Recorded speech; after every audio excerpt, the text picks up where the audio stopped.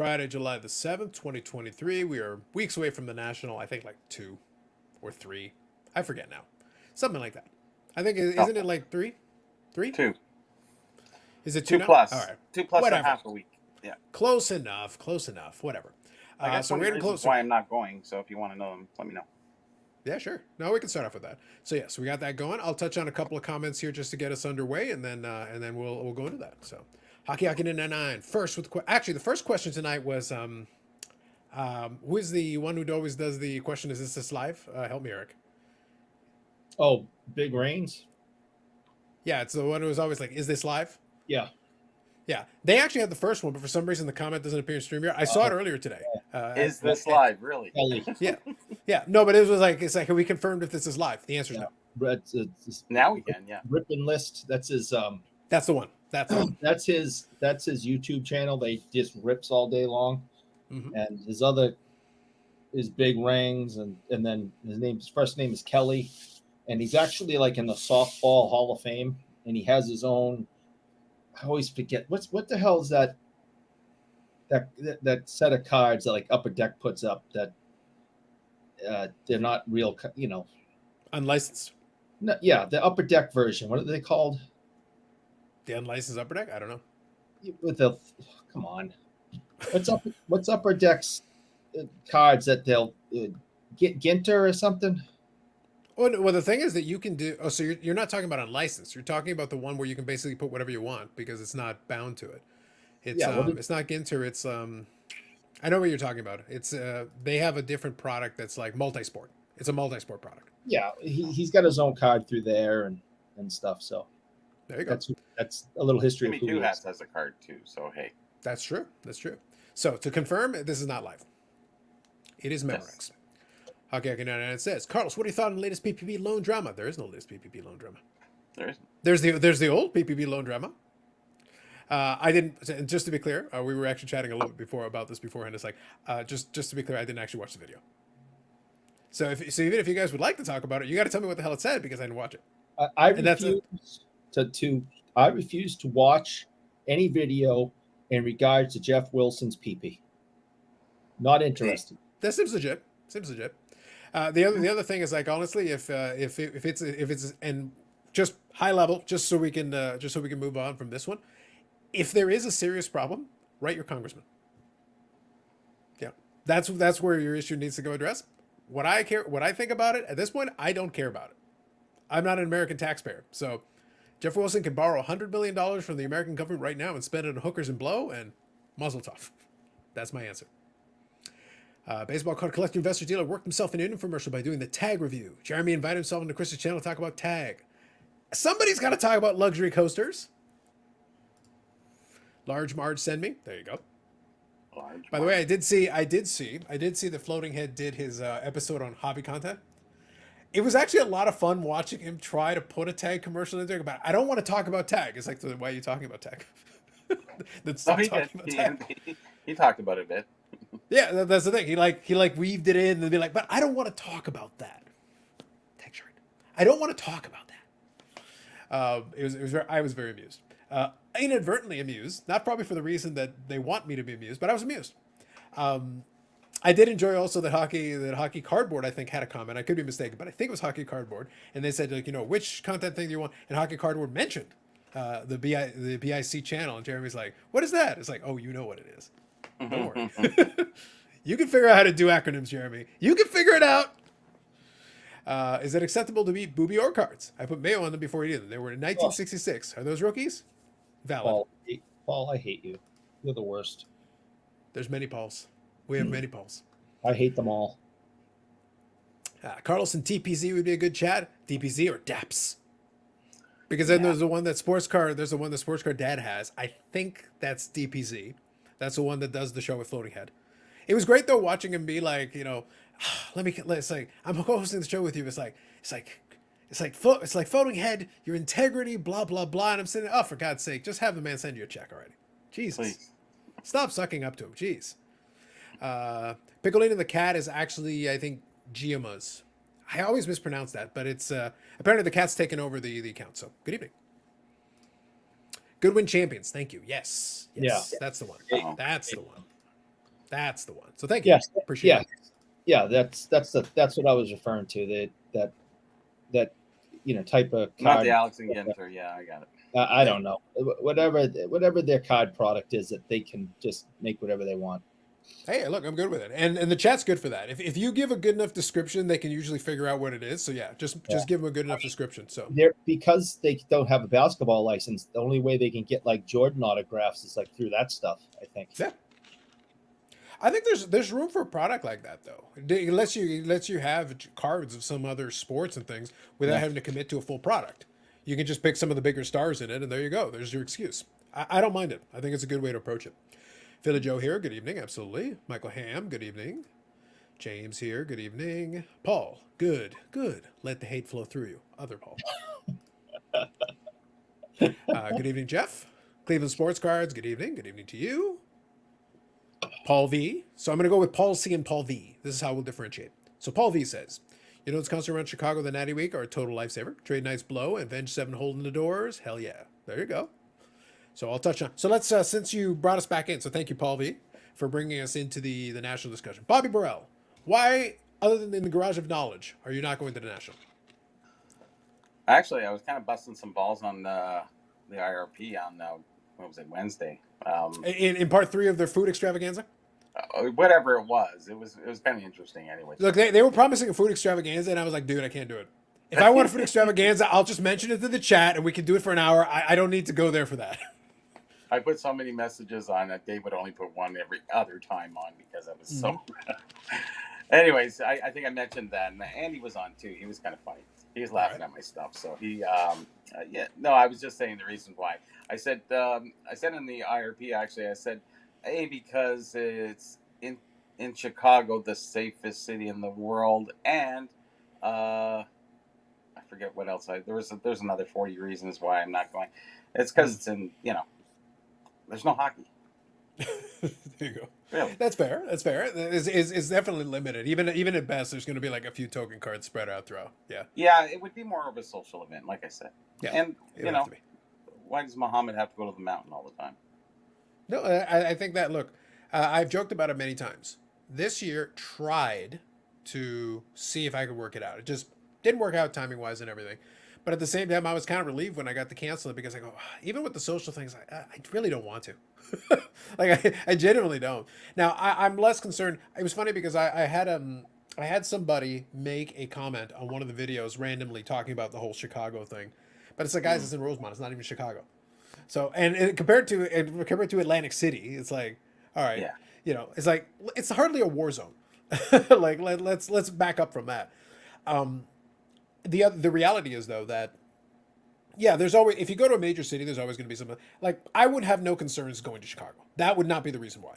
The reason why I'm not interested in this case Rosemont, not Chicago, is just because even for the social aspects, I'm sitting there like, okay, and it's kind of the analogy I gave. I tried to explain this analogy to a buddy of mine. I go, okay, imagine one of your best friends calls you and says, hey, let's go have dinner. Cool, sounds good. All right, let's go have dinner across town. Sure. But the thing is, if I keep adding something to it, adding the amount of time that you need to travel or adding an expense in there somewhere, at a certain point you say no.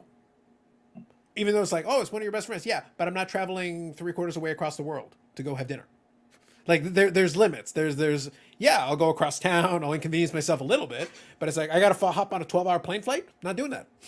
But your friends is like, it's just for dinner. I'm not expending this much energy to go over there just have dinner. And not pay for another bet. Yeah, exactly. So but it's one of those things where like there are limits to it. So it's like, the question is, how much is that interaction worth to you? And there is an answer. And once you surpass that number, then it's no longer worth it to you, even with that interaction portion of it. And the problem is the national, for a lot of what it is, far exceeds that number for me. Like it's like, nah, I can't do that. We'll see. I'll take it year by year. I think next year they're doing Cleveland. I know a buddy of mine likes Cleveland, so if I can work it into a real trip, that might make more, and that's drivable in a lot of ways as well. So I'm like, oh yeah, I'll drive. I'm driving. Yeah. So maybe. I'm not going to promise that though. National's going to be fun this year, I think. Looking forward to hearing about some people's successes there. Fair enough. Yep. Now I struggle. I want this phonetically. So all right, Eric, how would you pronounce that? GMOs. Yeah, that may be the best. That may be the best thing to do. Well, hold on. You have GMOs. Yeah, with the extra Z. That's right. Exactly. So there you go. Rosemont and Chicago might as well be different countries. No, I agree. They're like 30 minutes apart. They're like 25, 30 minutes apart. Like that's why when the person put the comment, I go, I don't even know how to respond to this because you're talking to me about Chicago and Rosemont is like 30 minutes away. I'm like, I get what you're saying, but it's irrelevant. It's like, oh, people are going crazy in Chicago. Cool, man. That's not in Chicago. I know we say Chicago is shorthand, but it's not actually in Chicago. It's in two different places. Yeah, once you're about 25, 30 minutes away, I have to consider it a separate place. I'm sorry. It's not like a hop, skip, and a jump. Well, that's Toronto to Scarborough, right? Yeah. Or Mississauga. Yeah, but that's the thing. Like, if something's going on in Toronto, yes, at least I'm aware of it, but it's not necessarily pertaining to what's going on in Mississauga. What's going on over here, like, okay, yep, that's Toronto. That's over there. But, whatever. We'll see. We all learn to stay Orlando? away from the bad parts of the city anyways. I was surprised, not last year, but the year before, because I hadn't been there since '99. I forgot how far away the airport is from Toronto. Downtown Toronto. Yes. I can get from my front door to downtown Boston a lot quicker. I guess I am a lot closer to downtown Boston than the airport is to downtown Toronto. Yep. I thought it was just right, kind of down the road a ways. I was, now last November, Yannick and I drove from, the airport, and the show into Toronto. So, I mean, I knew how long it was going to be, but it's surprisingly quite a distance. Then you add traffic. Well, there's a tram that you can take right downtown. It takes you Union Station there. So there's that bypass. That gets you down there in half an hour. So yeah. It's not worth the driving, but it's not really that far if you do it that way. Otherwise, yeah, it's kind of a discombobulated drive. Right now, there's no traffic right now. I could drive to downtown Boston in probably 20, 25 minutes. Me too. I could drive the Expo in 20, 25 minutes from where I am. Yeah. I think it's tricky. You have to remember that from where the way they arrange it, where Pearson Airport is, it's conveniently in the middle of separate from everybody else. Like where Bobby is, to his point, he can go there pretty quickly. But like Mississauga is this gigantic piece of territory. So depending on where you are, technically, again, the shorthand, right? We talked about the whole Chicago and Rosemont thing. Well, people, the airport in Toronto. It's like, well, the airport's actually in Mississauga. And the International Center is also in Mississauga. That's why when they think, oh, downtown Toronto's close by, actually, it's not even in Toronto. It's over. It's actually it's a bit of a trek. It is quite a distance. Mm-hmm. I don't even know what area it's in. What would it's not in Toronto, so it's where? It's literally almost on the exact opposite side of Mississauga from where I am. I am almost physically as far away as I can possibly be from it and still be in city limits. So it's not North York. It would be York, maybe. It's kind of its own zone, which is kind of weird. That's why I say it's like the airport. Airport. Just call the airport. Yeah. All you need to know, Eric, in a nutshell, when you can talk about a city and talk about it's like, well, there's like sectors. It's like you gotta cross all the. It's like I've almost got borders inside of borders. You got to cross into that area and bypass like 5 other areas, distinct areas. That are completely different from each other to get to that place. It's like everything up in Canada is like that. There's these massive sections and territories. And they're pretty. They seem to be pretty large. Mm-hmm. Yeah. So Dufects of Life here is asking a question: is there a detailed info resource for card storage materials? Building a set and decided display and binder. Fair enough. Don't want to waste money on trial and error on pages, penny sleeves, binders, etc. I think that's a great question. I'll open it to the chat if they want to direct you to anything specific. For the most part, Ultra Pro is pretty good for a lot of that stuff when you talk about penny sleeves binders. Now, it's not the cheapest option. It's not necessarily the best option, but they're pretty reliable. But I'd be interested. PwC does some stuff too, but there's some stuff I like by them and other stuff I like by Ultra Pro. So you don't really have many choices. Yes. Yeah, absolutely. It would be good though. If anybody in the chat knows of a good resource, I think that'd be great. That'd be awesome. Yeah, my opinion would be really trial and error, do your own research. Um, everyone's got different opinions of what they like. So I work at a pretty large card shop. I haven't worked there in the last 2 weeks, but that's a whole nother story. Um, and we have lots of different products. Some people like product A, some people like product B, and they think the other product's complete garbage. So you really have to spend some time, look at the different products, see what pages you think best fit your collection and the cards that you're using, which penny sleeves you think are the clearest or the thickest or whatever you like. It all of that stuff is really all about opinion.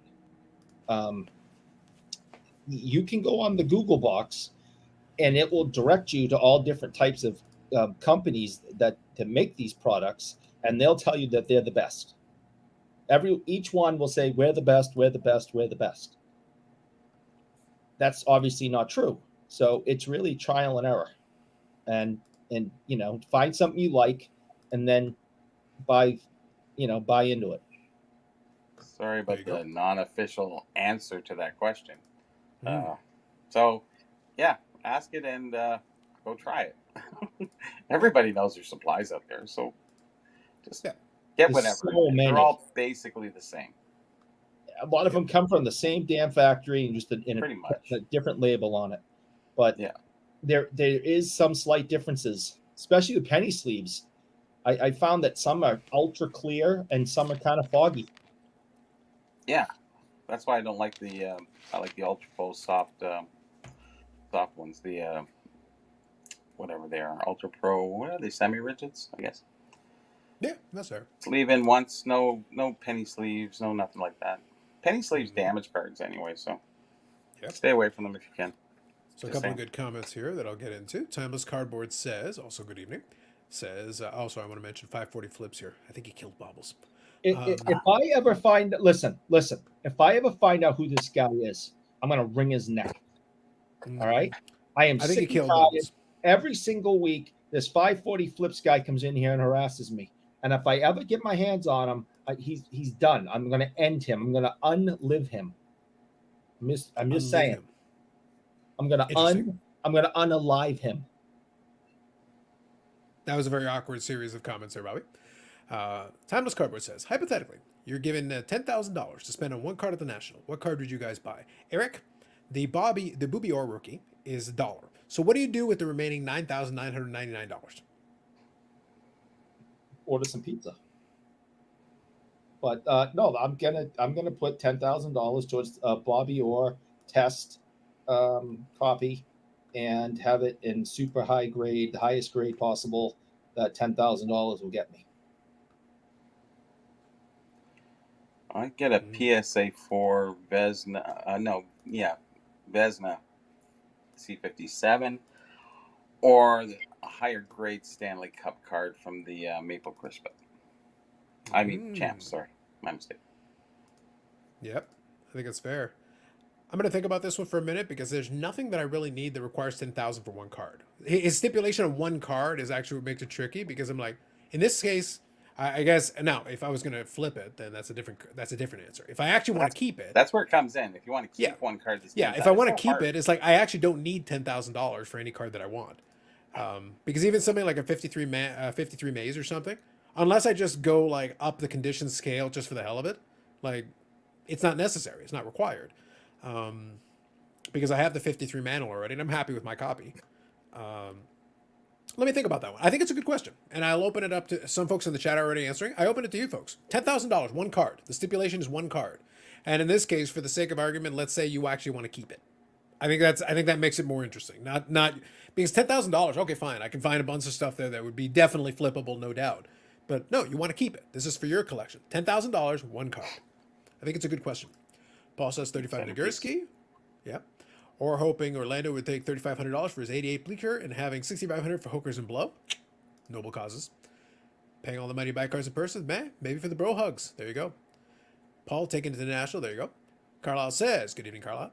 I've wasted a lot of money trying to save a lot of money on supplies. Noble cause. U.S. Sports Cards, good evening. Eric to ring next, Homer style or Mo style? 540 Flip says, I'm going to end him. Sounds like Bruins season to me. That's it. I am going to hire an investigator. I'm going to find out who this person is, and I am going to go nuclear. I absolutely nuclear when I find out who this guy is. Alpha or Beta Black Lotus. There you go. See, that would be a good one, and probably that price point would take care of that. Brad watching Manoa pitch tonight. Who knows? Unless the $10,000 card is being priced at $15,000 and the dealer won't budge. Yeah. But that's what I mean. Like 10,000, you've got some negotiate. Look, you've got some negotiate. Even I've used the examples. I did when I did the last podcast that I did. I talked about cards that are priced to the point where even if you gift me the money, and I can literally just blow it, I can just spend it. I don't want to pay that price. It's not worth that to me. And I gave you a specific example. I talked about a card that I was following. I intended to bid on it, and it blew 50% past my maximum bid that I was going to go. Now, could I have reached further into my pocket and gone? Yes. The answer is yes. I don't know what it would have finished at, but I could have gone. But I'm sitting there like, it sold for $660. That is more money than that patch card, the one with the little flag that I've talked to you guys months ago, that I set the record price on. It was more than that. I paid less for this, and this is limited to 12 copies and only comes up once every couple of years. That one was a tough card too. But here's the thing. I like this card way more than that one, and this one cost me less.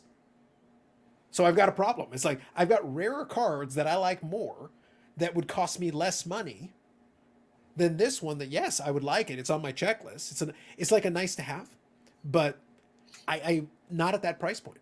And so my answer is no. It's not even that I don't want it or do. It's worth this amount to me, and right now they're asking this. The market is asking that. So it has gone past the point at which I'm okay with it. If I find it by accident, somebody mislists it and puts it in for like $200 or $300, boom, buy it now. I'll hit it right away. But I'm not willing to pay the going rate. It doesn't matter how much money I have. That's not the point. So for the $10,000 thing, I've watched the price on the Medano Shields go up like this. And now to the point that one of them sold for like $3,000. And I'm like, really? I'm not in it $3,000. Yep. And they bought it. And I know for a fact they bought it and paid for it. And I'm like, guys, if that's where you're at, I'm not in. I'm out. Again, it doesn't matter how much money I have. That's not what we're talking about. I can't. I refuse. For $3,000, there's so many other things that would be more interesting for me to spend that money on. It would be a great investment, Carlos. Oh, yes, no doubt. But that's the problem. The problem is that there's other stuff at that price point, even the $10,000. There's other stuff at that price point that is like, all right, $10,000, I'm going to go buy myself a watch. Like I'd rather spend the money on the watch. That's me.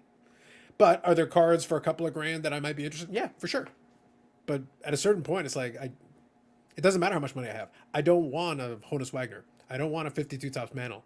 I don't need that stuff. So it's like most of the cards that I'm interested in are comfortably under $1,000.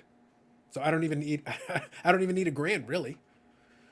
But that's me. Everybody's got their own deal. Are you guys surprised the hobby is generally shrugged? The Evan Mathis grading story weeks ago, and it seems to have zero impact on people's confidence in grading. No, we literally said it would have zero impact. I said, it's like, yes. Mm-hmm. I did a video where I said it's 2019 all over again. Yeah. I go, yes. What's new? What else you got?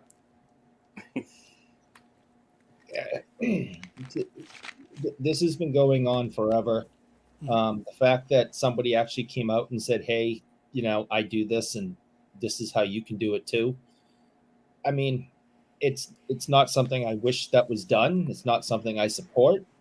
But maybe now that people that aren't as educated and aware that this is a very common thing and that grading companies have great difficulty in spotting it, maybe by him doing that and shining some light on it, that will actually help some people somehow. But if you're shocked by this, then you're either new to the hobby and are uneducated on it, and that's fine, or you have had your head in an ostrich hole for your entire collecting career. Mm-hmm.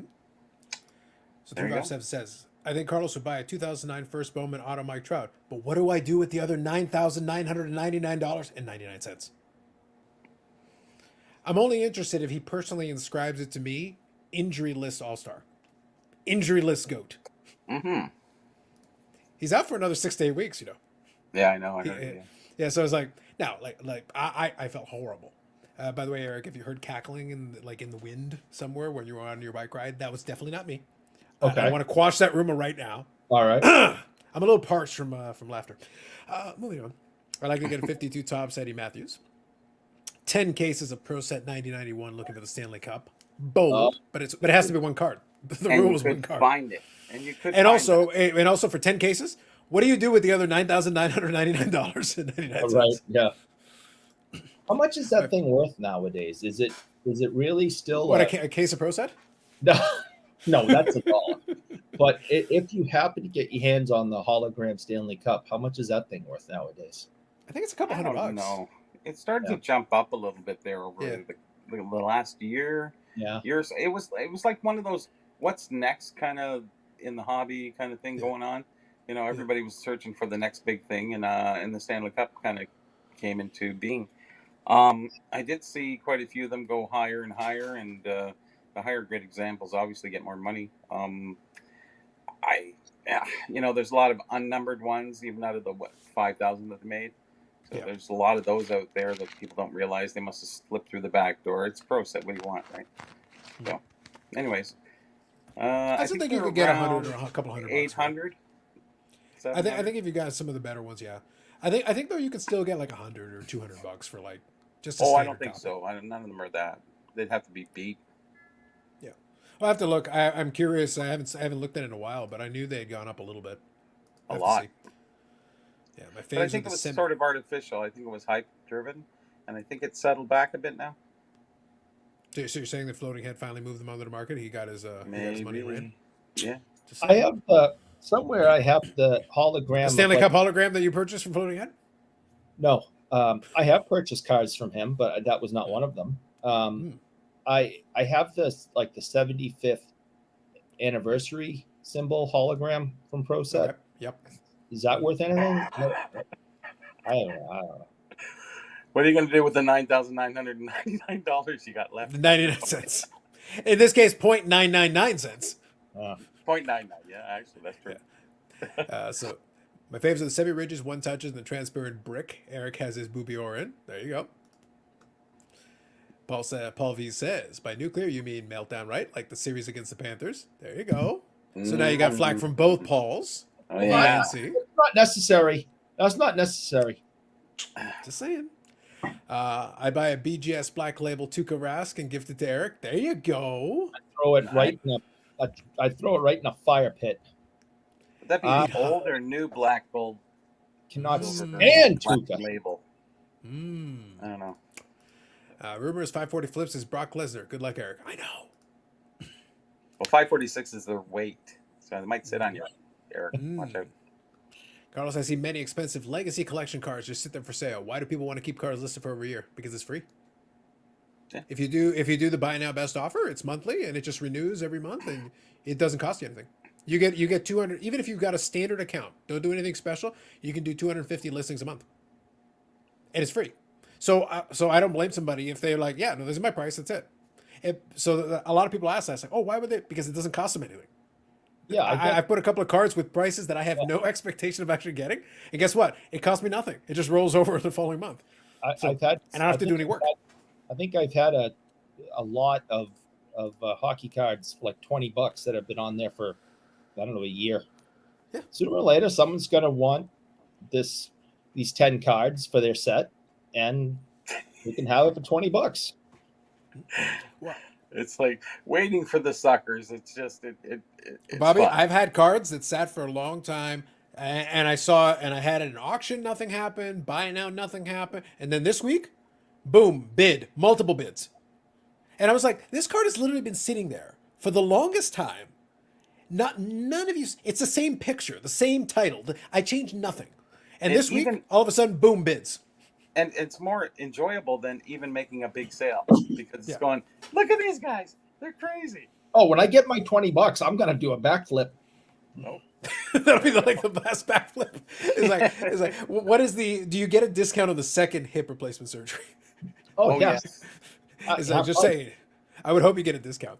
Orlando says for 10K, I get a nice Babe Ruth. That'd be a good card, yeah. That was kind of the point, though, that I was making about the. And actually, I had this conversation with Bobbles before 540 killed him.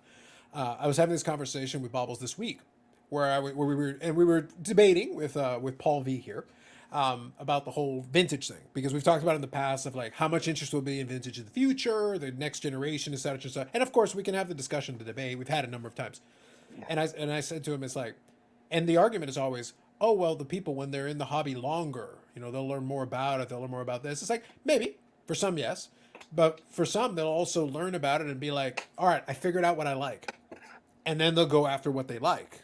I've Where's taken the the opposite approach. I figured where's the out kind of like, these are the sets I like, this is the roadmap I want to follow. It's going to take me some years, but when I'm done my roadmap, I'm retiring that segment of the collection. I'm not going after different stuff in vintage. It's like, no, I'm done. There's other stuff I want to do. where do you define vintage on that scale? You mean years? Yeah, what when you talk, where they're going to vintage, Mhm. what are you talking about? What years? Vintage to me is still 80 and before. Oh, so prior to that is vintage. Yes. Okay. Yeah, I do believe in that. I do believe I believe pre-war will become more historic, and I think it'll be a great following.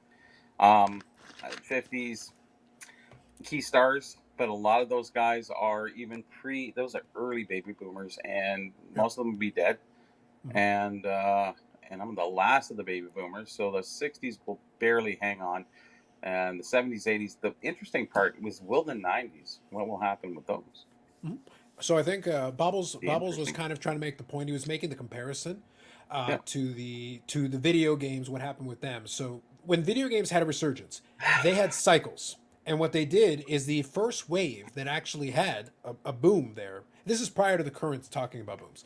Video games had one years before that, and it actually cycled. It went in a couple different cycles. The first cycle was the Atari generation, but it was specifically the people that grew up in the actual Atari age. For them, that was the nostalgic thing. So they were going after these carts and doing all this stuff. And what happened was that went for a little while. Those prices went up because they had sat dormant for years because, oh, it's Atari, it's garbage, whatever. They went back and they had some nostalgic pull to Atari.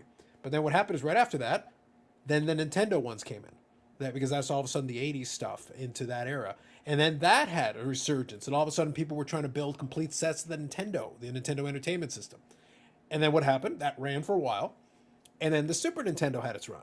They've cycled through all the different generations of the gaming. Right now, some of the later cart generations, some of the early CD, optical disc ones are getting their run. But all of a sudden, no one cares about Atari anymore. And nobody cares about the Nintendo ones that aren't the bigger titles, the more important titles. The generic titles are just kind of, now you can get them for a couple of bucks, they're just sitting by the wayside. Like stars versus commons in sports. Exactly. So the important pieces, the more notable pieces, historic pieces, or rarer pieces, there's still interest. But the generic whatever, I used an example when I was chatting with Bobbles. I said, like, again, I grew up. I've been collecting vintage since the mid '90s, so I've had a run collecting vintage. 52 tops Mantle is relevant. 52 tops Mantle still matters. 52 tops Gus Zernial, most people don't know who that is and also don't care. But he was a good player in his day. And he's actually got a really cool card in 52 tops if you actually look at it. I think that's the one where he's got the bat and he's got a couple of balls on it. It's to signify an accomplishment. I think I want to say consecutive games with a home run, something like that. Mm. There's a backstory to the card. It's a cool looking card, and the player was actually relevant. In 1951, I think he led the league in home runs and RBIs. So he's actually a decent player. Mm. A cool looking card with a cool backstory. Guess what? Most people don't give a crap. And I'm talking about the 52 tops, the iconic set, right? But Yeah. guess what? In another 10, 15 years, who will give a crap about Gus Zernial? Nobody. Yeah. But 52 Mantle, still relevant. Honus Wagner for TU-206, still relevant. Some will be fine. But a lot of the stuff will just sit. It'll just gather dust. $1. Exactly. And by the way, there's nothing wrong with that. That's the cycle. That's the reason I gave the video game analogy. Look, there We're are in a some different folks who had cycle, real though. nostalgia. What's that? I think we're in a different cycle. You can predict the cycles before, but what is that? We're not even through the Atari age yet to that point that they're, even in 20 years. Yeah. I think the cycle really depends on, when the internet came in. And I think the cycle has really started in 2000 approximately. where that cycling really has come in and accelerated greatly. So we're in a new movement. I don't think anything that we've repeated in the past. We've never had more companies grading, no more companies in the business of doing third party stuff. So I think we're in a new challenge, and it'll be hard to predict. But I think the cycles are already through at this point. I think we're at the end of the cycle for sports cards, and this is where either you collect your stuff or you're not. Because the millennials, like, what are they going to collect? They've been on their phones all day. They're not going to go back and get cards in 90, 2000, and whatever, right? Unless they're big stars. Yeah, that's just it. There's going to be a lot of stuff. It's going to be back to the old conversation about the overproduction era. The reality is overproduction doesn't matter. The stuff that people are interested in will still be there. It'll still be relevant, and the rest of it will figure out its position. And maybe its position is gathering dust. And that's okay. That's fine. People will discern what they care about in different eras and different. Some of that stuff will rise, and some of the stuff will just sit, and some of it will drop. The most interesting part about all of what's going on is you look at the record prices on the top graded cards everywhere. Yet in basketball, all the other cards that went for 200, 300, 400,000 have tanked. So the upper echelon will always hang on to those top tier cards, and the rest of it will falter and keep going back. Actually, if anything, it's good now going forward. Things are certainly more affordable because it got out of reach and it went up too fast. And now it's just coming back to normal, and it should resurge again. But I mean, slow surge, not like it did in 2000. So. So Rick here says 1923 Willard Chocolate Babe Ruth. So talking about the 10,000. Maybe Eric will find a Dick Clapper at the National. Maybe. Willard's chocolate. That's cool. I would find a Dick Clapper at the National for two reasons. One, it's not there. And two, I'm not going. But I could find a Dick Clapper in Mississauga. Yep. True. It is true. And maybe I will. Yep. Mark Karpinski here. Good evening. I'm finding the most reputable eBay sellers are open to discussion of offers as the market was pre-pandemic. Yeah. No, and the ones who are open to negotiation. The one rule here's a pet peeve of mine that I would say: don't ever message somebody saying, what if something is a buy now best offer. There is a best offer button on it. Don't message somebody who goes, what's your lowest price on this? I'm sitting there like, what kind of a sarcastic reply are you expecting? What kind of a sarcastic double my buy it now? That is my lowest on it. But you could just hit the offer button, you idiot. You want to know what I usually set a minimum threshold. Just try it. And half the time, the person that does it has already tried it, and they've tried lowballing a couple times, and the eBay system has automatically rejected it. I was like, so maybe you're going too low, and this is not even worth having a conversation. Bobbles, whenever you're ready, just give me a thumbs up. I just listed something, and I put $175 buy it now, or best offer, and I omitted putting the threshold that you want to lowest you possibly take, and unfortunately, I just went, no one's going to offer to it. Yeah, $25. I went, okay, I knew it. Mm-hmm. The one time you don't, you get the asshole. Mm-hmm. I had one that was just like that. I forgot to put it on, and I got one of those. It's like, I will buy 3 of them. I will buy 10 of them for that price if that's what you want to do. It's like, don't waste my time. And half the time, it's like, go look it up. Go look at what some of the infamous comps. If it's an item that has sold recently, it's like, why don't you go look up what it is and figure it out from there? Why do I need to tell you? So first, Mr. Bobbles, good evening. How are you? How are you doing? I'm not doing too good, Bobbles, and I just want to warn you, and welcome. It's great to see you, buddy, all right? But there are some jerks in the chat tonight, so just be aware. And, I hope nobody goes out and hurts your feelings or anything, but there are some real freaking jerks, especially this one guy. I'm not even going to say his name because I don't want to give him any kind of press, but I just want you to aware we got some huge jerks in the chat tonight. That's a common thing.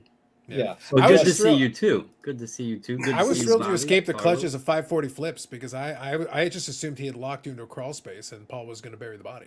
I was very concerned. We were very worried about you. All right, real quick, I'll read a couple of these comments here and just get caught up because there was a lot of commentary in there, so I want to make sure I'm all the way caught up here. Oh, geez, there was a lot. I'm sorry.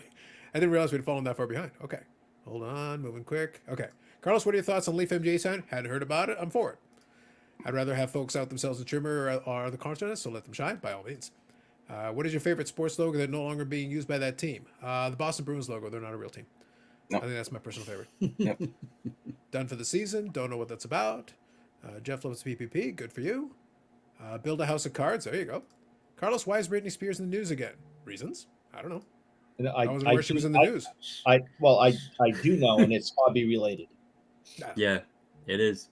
Oh, is it? Okay. Yes, Well, yeah. I don't watch the news, so you're gonna have to fill me in. What are we talking about? Real quick, it's a he said, she said situation where she approached this Wembleyama basketball player. Oh, let's just say Wemby, for God's sake. Just say Wemby. And just so she supposedly went up and tapped him on the shoulder to get his attention and say hello to him. And one of his security guards supposedly slapped her in the face, backhanded her in the face because she touched him. Yeah, there's a lot of he said, she said right now.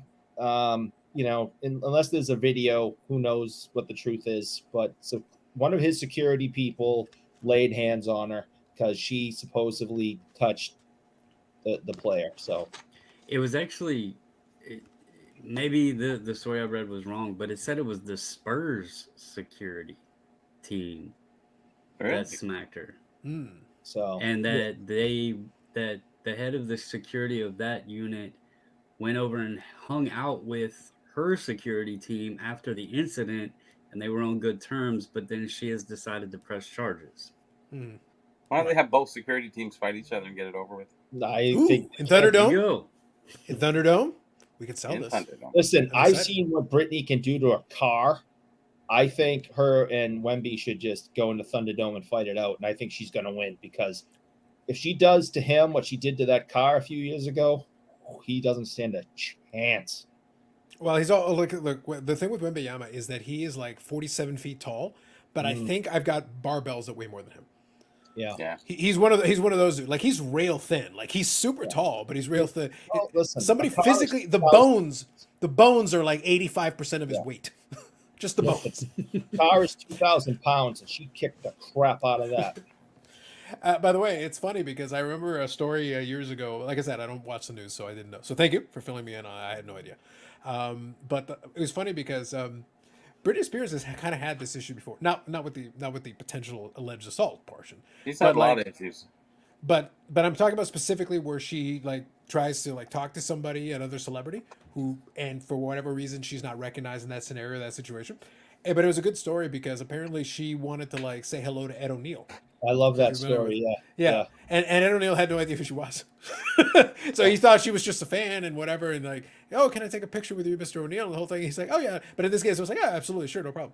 And then apparently it was Ed O'Neill's daughter who had to tell him, I was like, do you know who was in the picture? He goes, no. and then after it became a bit of a, I was like, Ed O'Neill's the man. Good on you, sir. Mm-hmm. It made for a good story anyway. It was fun. He had a his prices- contract with the Steelers, I think, for a brief minute. Yeah. Well, like the thing is, in his day, he was an athlete. He never played a game. Yeah. But I think he was with the Steelers for a New York minute. There you go. All right, hold on here. Moving quick. Eric, will Fanatics release their own data tool or eBay block them? Eric is personally in charge of their data tool. He'll be right on it. A PSA 6 went for $13.50 last week. I'm guessing you're talking about the Stanley Cup hologram, maybe? Not sure. Was there a certain careening cranium pumping those for a long time in the show? No doubt. And good evening, Bob Jackson. IL War should be a stat. Psh, I know who'd be leading that one. Baz here, good evening. 540 flips. After he tried to abduct Bobbles. He said, wait, I'm 99% sure Eric's came. I don't sell cars. Now we know why. Just because nobody's bought them. I know. Wobbles, when I get my hands on this guy, I'm gonna wring his neck, man. I'm telling you, the guy's no good. Yep. So, Bobbles, you always have your finger on the pulse of what's going on in the grading world. So, what's happening with HGA? They're in the grading world. I have the Bobby. I have the Instagram post. I'm gonna scan it here and I'll share with you guys here in a minute. But I didn't realize that we had gotten this far behind on the chat, so I want to try to catch up. Gotcha. No problem. All right. Speaking of eBay, have you guys sold on there? White Adam got the highest price. I had the 52 Bowman Mantle that I think I got. It was like 2,100 to 2,200 for. It's pretty good. Why is Eric dressed like he's executing a no knock warrant? Maybe he is. I'm gonna. Mitch is like, I'm going to that. I'm going to that 540 flip guy, and I'm gonna whoop his ass. Paul says, vintage is a ticking time bomb to the upside. So I mentioned Bobbles that we had been having this conversation, and I just said it's like, we'll agree to disagree. we can have the more extended discussion, but I got to get caught up on this. I'm 15 minutes behind. By the way, thank you all for the comments. Appreciate that. And if you hit the like button, I charge Eric for it. That will fuel his anger for when he attacks 540 flips. A few bid on cards that are set to start at high value. That is true. Depends on sport. Football, Montana, rookie and prior. Basketball, Dr. Jane earlier. Baseball has an established strong market. Yes. How does Eric have a card in question ready for the camera without having to go get it? Nobody can predict what card we mention. He's psychic. I'm that good. Okay, real quick. Nobody cares about NES shovelware. For a little while they did, though, because people were actually trying to finish collections. That's the only reason. That's the reason that got boosted. It wasn't because people were like, oh my God, I care about these other NES games. If you wanted to do the collection, you needed all of them. As soon as people stopped caring about completing the collection and it became, all right, I'm just going to pick and choose the ones that I want, the ones that were rarer, the ones that were more desirable, held their value, and the other ones dropped like a stone. It's no coincidence. It's not a mistake. Carlos, to my surprise, a PSA 10 Eddie Murray rookie is quite valuable. Was shocked to see how high it was. Check what the pop report is on it. That probably has a lot to do with it, and people set registry wanting to get after it. Wish I bought more boxes of Sorcery TCG Kickstarter a year and a half ago for $163. I love it's $163 specifically. Got my box of money, and someone had someone buy it for $450 plus shipping handle within 2 minutes of listing. Delivered today, paid tomorrow. Nice. I mean, TCG had to come and go. Had the Jump Money Media 3X, no doubt. Bobby, do you own any Cap Hansen cards? He owns Cap Hansen's body in a pod. Not. 52 top Zernio is quite unique with the balls on the bat. Yes. And it's a cool backstory with it. That's why I say I use that example specifically. Because that one actually has a cool backstory, an interesting picture. It's a cool card of a dude in the 50s who was relevant, but he's lost to the sands of time. Most people don't know who he was. Most people don't care. And now imagine the guys who are like full-fledged commons, who didn't even have like a cup of coffee being relevant. Now imagine if people don't want to do the 52 top set anymore and they just chase after the big players. Those cards will sustain, the other ones will drop off. Atari's going to fade due to peripherals crapping out and no replacement being available. A lot of the 90s consoles and cards are being hoarded by game stores that dole them out at inflated prices. Perhaps. Spurs Cards 21, good evening. Dick Clapper, great guy. Look at you, Michael Ham. Bible style and profiling with the Lust chair. He wants the Lust chair. That's different. I said I would like to trade because he has the color that I would prefer having, but I've had this chair for years. Since I think I've had this since I've been on YouTube. Remember to like the streams so Eric's crumble. There you go. You beat him to it. Remember to like the streams so Eric's crumbles from having to pay. There you go. Evening Bobble says, James, Bobby, flex those guns to the camera. He's in the garage dispensing knowledge and workout tips. I'm one of the jerks, Bobbles. There you go. It's warm. Filmington revealed he's going to be at the hotel bar from 7 to 11. What a fool. Now I know which drink to poison. Allegedly. What's wrong with him? What, Filmington? Yeah, I get a. Oh, that's a Discord. That's a Discord argument. I'm not going to take time. I'm not. Look, Okay, I'm now 8 minutes behind. I am 8 minutes behind on the comments. He seems nice enough to me when I'm around him. He seems nice enough. Look, all I'm going to say You have is to be there. I'm going to say is you definitely have to be there. Fine, it's inside. That's fine. Paul needs little provocation to send people to the crawl space. Very little provocation. But Filmington's given him some. All I'm saying is Filmington has given. Filmington knows how to poke the bear, and if the bear swipes and attacks him, I'm not surprised. All right, that's fine. I'm just saying. All right, there's a video of her getting knocked down. Spurs security. Thank you, Orlando. Video's out. She got slapped. There you go. So now you have the video. There you go. Good enough. Police said the Spurs inadvertently struck herself when security brushed her hand back. That was the he said, she said. It's like they slapped her hand back and then like she slapped herself in the face is what they were accusing. But it's all on video. That's it. There you go.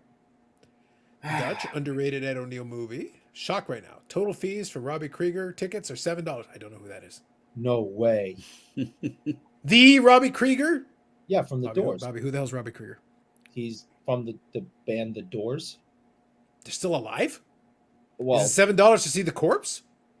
Not all of them are alive. It was only a 3-person band, but Jim Morrison Oh, passed Jim away. Morrison's gone. Yeah. Yeah, he's- it's like I really don't care about the other people in the band.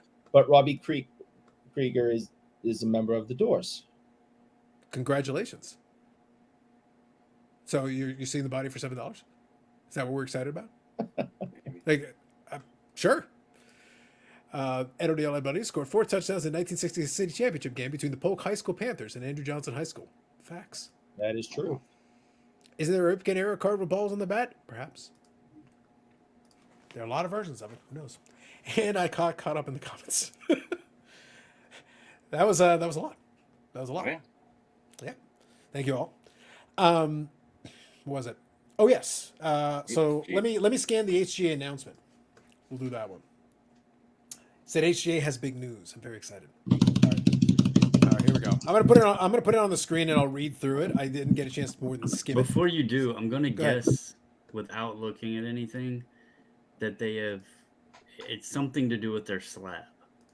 Nope. That may be a reasonable guess. So let's see what we got here. They Hold on. bought out SGC. Look, as a legit, as the only, I want to be clear about this, as the only legitimate AI grading company in the hobby, the only one.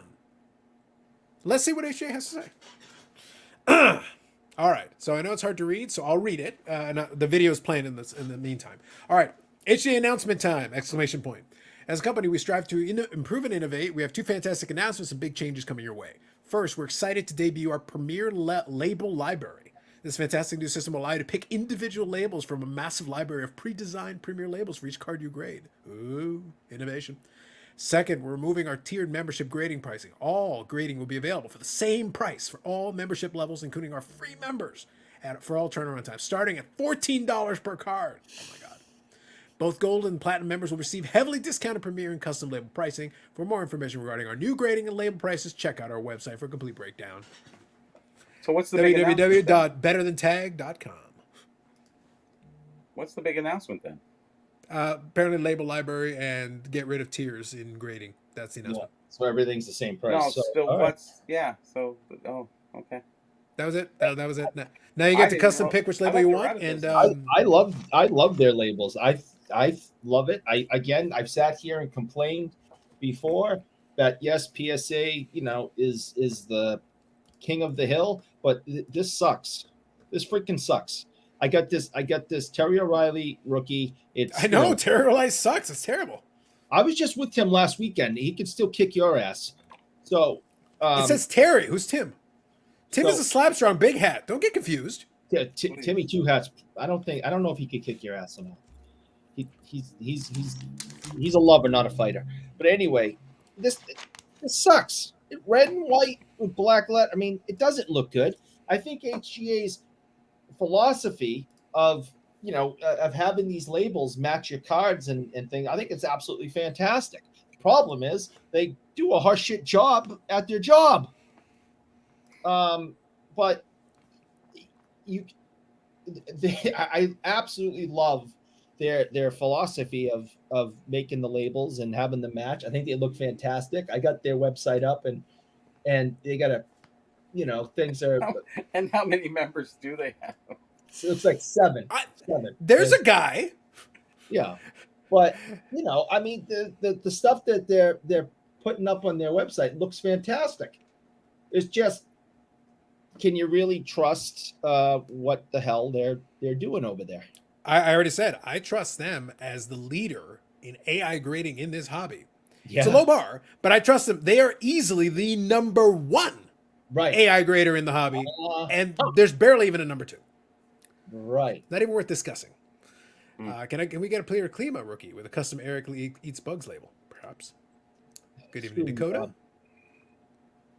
I want to make sure Bob hears that. Screw you, Bob. There Thank you go. you. Eric, do you love Pollock art as well? I do not. Yes. Dakota's made allusions to potentially going live sometime. I think next week. I forget.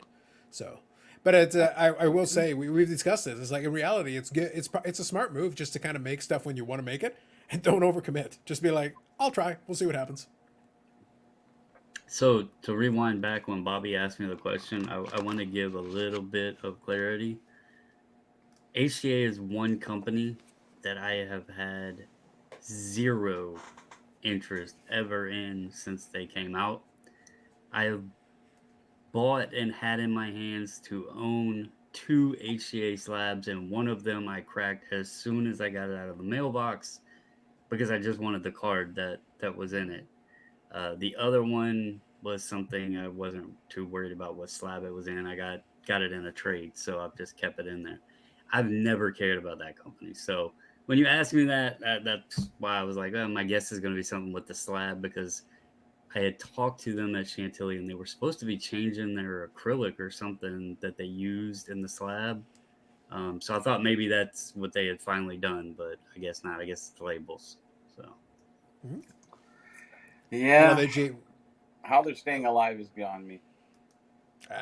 Listen, KSA's still alive. Everybody's got something. That's different. GMA. GMA is still, remember, they were number 4. GMA was number 4 before the pandemic, and they're still there. Well, according to what's his name, what's friggin' guy's name with that miscellaneous company, who claimed he was number 3? ISA. Oh, ISA. ISA. Yeah, that one. Right. It was Jason Kuntz, right? Yeah. Yeah. So like he claims to be number 3.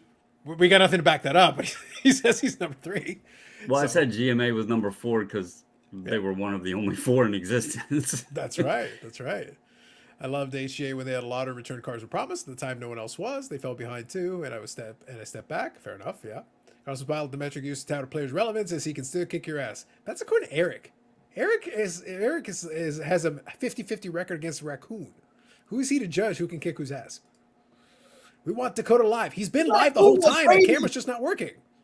It's like Bubbles. I keep trying to tell these people. They're like, we want Dakota live. He's been live for like 6 straight months. Why aren't you watching? Everybody's missed the show. I know. This is awful. This eBay algorithm clearly isn't working for the guy. Not sure how we got that extra verb in there. There you go. That's my model. There you go. HA is a solid slab in hand. From what I understand, I don't have one, but from what I understand, care for it. I've never had one. Well, I've been told. There are people in the hobby who have stated that machine graded is separate from human graded. So if we have to treat it as its own genre, if we have to treat it as its own separate category from the human graded companies, well then HGA is the leading non-human graded company in the entire hobby, bar none. There you go. Bar none. So they're number 1 in whatever the non-human graded category. Which I say this again support and hope that someday that will be the norm. I agree. HGA should be the norm. Who else makes custom labels? Strawberry True. The psychedelic band Love in the late 60s were promised to be the next one till the door showed up. Then Jim Morrison died, and Love was still unknown. Terrible. PGX? Yes, PGX. Is that a stock symbol? Maybe. I thought Dakota meant crappy golf clubs, but that's PXG. They're alive because a lot of cards to be slabbed. The idea of these grading companies will go out of business is absurd. Well, hold on. You know, he said all. He said all. Yeah, so, real quick, I'm going to show you guys why I don't like their slabs, and hopefully it'll pick it up. But oh yeah, we can hear it. Yep. That's their slabs creaking. That's not a quality slab. Yeah, that's not good. And I'm just gonna say that for those of us who collected in the 90s, and there were slab companies coming out every single day and doing the tour of card shops and slabbing on site at card shops, they all disappeared. Okay, you had your major ones, they stuck around, and then all of the other ones disappeared. And there were hundreds and hundreds of them that popped up during the 90s boom. And other than the 3 or 4 major ones that we all know, they all disappeared. It sounds to me like Eric says he made them disappear. That's all I heard. I want to make you disappear. You wish. Also, since no one has claimed this, I am the greatest grader in the world. We need a grade-off competition with all the companies. There you go, Michael Ham. Eric would be so good at making somebody disappear that by the time he's done, all of a sudden the rolling truck in Manila has exploded. It's like, what happened? Eric didn't understand how to do this properly. He set the charges in the wrong place. Just tragic. Just terrible. It's like, what happened? I said, his last words were, "No, not like the Panther series. Not again." I don't want to talk about that. And I don't think we should joke about the Bruins Panther series. I don't think it's good for my mental health. And we know what happened last time. And I don't want to go backwards. I want to go forward. Well, as we well know, Bobby, as we've stated repeatedly, this show is if nothing else, really very much caring about Eric's mental health. It is basically my top priority. Yeah. Moving on. I make a habit of actually grading with the company, HGA, SGC, CSG, PSA, all, then reaching conclusions. You could. I like evaluating the products themselves first and then potentially giving them money, not giving them money to be an experiment. No. I don't like the idea of paying for a beta test. I want you to prove that you can do the thing, and then we'll consider giving you some money. That's because I actually like my money. Just throwing it out there. Eric better not talk down Snaggle to the grading. Maybe. Well, I will too, because we're in competition with them over at Poopy Pony Grading. And, we are not going to prop up the competition. I was hoping the HGA announcement was Poopy Pony Grading HGA collab. Well, we were in discussions. Mm-hmm. I didn't like the direction that they wanted to go, and I pulled back on that. Fair enough. Michael Ham says, Eric is in rare form tonight. I like it. Where's my crumble ad? You got to remove the E. It's crumble without the E. Dakota says, I just turned my living room on light, trying to make Bobble's room brighter. Brighter still. Here's your moment. Michael Ham, this is for you. Even though you misspelled crumble, look at the box. Look at the box. Look at the box. We would like to remind everybody that this show is brought to you by Crumble Cookies. And we also would like to remind you that if you get that grumble, you reach for some crumble. And right now, for the first time, even our USA members can use the 5% off coupon. If you go to Crumble Cookies and say, Carlos sent me, you will get a 5% discount at checkout. Carlos sent me 5% off your entire order. So we want to thank Crumble Cookies for everything that they do for us here at Because I'm Carlos. And we want to encourage everybody to go get some Crumble Cookies. Indeed. If you don't see the card raw, then you can't really judge how well they graded it. That is true. But again, you don't have to pay to be an experiment. And you can evaluate the card after the fact if you want. By 5% off, do we get 95% of the cookie? Eric didn't stipulate clearly enough. Full price, but you only get 95% of the cookie.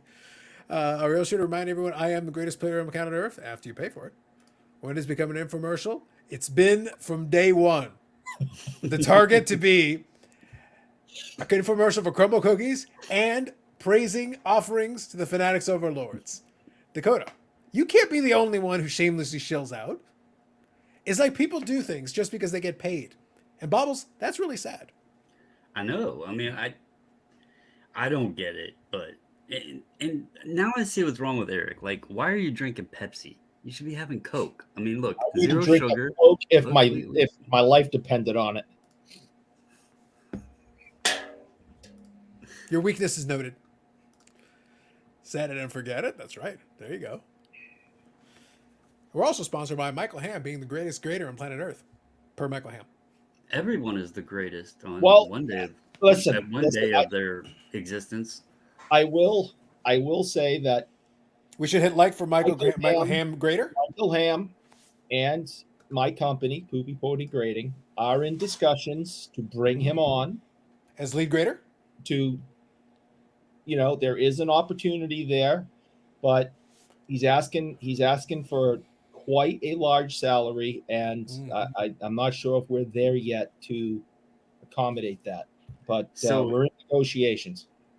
is Michael on the level? Would he put himself like on the level of Gandalf, or the creepy dude at Oz, or is he Harry Potter, or What kind of wizard level is he? Is what you're Michael saying? at?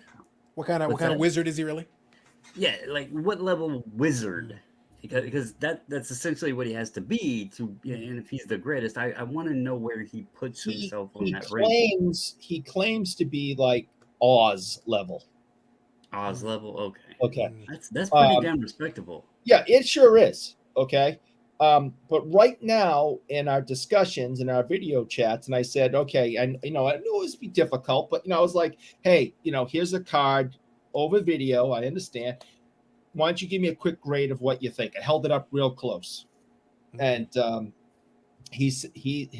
best he could do was, yes, that's a card. So you got to start somewhere. So I want to get to a couple of comments here. First one, but, Joe says, before you do, go ahead. A sec. So what's the name of the company you and Michael are going to do? Is it going to be Hamway? Next, go ahead. Philly Joe says at $5 a cookie, crumble is only for 1% of the hobby, top 1%.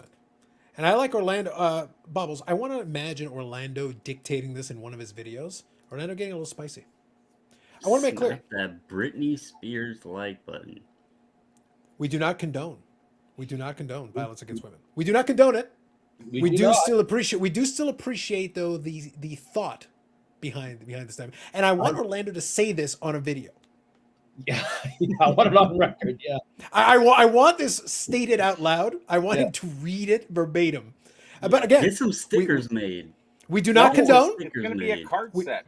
We do not condone, but we appreciate spicy. We do appreciate spicy Orlando here. We do appreciate Orlando getting a little bit spicy with that comment. We do appreciate. Can you see that card? We do condone Britney Spears jokes, however, but never. No, the jokes are fine. The jokes are fine. Yeah. Look, Eric. I'm just trying to make sure I put us in a good place. We do not condone violence against women. We do not condone that. Never. But Britney Spears jokes and spicy comments, under the right circumstances, we accept it. Sure. Michael Am says, I can grade cards so well. I can do it blindfolded. Gandalf is simply a puppet. Ooh.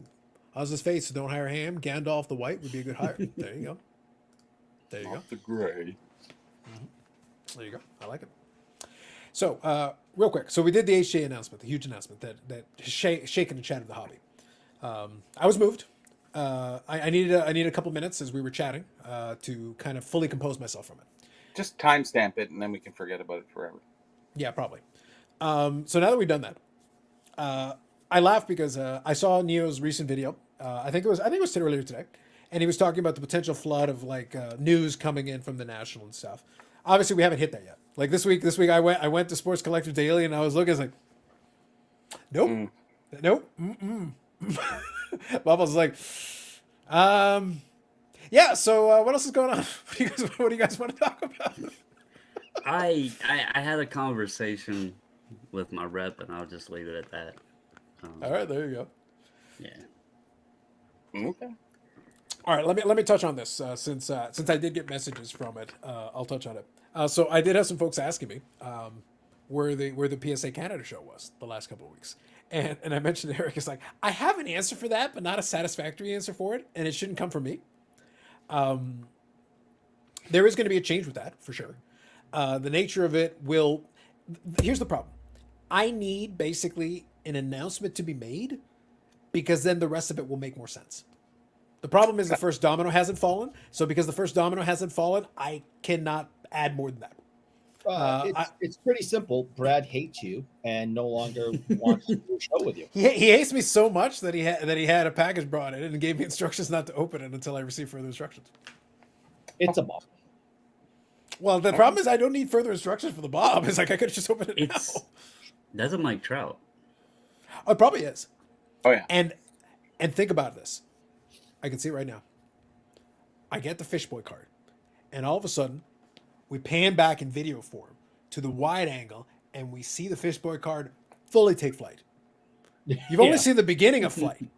Imagine next level. And that's without a slab strong net. I know. And the Fish Boy card could take flight. Protected. What I don't want to announce yet is that the Fish Boy card might be going into space. I have an idea. Don't November have- for content. Me and you in the parking lot of the show. You have a fish And I boy. finally arranged the battle between you and Marcel where he beats you up. He is not going to beat me up. We get along fantastically. All right. He thinks I am wonderful, and I think he is wonderful. No one thinks you're wonderful. Marcel thinks I'm wonderful. Your mother wouldn't even say that. I was talking my to him mother on the hates weekend, Eric. I don't know. No, my mother can't stand me, but Marcel likes me. Now, I said- listen, So what's Marcel? Maybe you should talk to your mother and get some better reference. I tried to have him talk to her, and you can't deal with a woman like that. She's got almost 50 years of despising me. She's not going to change. Hmm. So, I see. you know, old dog, new tricks. You know the deal. So, listen, November, content, parking lot. You're going to have a slab. I don't even care what slab it is. I can guess. Mike Trout in a slab for you, Peter Klima in a slab for me, and we see who can chuck it the furthest. Interesting. All right, so you're going to use your broken hip as an excuse after you don't even make it all the Yeah. way through the throw? It's like all of a sudden, it's like he starts to do like a throw, and he's like, Uh, it's like, what was 2 that sound? inches, That was the hip 2 cracking. inches, that's That was the hip crack. Does it count if you like fall over and the release happens? It as long as it's considered an official throw if it goes in a forward motion from where we're standing. We'll put a But if line you and fall over it. Bubbles, my first thought right now is I feel like Eric is bracing himself for some shady dealings because he is not far in, PBD, and all those things from New England. I could see the tuck rule thing being implemented here, Bobbles. I have concerns that the tuck rule will be implemented as an excuse to get him out of this. Just throwing it out there. It's not like this has happened. This has happened before. We absolutely need to, and you can throw it any way you want. You can throw it like that, like skimming a rock. You can throw it overhand if you thought that would work. You can frisbee it, whatever you want. Just your foot can't cross the line, and we'll measure for distance. Bobby can be the official distance measurer out in the parking lot, and we'll see who can throw their most hated player in a slab furthest. Mm-hmm. And I'll be at my fake booth selling a fake app, so I don't know if I had the time. But don't even get me started with you on that fake app crap again. All right, I'm sick of it.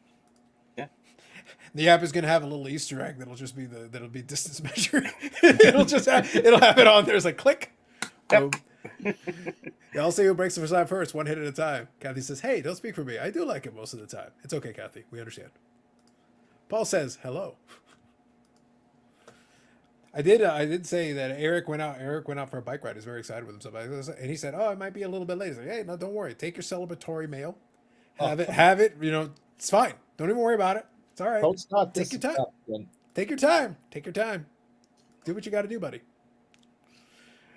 Big Scott asking the pertinent question. Eric, do you do a lot of measuring with guys in parking lots? This whole idea, Bobby, I had concerns as Eric was developing this notion, this premise. I was just sitting there like, am I going to have to cancel my own YouTube channel based on where Eric's going with this conversation? maybe. I was getting worried, man. I was getting worried. I thought it was going to contain like a fishing pole with Eric, and you have the fish boy card, and that was the content. I wasn't expecting like measuring contests and all this other stuff. I feel like the hobby already has plenty of measuring contest bobbles. I don't feel like it needs another one. There's been a lot of that. Have you all been on social media?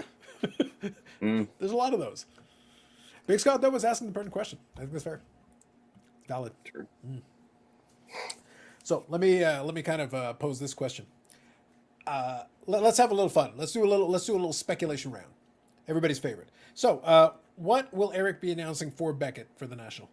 What fresh disaster? What new one? Like, we know there's going to be something. We know there has to be something. Oh okay? yes. So like, open. Y'all can figure out whatever direction you want to take this. Beckett will announce some stupid shit between now and the National. So the question is, what? Do we go to the same ground we did before? Do we do the new label, the new holder? Does Eric officially become president of everything Beckett? What is the new one? So Dakota throws the first guess out there. New slab and new pricing could be. So open question to the chat and everybody here. All right, Bobby, you know, Beckett's got their thing. I'm going to come back in a second. Beckett's got their thing. What new disastrous thing are they going to announce for the National? I think they're going to go for a red label, and that'll be their authentic. It won't be like a regular authentic. It'll be red label, but the different tiers of red, sort of like HGA, but not HGA. There won't be a singing, holder or anything like that doing the creek. So I think that's what they're going to do, and every card that is graded authentic will be red, and I think that's a new low of the high. That's for Beckett. Yeah. They had a whole bunch of new ones. Everyone's making a new high grade now, so figured might as well go the other end, right? No one's touching that. So there you go. I think that's where they'll probably end up. And I think Jeremy will announce it and Eric will endorse it. Well, there you go. Of course, I endorse everything Beckett does. They are just brilliant. Mm-hmm. If their goal is to destroy a legendary company in this hobby, they are absolutely brilliant, and nobody is better than them. I think, and on a serious note, if they were to announce something, I really believe that from here on forward, anything that's a trim card will be noted on the holder. I think that would be a positive for them going forward. And that they have a new holder too on top of that. So yeah, but it should be authentic, trimmed. That's no, they no, because you can't go back on the 25 years of fucking up. So you have to, at least accommodate it with a little asterisk or something like that. So I think that would be a good move for them. I don't think it'd be a good move. They don't make good moves, Bobby. You know that. Just yeah, you're talking complete nonsense now. Come on, stop it. They can announce bankruptcy. that might be a good announcement. Bought out by just throwing it out there. Big announcement.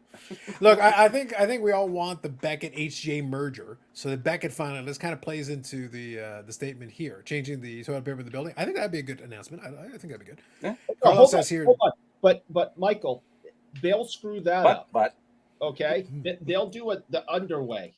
You know what I mean? So it comes from the behind instead of over the top. They'll even screw that up. All right, they won't put it in correctly. Which is correctly? Over the top. Everyone knows over the top is correct. Come on. Mm-hmm. So I think if Beckett wanted to announce a merger with HGA, where they finally became the first real AI company in the the first non-human grading company in the hobby, the first one ever in history, that'd be good. I think that'd be first great. blind AI company. Yeah, I like it. Carlos says Beckett announced the first grading company within 11. Do it. Spinal Tap. Let's go. Absolutely. Spinal Tap. I think they have an 11, don't they? Isn't that the black label, but it's not actually an 11. I want an actual 11. I want it to actually say 11. Black, gold, platinum label, or whatever. Yeah, that's whatever. Bobby, it can be holographic. It should be a holographic. That'd be pretty sweet. Yeah. Well, that would endorse HGA, right? Yeah. Well, the thing is, it would be good. It would be good with the Pokemon folks. It could be like their foils. It could be like a shiny. It could be a shiny label to go along with it. Holographic label. I like it. Beckett is bringing back Beckett Auctions, along with the new slab and logo redesign that will re-roll back for a day or two with an announcement. That would be on brand. They have done that before. Michael Ham says a new light-up slab. We like it.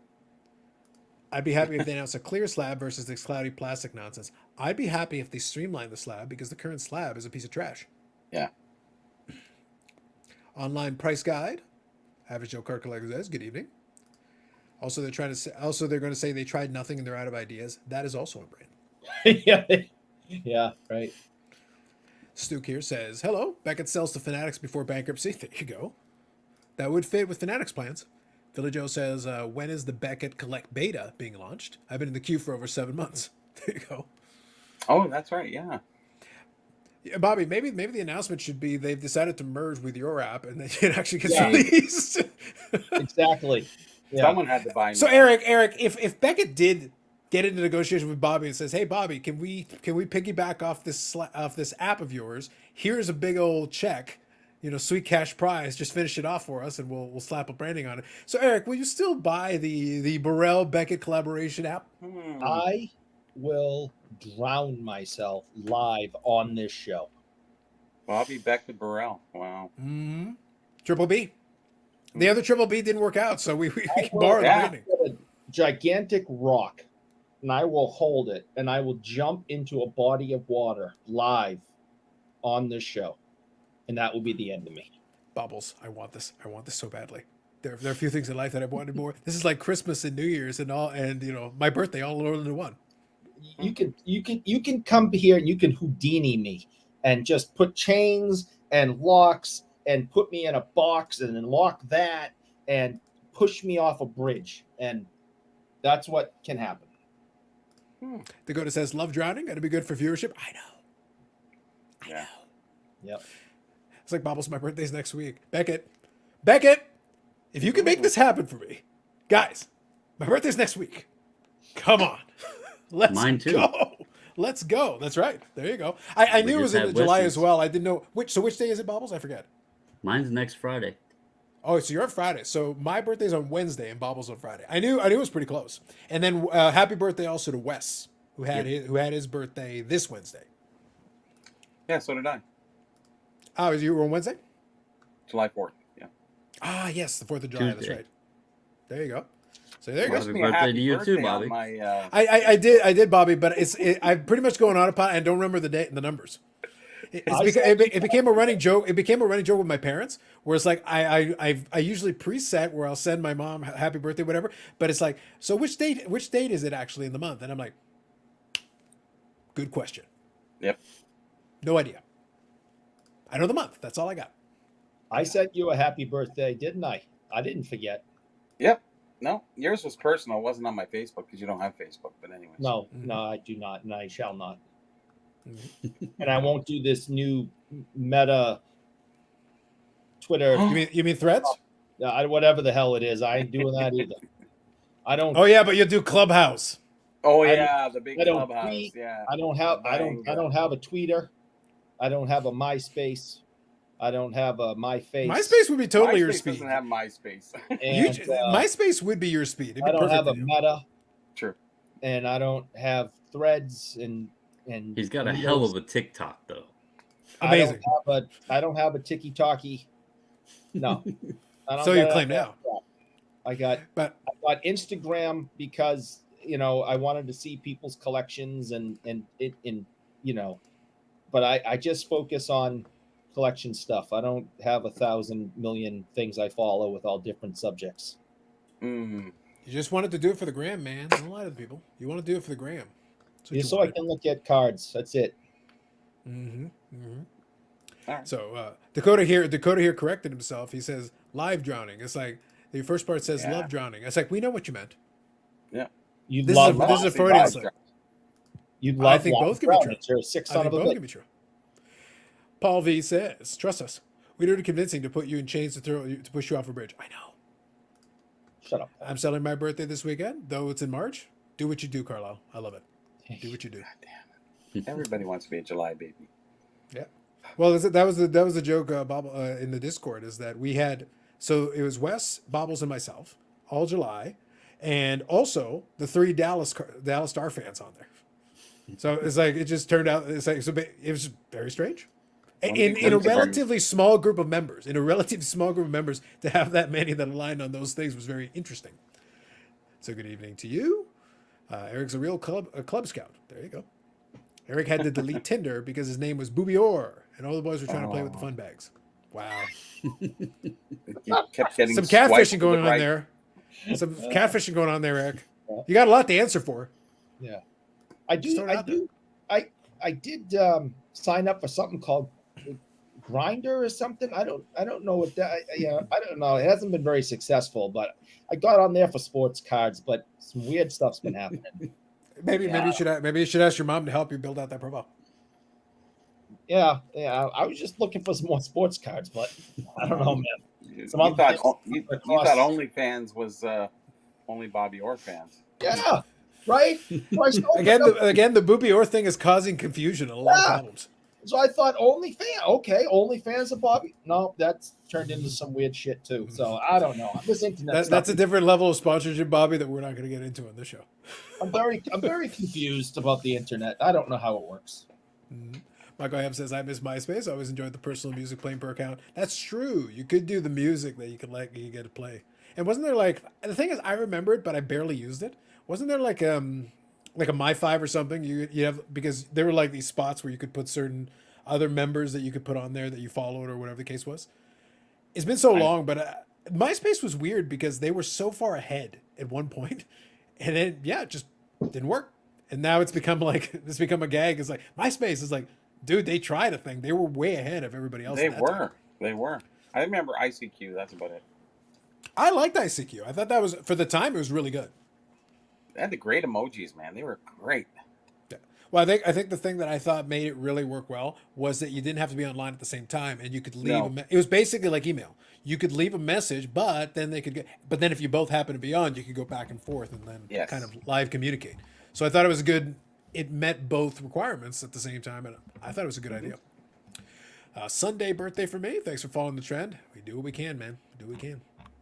Top 8. Okay, so it was the top 8. There you go. I knew it was something like that. Okay, thank you for that. Eric, can we send toasters for the drowning? Oh, yes. Plug them in. Please. OnlyFans is an artistic site. There you go, Michael Ham. Some with arts in it, yeah. There is some art there, yeah. Mm-hmm. Oh, artistic, yeah. Mm-hmm. Gotcha. Yes, indeed. Indeed. So before we got there, I forgot where we were. HDA. We did that. Yeah, made fun of that. Oh, the Beckett thing. Bubbles, did you already say what your actual prediction was for Beckett? What nonsense they were going to do? I cannot think of anything that they could come up with creatively to be dumb any more than they've already done. I can't. So my thought is their best play and what would make most sense for them is for Eric to light himself on fire like the monk. Listen to Eric for once and do the keep it simple, stupid method. Ooh. Where they just come in and actually just grade cards what they're supposed to do and have a nice price point. Maybe get on some people's good sides again. I think that would be best for them, but they're probably going to do something stupid. I just have no idea what the hell it could be. So I just had a vision. Based on what you just said, a perfectly reasoned response, but I just had a great idea. And by great idea, I mean something stupid that Becca would do. So why don't they just make another stupid oversized slab? And we know they love those. They got a lot of those stupid oversized slabs. They do an oversized slab where now they grade other slabs. That's it. And they literally put the slab inside of an even bigger Beckett slab. They'll officially do a PSA or SGC in a Beckett slab. Yes. They'll even do the coasters. They'll even do the coaster maker. They'll throw that into a Beckett slab. If it's over, they could use the VHS slab because that's a fancy slab there. That's what and it has the little slot in the middle to have the other slab, and they could grade the slab. But first, you got to have Mike Baker put his sticker on it to grade the card inside of the slab the second time, and then you put it in the Beckett slab. Yeah, I mean, it's genius. Hell, roll with it. Bobble, it is the grading turducken. We're approaching the grading turducken. And then you send that to Tag, and they create a new AI machine that you slide the whole slab in, and it grades all levels of it and gives it a 1 million level score. Yeah. Holy hell, guys. We're 1,000 times 1,000. To the moon. 1,000 times 1,000. That's a million. Yep. A 1,000,000 point scale, Eric. Think about it. A 1,000,000 point scale. Too easy. I think they should do it like a scale to like 46. It's round. I mean, yeah. That's old SGC shit. That's basically true. They went to 100, yeah. It was, yeah. Basically. 100 points that you only use like 12 of. Yeah, that was the best part. Look, Bobbles, weren't you a big fan of the old 96? The 96 was No, great. I actually... So, the reason I actually started, after my whole PSA debacle thing, the reason I gave SGC a chance was because they had switched to the black label. if they had still had that green label, I probably would have never contacted them because I didn't like the grading scale. I didn't like that label. Yeah, so that change of label is kind of made me accept giving them a shot. Yeah, I didn't like that, or the blue one either. Or And by the way, that was the in between one, because Yeah. they had the 1 to 100 scale first, and Yeah, this I was when actually they have added the one. 1 to 10 scale to translate the 1 to 100 scale. So this Yeah. was in between the first round, second round, and then they eventually switched just to the 1 to 10 scale. Yeah. Mm-hmm. True. There we go. yeah, this was the OG one. Yep. where it was just, Exactly. So yeah, just the 1 to 100 scale. Old 92. There you Yeah, go. and it also didn't even have the C on it. It just had the SG. So yeah, that was the original days. Yep. The good old days. Yep. Carlos says, how much would an encapsulated wax pack go? That feels like it deserves a premium. Ooh, fancy. Well, Steve Hart does that anyways. But you never know what ends up inside. No, Norris. As long as there's Pokemon cards in there, we're fine. Unless you need G.I. Grading Company Joe. rag. That's right. Genius. No, I think the key is if you've got Pokemon cards, then you get G.I. Joe. If you've got anything else, you get the Pokemon cards. That's it. Yeah. What if I get G.I. Joe? What's in those boxes? Pokemon? Pokemon. Yes. Yeah. Yeah, absolutely. He said everything else but. So Yeah, that's what I mean. Exactly. So the only thing you do not get Pokemon cards in is Pokemon boxes. That is That's it. correct. Yeah. 'Cause that would be stupid. Yeah. for It's 8 ridiculous. million. Yeah, exactly. I did have a little bit of fun though, so I'll bring a little bit of the Discord conversation into this. I did have a little bit of fun though because Professor Oak, who's one of the ones who follows in there as well, and I brought up the old Cheese Stringamon. Our good friend, the Cheese Stringamon. Come on. By the way, I'm still waiting for the fucking Cheese Stringamon. I want the goddamn card. Come on, can we I get on with designed this? it already and sent it to you. Exactly. Well, that's true. But I want like the physical copy, Bobby. Like that's the next logical step. I want the physical copy in my hands because that is a Grail of Grails. Not quite on the Ziggy Palfy level, but it's right up there with the Grail of Grail levels. That's different conversation. I don't know what to say, guys. It's gonna be interesting. Scroll through here. So That's actually, exclusive. let's Go just ahead. step back for a second into the world of Pokemon and that opening of that box. Now, whatever happened to the one guy? He disappeared. I forget who it was. I forget his name now. But one guy never resurfaced again. Was it not? Kahuna, Card Kahuna. Card Yeah. Kahuna, was it? Yeah. Yeah. So is that still to this day Oh, he's hiding in Eric's house. in the basement with everybody else? Yeah. It's a little awkward. It's getting kind of crowded in there, but It's that's getting what it is. very crowded. We got people on the floors in sleeping bags, and we had to get bunk bed. It's getting stupid. Jeremy from Beckett's still there again? Yeah. Okay. He Yeah, I won't always leave. wondered what happened with him if he ever, because he obviously spent the money and didn't want to pay it back, so he's in trouble. Or not. I don't know. True. I don't know if there's a pending case that's still Gotta being be drug out or something. what on that. So Could be. I would expect like there's still a lot of questions and a lot of money that changed hands on that one, so we'll have to see what happens here. Well, it was pure greed. It was great. It was. I enjoyed it. was That was a golden era. Like It I, was. so Who actually, thought let the me good touch old on. days were then. You know. Let me actually now that this gets me thinking. That's why I say like I needed us to talk about some stuff because it's like we can come up. I just thought of a topic that I want to chat about that actually this brings that thought to my mind. So Dr. Exclusive here says, "Evening, guys. Good evening, Bobbles. Will you talk to Steve Cass if you see him at the National Expo floor? Will Steve Cass talk to you, Bobbles? Will you guys have a?" So I was powwow actually and get thinking together? about that earlier. Yeah, I mean, I think it would be funny. So why not, right? I mean, I don't. If he has hard feelings, then so be it. You should walk over to a I'm- microphone. Hey! I remember we talked about you guys and your thing. So when does the grading start? How are those 35,000 cards coming along? Yeah. You know, I mean, it's a relevant question, and basically, there's a lot of interviews done on YouTube, and there's a lot of dancing around when it comes to the questions. And I had questions. The audience, people who had messaged, whatever, had questions, and I just asked questions. You know, isn't that part of YouTube? Just asking questions. The problem is the answers we got were little to be desired, and we still don't have answers. Bit of an issue. I still want to know how they got negative cards. I blame ChatGPT. Yes. I blame Correct. ChatGPT. That's pretty much the Going problem. forward. Yeah, I think so. I don't know how 1 month you have this many and the next month you have minus cards. I don't understand. It's been, while we're doing this, I might pull the numbers. It's been a long time since I've looked at their numbers because honestly, guys, it was just something interesting in the beginning to share that information. I know people like the numbers. I wanted to see what they were capable of, but then it became, if this shit's automated, how are y'all doing so few cards? And then that's when the questions started coming out, like, what the hell is going on? So let me pull their numbers up, see where they are from the last time I did them while y'all were discussing. This will be a bold move. I really hope they're not in the minus again. Probably less. I still can't understand that.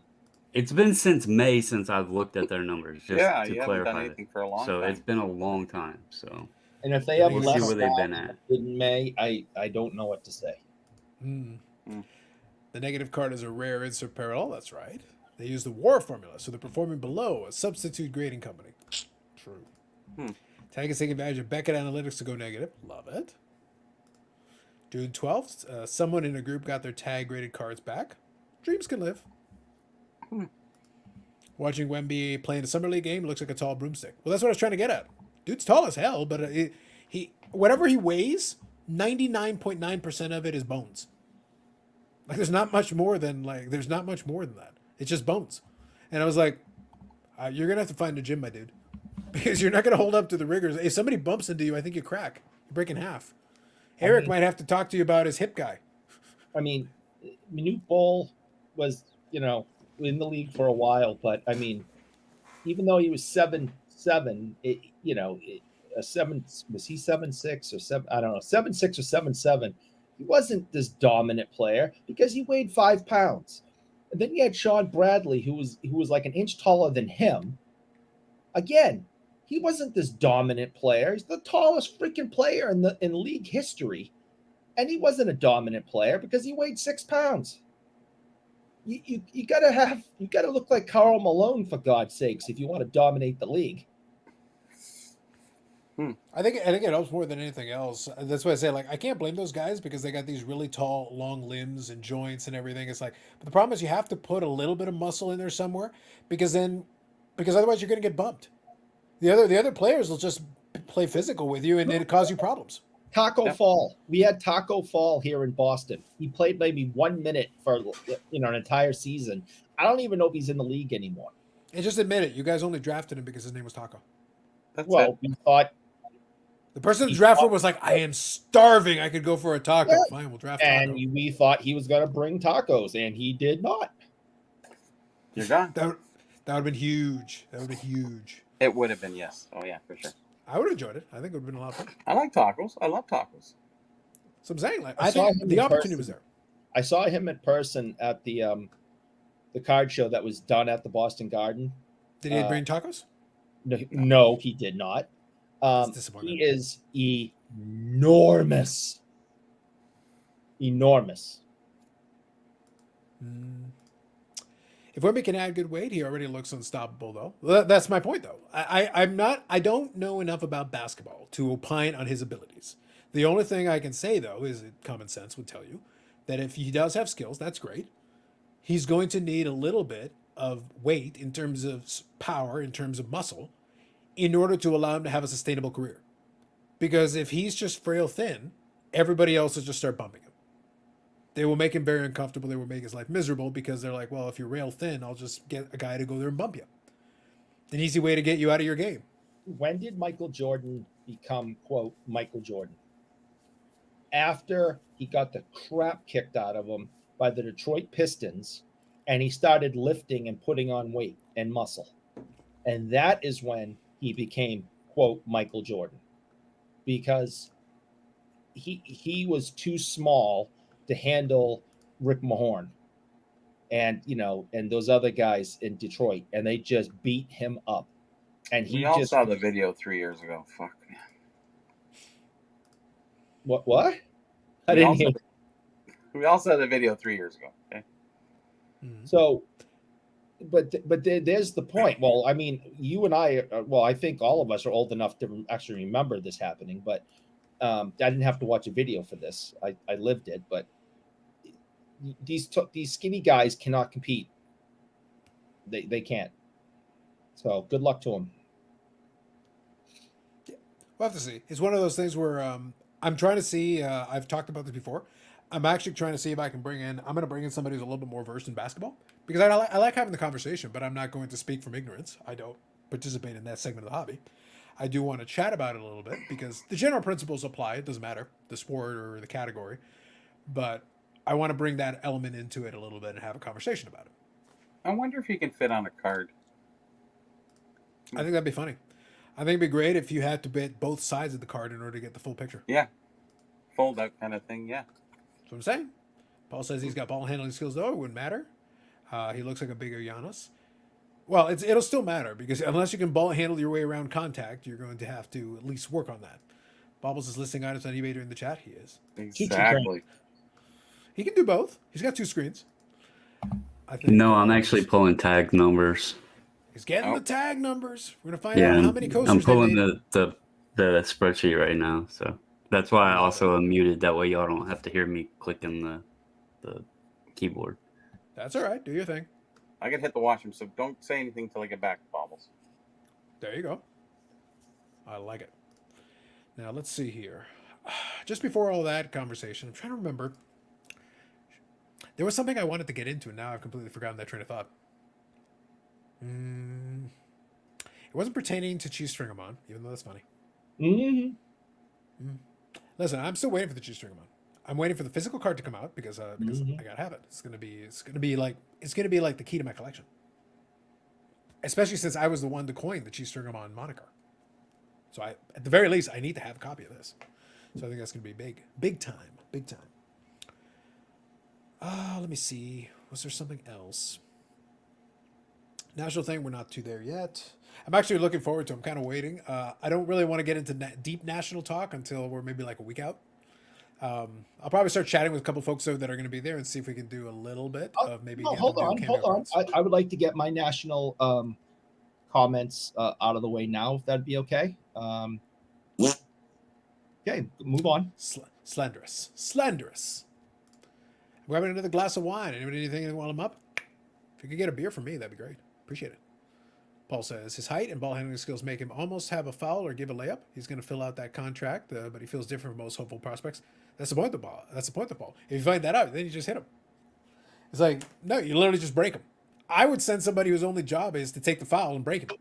Go break the guy. Go break the guy. But take the guy who hasn't played all season and won't play again, who sits on the very edge of the bench. Doesn't even know that his pants are rip-offs because he's never had to do it before. Send that guy in and just bury him. Speaking of Hack a Shaq, I would just like to let everybody know and remind them that next Friday will be 27 years since Shaq joined the LA Lakers. I will always remember that day. Proceed on. There you go.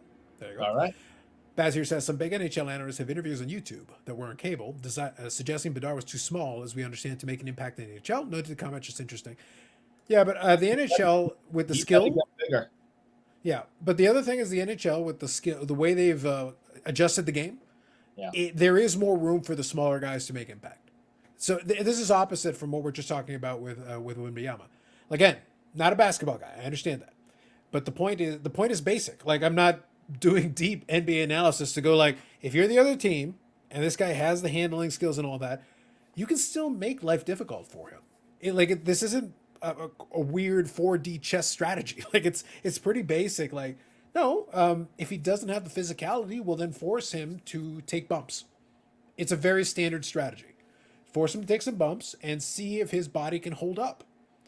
And the thing with Shaq was super tall, but he also was he looked more athletic. He was more filled out as an athlete. And he only got stronger as he went into it. By the time he was at the Lakers, he was an unstoppable force at times because you couldn't bump him. That didn't work. Yeah, you could do hack a Shaq, but at the same time, you take a beating at the same time that you're trying to hack him up because he could just bump you. So the difference between Wembayama and like a Shaq is a Shaq could bump you at the same time. So you're taking a beating at the same time you're trying to deliver a beating. And of course, that helps insulate him a little bit and it gives him some more room to work. Wembayama doesn't have the ability to shove guys out of the way at this point in time. If he can develop that, fantastic. Then that'll be good for him. I think that'll be awesome. So Paul here says, by the way, Bobbles will have to meet up during day Friday or Saturday because of 2 concerts. Yes, Paul has that. So Sean here has a good topic, actually. We can talk on this one. So it is a national topic, but it's more of a general topic. I like this one. I think that'll be fun. Talk about the bootleg trait nights. So I need more details. I don't know the specifics of what's going on with it. But there is the Card Collector 2 trade night. That's happening. But apparently some other trade nights and other events around it have been canceled. I like a little more information on the specifics. But it is interesting. And maybe this would be the question that I would have. What are the thoughts of people in the chat about how many unofficial trade nights are we going to get? We've got the official Card Collector 2 one. And it feels like some of these other events are getting canceled or getting redirected. Filmington's going to have his deal. That's pretty standard. That's not a trade night, but it's a gathering. I'm curious what's going to happen with some of these trade night type gatherings. Because I think the spontaneous ones, and we talked about this a little bit in Discord, but it's straightforward. If you're one of these hotels and you're not getting a cut, why on earth would you be okay with a bunch of people just randomly filling up your hallways and some of your rooms and annoying guests, annoying paying guests? Last time around in Chicago, there was a lot of that stuff. And like, if I'm at the hotel, like, no, I'm cutting that shit off right away. If you're not a hotel guest, why are you messing about in the hallways and doing things? Right. Go somewhere else. That's just my thought on it. Just any general thoughts from the chat. Anybody else? I think exactly. Why would, a couple of years ago, this really kind of blew up, for good or bad, depending on what your opinion is, that these, hundreds of people kind of overtook the lobby of a hotel. There were, there was everywhere. There were people. There was on the floors. They were on the furniture. They were up against walls. They just took over a hotel. The hotel didn't make any money that night. They had paying guests in that hotel that probably had no interest in a card show, that had to step over people to get from the front door to their rooms. Why would a hotel want that? So, no hotel wants that. What's that? To chime in real quick on Right. that, and I don't know if all of the rooms of the hotels are this way, but it didn't dawn on me when this topic first came up.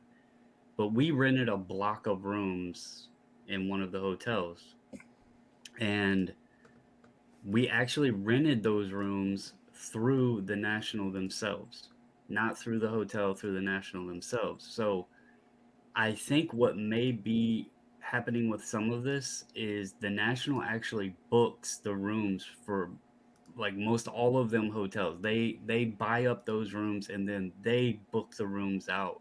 You're not actually booking through the hotel itself. And from what it sounded like with Nat, with Bluedex and everything, he said they had been trying to rent the conference centers and was told that it all had to be approved through the National. So I'm wondering if the National didn't book up. They basically, it almost sounds like maybe they took control of the hotels during the entirety of the event. So they have full control of what can and can't be happening at the hotels in a sense. And I could be completely wrong on that, but we did have to book through the National itself, not the hotel. So. Yeah. So real quick, I'll scroll through here.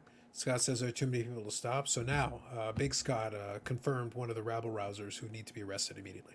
Now we know what's going on. Bobbles, I knew this guy was a troublemaker. I knew he was behind it. Him and the bro hugs and all that. I know what's going on. I see it. I see it.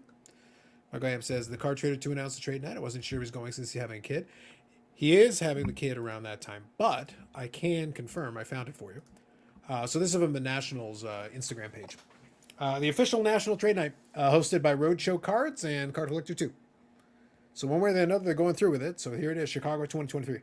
So they definitely got the trade night going, because I think it helps that they got the Roadshow guys also doing stuff with it. So it's there. They're going to do it. I haven't seen many of his videos around lately. Is it just me? What Card Collector 2? Algorithm? Yeah.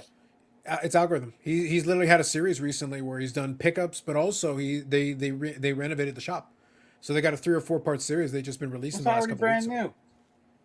No, but they decided that their desk was only like this tabletop thing, and they Okay. want to do more singles, but they don't have levels underneath. Got it. So what they did is They did they shelving. ripped it out to Smart. create the shelves. So I so think they we said we're gonna that have at more the singles. beginning. Did we not say that? Yeah, we Yep. said that you're limiting yourself. Yep. But he got the hint and then decided to go and redo the desks to allow them to do that, so they could actually have singles. Now you've got layers of singles, and you can show them off and sell more singles, which is also smart given all the concerns about what's going to happen with boxes and availability and everything. I think a shop like his should be okay, but he's Yeah. covering his bases by making sure he's got room to sell singles, which is going to be very important for the business going forward. Sure. It's just about the vibe. Absolutely. If you're buying drinks from the hotel, they should be happy. I think that works as long as like if you go back to the last Chicago one, you can't buy enough drinks to make that not a pain in the ass. Yeah. Like it's like no, at that point it's loitering. It's a lot. It's a bunch. Like I said, I'm not running the hotel, but if it was me, as soon as I see a couple of those folks come in, I say okay, and you see a bunch of them trying to set up somewhere, and it's like okay, can I see your room key? If the answer is not a satisfactory answer, you start before you get into it. You don't wait for everybody and their brother to show up. And you can also monitor social media. Like if you learn nothing from last time, all you got to do is look. If everybody and their brother is saying, "Come to this hotel," there you go. And Scott's right. It's not just one hotel. So his anarchist ways are extending all throughout Rosemont. Oh my Mhm. goodness. Watch out. Watch out. Hotels should crack down on it a bit, but likely won't unless it causes issues. Maybe they can kick them out due to fire hazards. We'd be using some reported to fire marshal. The thing is that you could have reported to fire marshal because there was a legitimate case to be At made. that time, yeah. People were causing a huge fire hazard. I So think it's a Hotel little more was there. organized now because that was kind of freelance at that time. That It was, yeah. That's what I mean. in the Hotel hype, bottle couldn't slam. predict anything. Yep. My hotel finally opened the ballroom to let the card show happen. As someone who collects mostly niche items, going to trade night is way better than trying to find stuff on the show floor. I think if you got the right What? people, Really? because basically what it did is it took folks that didn't want to deal with a lot of the selling and buying on the floor, and they have a more variety of stuff as opposed to a lot of the shops that are just trying to get the common stuff that everybody and their brother has. So if you go from dealer to dealer to dealer and you're seeing the same stuff over and over and over again, but then you've got some folks that, yeah, they're collectors, but they also flip cards, so they have a little more variety. For that, the trade night actually makes more sense in a lot of cases. So I think that's one of those things we have to kind of pay attention to it. Should rent out a large space in a hotel. I think that's been the problem, though. That's what Bobbles was talking about. It feels like right now the National has locked down a lot of those spaces that would be very logical for the trade night. If they can storm the Capitol, I can storm the Lowe's. Give it a try. Less likely to get shot, but yeah. I would actually, Eric, it would make me happier if you'd be more likely to get shot. I would like to hear about the Lowe's massacre. Tell me more. Oh God. That's all I want. Like I said, I wish violence and horror upon people. Look, it's your damn fault. You should have thought about this again, a different way. I already canceled my subscription, so good luck. Have fun, y'all. Listen, you all got guns. I demand you use your Second Amendment rights. Good luck. Hotel Clerk versus Nerd Thunderdome. That's right. You take over 2 different hotel lounges at least. Like I said, watch out for this big Scott guy. Troublemaker. They got to put him on the no-fly list. So he won't. And I don't care whether he's flying or not. You put him on that list. That's right. Trade nights suck. Nobody parts items they love during a trade night. I've seen people do it. It depends. Dealers go to trade nights. That's right. Will John Moran be there with his gun? I hope so. I see nothing could possibly go wrong. Nothing. He does like to flash that gun around. So His cards must have taken a hit, right? I mean, Maybe a I little don't bit. collect them, but I mean, they must have taken a hit. it's the 2019 NBA draft class. Yeah, that I don't think It hasn't any of worked them are in a good spot. It hasn't worked out. I do have Tag's numbers if people want to drop in the chat. Take a guess of how many cards they have graded total, not since the last time I've done it, but how many they've graded total. How many cards are in their pop report currently in Tag's grading pop report? Nice. 7. All right. So real quick before we share some of the responses, I'll quickly get caught up here. Big Scott says I'm driving. We're gonna put him on the no drive list. Yep, Just no to be on the drive. safe side. Yeah, I think we need state Stop them at troopers. the border. We need state troopers at the Illinois border Yep. to take care of this man. Absolutely. We will not have this insurrection at the National on my watch. That's correct. Drum by, say good evening, gentlemen, and Eric. PS/like button. Thank you, Josh. Okay, hold on. Just hold on. I feel like this hasn't been said in a while here at the Because I'm Carlos show. Shut up, Josh. Thank you. I don't believe that's been said for a few weeks, so I would like to make sure that that's on record. Shut up, Josh. Thank you. Trade entries display shows, unless trading value of some value, moving for the sake of moving. Sean says, correct, Carlos. Someone who's hunting vintage obscure soccer cards, there's way more stuff in the backpacks of people in tennis than dealer showcase. That's fair. Josh says 4208. Dufek says 20K. Eric, Jaw cards took a shot, not a hit. Look at you. Very good. I like that. Bob Jackson says 42,069 or 69,420. Sean says minus 106. Spurs card says 2100. Paul says 4209. There we go again with the 42. I think Tag, or at least the concept, has potential. AI isn't going away. That's why we said HGA, the leading purveyor of AI in this hobby. The only real AI grader in this hobby. The only one. All right, perfect. You want to give a hint on that, Bubbles? So, since my last time pulling their numbers have increased 7,855. And that was when, last May? Yeah, it was like last time I had opened the spreadsheet was May 13th. So somewhere probably before that, because I probably clicked on it by accident to open the spreadsheet and it puts the date there. Right. But anyway, their current total is they have finally cleared 50% of the 35,000 cards that they said they have there. So keep that in mind. But they are at 18,825. So basically, less cards than PSA grades by lunch. Yeah.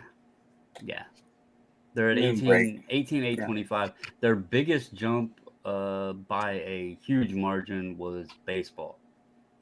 That increased by 3,046.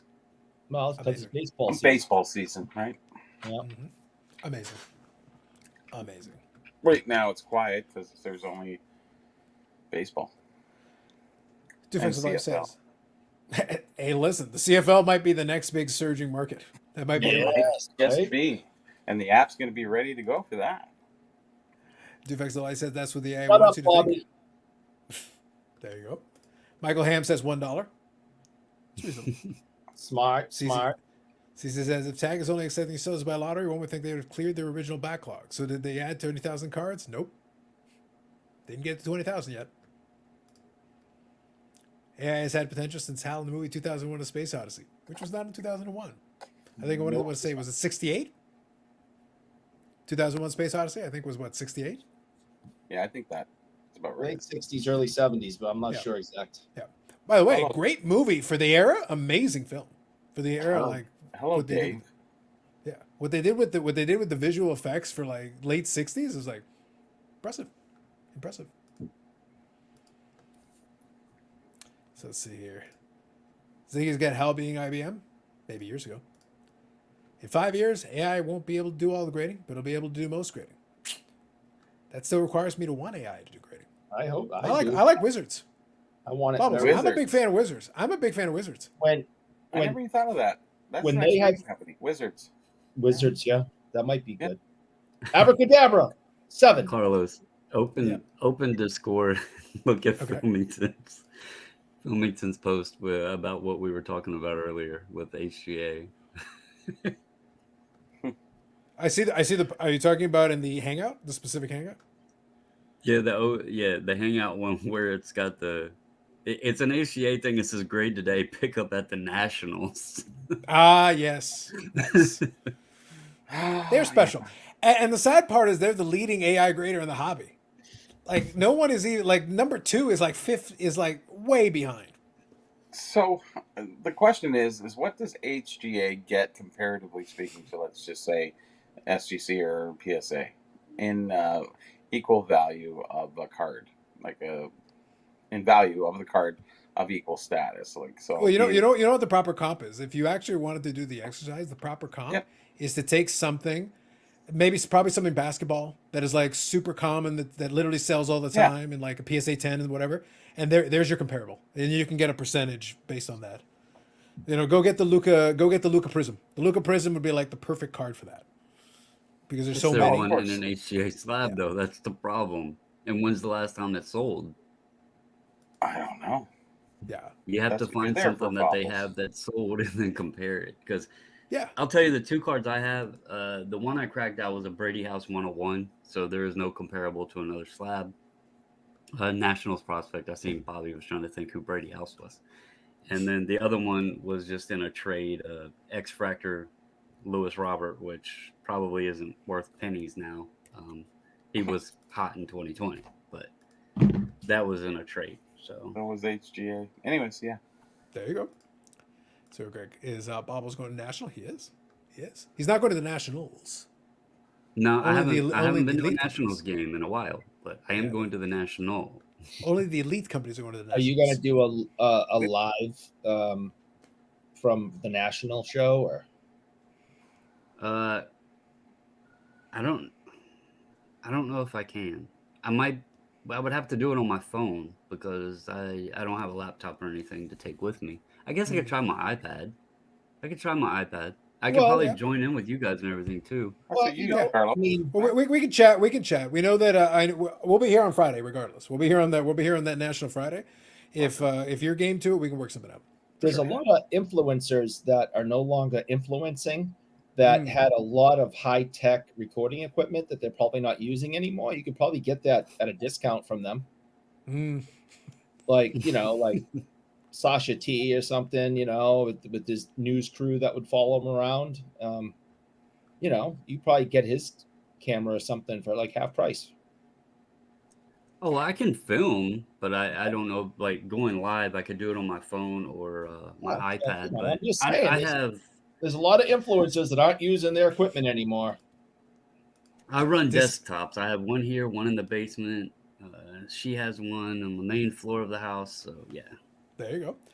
So Rock Latex says, "What makes better coasters, Tag or HGA?" Now this is tricky because we're comparing apples to rutabagas. HGA is a grading company and Tag is a coaster maker. So like Tag should have the edge because they literally just make coasters. That's what they do. But HGA does have the they've got the vertical and horizontal slabs. So in theory, if you wanted to use a coaster, you do have that option. Unfortunately, Tag only makes them in like these, so like this orientation. But if you had like both options, that'd be pretty sweet. But I will say, and I can attest to this, I've tested it. As far as coasters, like elite level coasters, it holds up. It's been great. So a tough one, man. Hockey United says, Carlos, you were blind because of your dislike, or you're trolling with your discounting AI. Eric, What? do I troll? A little bit. God, Bubbles, That's scandalous. I would never. I would bit. never. This show is built on nothing but sincerity. God damn it. Hockey United, I should ban you just for that comment. How dare you? Everything in a Sincere. air quotes hobby is supposed to be 100% pure seriousness, 100% spot on factual evidence, 100% of the time. That's why I don't know why we allow Eric on here with his crumble cookie discount code nonsense Disgraceful. and being a Bruins fan and all of that other horse shit. So yes, no more trolling is allowed. No more fun. This is serious business. This is sports cards. You're starting to is sound a serious. little like that jerk in the chat from earlier. Mhm. Who? Well, listen, Guy- Bobbles which was one? running for his life from 540 flips. That guy has it out for him. Like Bubbles what's more isn't running shit. He's He's too more damn serious? old to be running now. It's like, what's more serious? What's more serious than the man running for his life? And we got the Burrell in the garage dispensing knowledge. What could be more serious and more straight to the point than that? if Bobbles tries running, y'all are going to be making fun of him because his knee and or ankle are going to disintegrate like Eric's hip, and then y'all are going to be talking about me because I'm not going to be able to walk. The good news is if you need a new I'm not hip, running Eric anywhere. knows a guy. Eric has some recommended. He can hook you up. I Just throwing it out there. do have a guy. Yep. So I'm just throwing it out there. You have some Bobbles is connections. being chill, just like Bobby, kicked back. I like how Bobby he's got his setup to where he can sit kind of sideways there and just recline and lean in and just relax. That's how this shit's supposed to be. Just relax, no seriousness, just having fun, chill. Mm-hmm. Yeah, I got a fly bugging the shit out of me though. Turn the light on, it'll go over there. Yeah, that's right. Get a fly swatter. The light's right over here. That's the problem. It's the only light on. So that is some good live content. Bobby chasing a fly around his garage with a fly. That's what I'm saying. Like, there's great content. Go get some chopsticks. Well, didn't you see me do this a minute or two ago? It's a little bastard. He keeps fucking with me. Nice. Anyways. Paul here says HJ is almost lower than Raw for me. You got to assume there's a chance it's fake. Psh. The coaster maker's been running a fake. The coaster maker's been running a fake grading company for months. It's a front. Allegedly. Dr. Guzza says, what is Tag's monthly average since launch? When did they officially launch? Aren't they still like in beta? So the initial announcement that I've pulled data from, wasn't that August About of a year 2022? Now. Yeah. So I mean, if we're going a year, we'll call it 11 months. So 18.8. Divided by 11. 1711. Yeah. Is their monthly average. That's not even what SGC does in a day. No. Yep. So, yeah, it's doing great. Doing fantastic. The coaster makers are flying off the shelves. Bubbles, Louis Robert. I don't know why it wasn't Louis Robert. How dare they? But it's Louis Robert. He's having a great season. People bought his cars like fools. There you go. Bigger issue is going to be Wi-Fi bandwidth and soberness. True. Yeah. I'm going to get this fucker. Go for it. Oh, I want the content. No. I'll leave the sound on. I'll leave the sound on Bobby attacking it. Tech announced via Jeremy that they intend to grade cars going back to 79 or 80 by the end of the year. Mentioned a recent show should open up the landscape somewhat. Oh man, it's crazy. When ultra modern is like 80% of the existing market, opening up to 79 to 80, you get Eric's 5 cards, and after that, what do you plan on doing? Ultra modern is probably above 80, isn't it? Oh no, I'm being generous. Like I'm being nice. Realistically, most of the grading today is ultra modern. But that's the reason why every time they do a special, why do they only do ultra modern? Because that's most of the stuff that's being submitted. And of course, Pokemon and TCGs. Pokemon and TCGs are a big chunk of the market too. Yeah, and they have done. Tag has done 50 Pokemon cards. Pokemon. 49 MetaZoo. Magic the Gathering and stuff, it still says coming soon. And that's been like that since months ago. Mm-hmm. So Bobby Jackson says if I can be serious for a minute. Thank you, Landstorm. I don't believe he can. And Eric eats bugs dipped in mayo. So I had to listen. So I was out on a mountain bike ride. I rode from like 5 p.m. to like 7:15ish. During that time, I swallowed yet another bug. And all I could think about was this stupid show and all of you stupid people. And I'm sitting there coughing, trying to cough this thing up and ride. And I'm like, that's not mayo though. That's Miracle Whip. I'm choking on this stupid bug. Quiet, Bubbles. Don't ruin the moment. Out as you idiots. I'm not. Go looking. on. I will not look. Whatever you mean. My eyes are averted. You're all stupid, and I hate you. Indeed. Hog says, why hasn't Tag Leads been on many channels to promote their product? Because it sucks. It's trash. Why would you want someone that is rude to the channel's face? Because he works there. Wasn't he like, I could be completely off, but wasn't he like the marketing rep? He is vice president of business development. The floating Okay, head. He's busy vice similar thing, presidenting business development. Ding, ding, ding, ding, ding, ding, ding. It's working great. Great. Wonderful. All he has to do is shoehorn himself in. It's like, bring me on your show. I definitely want to talk about tag. So can we talk about tag? So here's the other question: what's the comparative value of tag selling compared to any other company's thing? What's their percentage ratio? Well, it depends. So we're talking about stuff they put through Slab Sharks, which Probes team. So questions. I'm Wait a just minute. asking questions. Slab Sharks and Probesty not connected, are they? No, we didn't say that. In spirit, All right, in general philosophy. because I bought this from Slab Sharks, and it, Bastard. You should make sure it's printed on both sides. Did you see him land right here on my arm? and if Bobby's this has, Britney Spearsing if this himself. has anything Yeah. to do with Probstein, I'm getting rid of it. Yeah, all I'll say is this. there it is. Obviously, with Slab Sharks, you got Karn Rai, who's involved with that. And Karn Rai is also now involved with tech. So you've got a very close personal relationship with her good. Look, I'm not in the business of giving conspiracy theories, but he's involved in both. That's not a question. That's a statement. That's a statement of fact.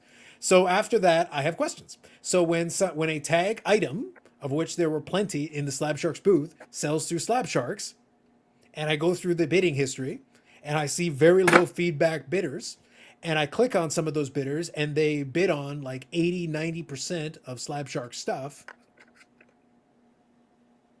Anyway, moving on.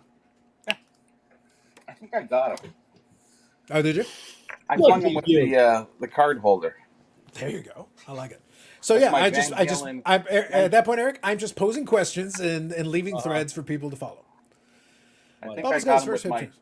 my Van Halen last ticket from Ticketmaster. The concert was at Air Canada Centre on 2007. Oh, you should at least you didn't use your ticket for the Doors guy that apparently is still alive. Who was singing? Actually, that was when the band all came together. I think Michael Anthony's son was doing the bass, but yeah, that was the last time they all got together. It was Eddie's son, Wolfgang. Oh, was that Eddie's son? Okay, yeah. There you go. They kicked Michael Anthony out. Yeah, I don't know what was going on with him. Just a bass player. They wanted Wolfgang to be in the band, so they kicked Michael Anthony out. No, I think they had problems prior. There's lots of shit going on with that band. Yeah. Well, when the leader of the band is a unfortunate, substance abuser and has serious health issues, There's like nothing wrong with David Lee Roth. no, nothing wrong with him. him. Yeah, No, Nothing Jerry, wrong with Jerry that guy. You don't need more. You don't need more enemies, Eric. You have so many. yeah. Like at a certain point, you gotta chill and make you more enemies. Don't play with my band. I saw him in '82, and last time I was love- 2007. I love Van Halen, but I'm not blind to the issues that they had over the years. And when Eddie, Who's discussing the issues other than you? just me. We got 4 hours to kill. We might as well talk about Van Halen. Dufex Sure. of Life says 60 cards per day on average. I'll True. wait. Any second now, we'll hear the crashing of Bobby falling over boxes trying to swat that damn fly. True. Oh yeah, I knew- yeah. I knew Carlos could get that reference. Protein Eric, good bugs. There you go. No, it was Thank you, not a Orlando. good bug. I did not like the bug. You should put some mayo on it. All I can think about is Eric eating and enjoying his bug. True. A sandwich just isn't a sandwich without the tangy taste of Milk Wood. Thank you, Brendan. Oh, listen, this is getting too much. I'm gonna merely find- reading the comments. What do you want from me? I'm gonna find Protein something made else. by tag. That would enhance their credibility. Carlos, you haven't made a video on the new PSA special. Have they actually had a PSA special? Is there a special? They got the national. Oh wait, no, that's not true. Don't they have like an '80s one? I think it's '80s. Yeah, I think it's '80s cards and the $199 declared value, and that's the PSA special. There you go. I think the special is in that unpackaged piece. that's I on know, your- probably, I know. Yeah. But I've been told to wait for further instructions before I can open it. So now it Well, sits for on the the sits on- show, we have to tell people if it, could be. That's right. That's right. It's also so 80s, $199 per declared value and $15. So basically the same they've done already, which is not surprising given that this month is the national and PSA is going to send people on staff, so they're not going to do anything crazy. So there you go. There's your video. Clip it. Done. Or you could just go to psacard.com and look at yourself. Yeah. I'll do a video on it if there's something interesting or pertinent, like a generic special before the national. That's pretty straightforward. I'm waiting to see. I'm curious what SGC will do. We already know HJ is already well on its way to being the leading AI grader of all time, ever. So that's cool. Ever. Bob Jackson says, I'm waiting for the video of Carlos using a tag slab on a stick to fly SWAT, saying, "Tag, you're it." Oh yeah. You're thinking. I like the deep cut.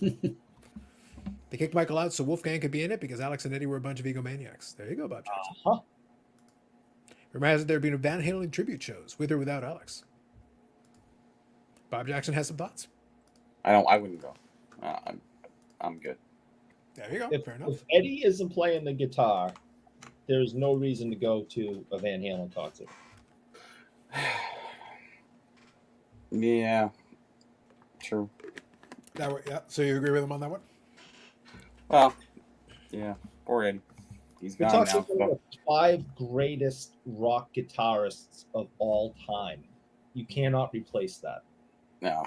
He was entertaining for sure. But oh well.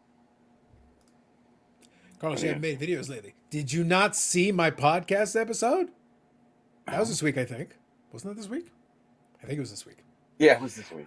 Yeah. And by the way, actually, this reminded me of the thing that I was talking to you about earlier, and I completely slipped my mind what it was I was going to say. I was going to say that it was pertaining to what Dakota was talking about and how, the people are like, "Oh man, Dakota, come back."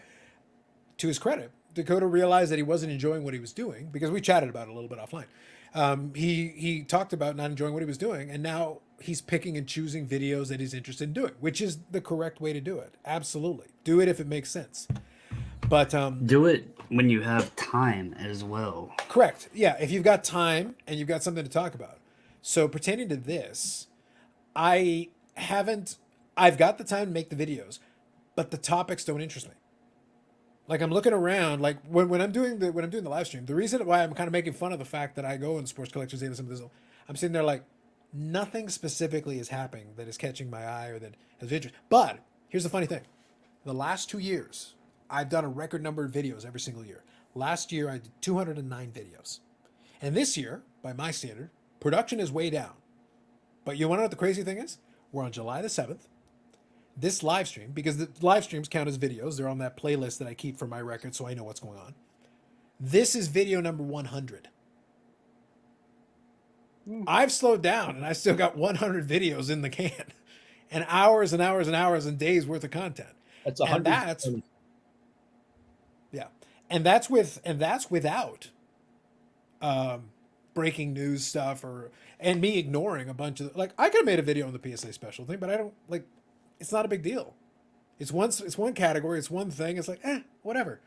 I'm not going to the Nationals, so I'm not going to make videos on that. But I'm like, at the end of the year, I'm at 100 right now. Oh, he's still alive, the bugger. Oh, you got to take him out, man. There's still time. So just to be clear, there's going to be a Friday live stream for the rest of the year, and that I can't remember how many weeks we've got at this point. I'm going to say like 25-ish, thereabout somewhere.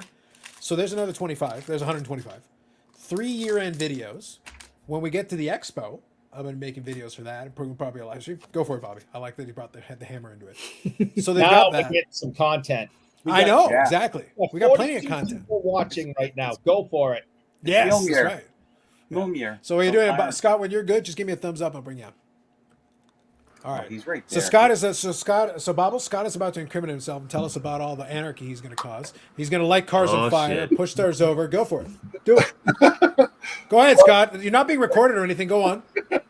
Yeah, this will be seen by the millions of people. A couple years ago, I was at the Lowe's. I was at these pop-up trade shows. They had them last year in Atlantic City as well, but they were kind of hit or miss because the way Atlantic City was set up. But I don't see how they could possibly stop it from happening. Assault weapons, Scott, and in order to open fire. That's about, they have to come in with rubber bullets. They would about have to. Rubber, Scott, for God's sake, what is the point of Eric? Help me. What is the point of your stupid country, stupid America? I want assault weapons. I want deaths. I don't ask for much. It is Chicago, so we have All I'm asking for is death. Oh, we have lots of that here. And yeah, I want to just say real quick, like I Is it know pretty to you're death? in a joking fashion there, Allegedly, but hopefully. well, in light of recent things lately, it might not be a bad idea to rein in some of the stuff that's going on because it was pretty Yeah. damn sad that you couldn't even, you know, enjoy 4th of July of all things without, the news popping up every damn night of somebody going and being stupid in the middle of a crowd at a celebration. So Mhm. it is in Chicago. People are getting dumber, and large crowds, large target, a lot of money. So it might not be a bad thing to have a bit of control over it. So Yeah, where this is at in Chicago, it's not like it's in Chicago. It's it Rosemont. doesn't matter Well, where it's but at, that Scott. I mean, look, So rich I'll take it. neighborhoods Look, are. I I'll do mean, I'll do a more serious angle on this for a second. First of all, it's Rosemont and not Chicago. That was a conversation we had earlier tonight. But Right. secondly, look, here's the thing. There is almost no good art. I understand that some people want to go and hang out and do those group. If you're a hotel, your job is to take care of the guests in the hotel. right. Your job is not to even the whole idea like, oh well, if they buy enough drinks, dude, that's not the point. The point is my hotel guests are my priority, and if they say, hey, cut out that racket bullshit, if you go look at the videos from the last time they did that, I'm sorry, if you're one of the guests, I'm not paying for this shit. That place, there were guests that were trying to get through, and the people got out of the guest way. That was the one thing. Is like it was like the parting of a Red Sea.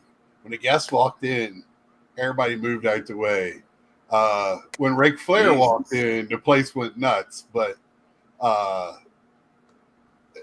it in the hotel we were staying at, they actually just went ahead and opened up a couple of conference rooms, ballrooms, and said, just go in there, to stay at the lobby. But that at the Lowe's, I think it started in the back where nobody, this was right after COVID, so everybody was short staffed. Everywhere you went, they didn't have enough waiters, they didn't have enough anything. So these hotels were just short staffed, and it was a lot of people there. And then our group with the YouTube get together. I mean, Bobbles went to the one last year in Atlantic City. The one this year is just going to be so much bigger. It's going to be so much more people. And that's what I was saying.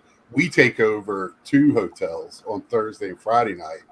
And it's not even, I mean, there's trading going on, selling and everything else.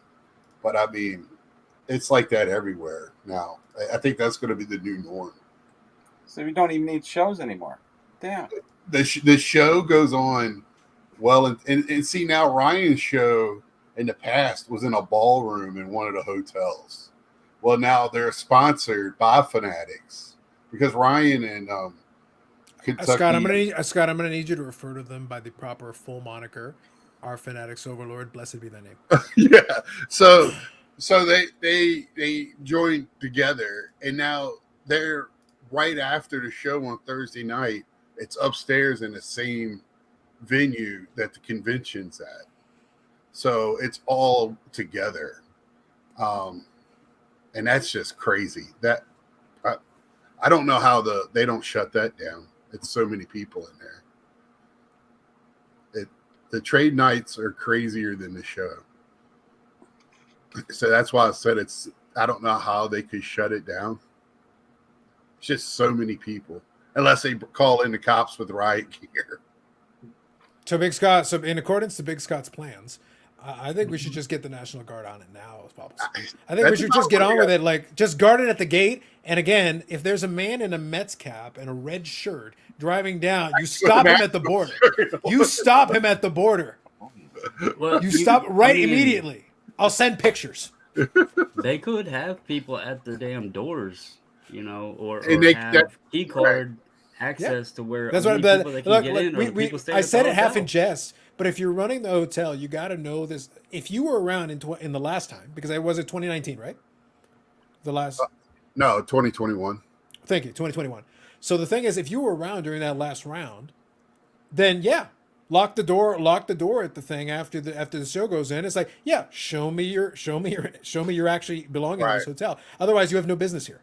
Yeah, because we took over at the Lowe's for that was Filmington's get together. There was Speaking of more shadiness, right? y'all's fellow Filmington. You no guests were getting in there. We took that over. There was all YouTubers and people that watch us in communities. Because it's just we let all of our communities know to come too. So it's not just the YouTubers to get together. It seems the common denominator for all these issues is you. What do you think? I think. Listen, Bubbles. I thought emo Scott was something I need to worry about. I think anarchist Scott is another issue entirely. There's many facets. There's the three faces of Scott. Don't be fooled by this. Nice guy, jolly, laughing. No. I know about emo Scott and I know about anarchist Scott. I get it. I see you. I see. Me and Mick Foley with many faces. That's it. Chicago is just because it's all so everything's right there together. It's perfect. It's a perfect storm for this to happen. So, and the Lowe's, I don't. Somebody said a lot of those people, and the average age was probably 17. But the average, somebody said a lot of the people were staying there. So wait a second, Scott. Yeah. You said the average age was 17? Yeah. So what was the youngest? Because to get to that average with your age, I'm talking about that was at the trade night, man. Stroller. I wasn't at the trade night. Me and Eric and a few other people, when Eric is walking through with his camera saying the hobby's dead, if any of y'all seen that video, I'm behind him, right? Walking. So what you're saying is that we need to also give them an alert to watch out for the hobby's dead guy. Yeah, I mean those back pages. So I know what you're talking about. I stand by my statement of a moment ago. Okay, yeah. So, and I mean while this is going on inside, right outside, there's a guy parking. I think it was a red Corvette, and sets up a life-size stand of one of the soccer. I'm not a soccer guy, so one of the soccer players, and pulls out all the soccer cards out of one of his Pelican cases and starts selling them right in front of the Lowe's out of the back of his car. And we're like, is this real? And then here comes Ric Flair through the front door.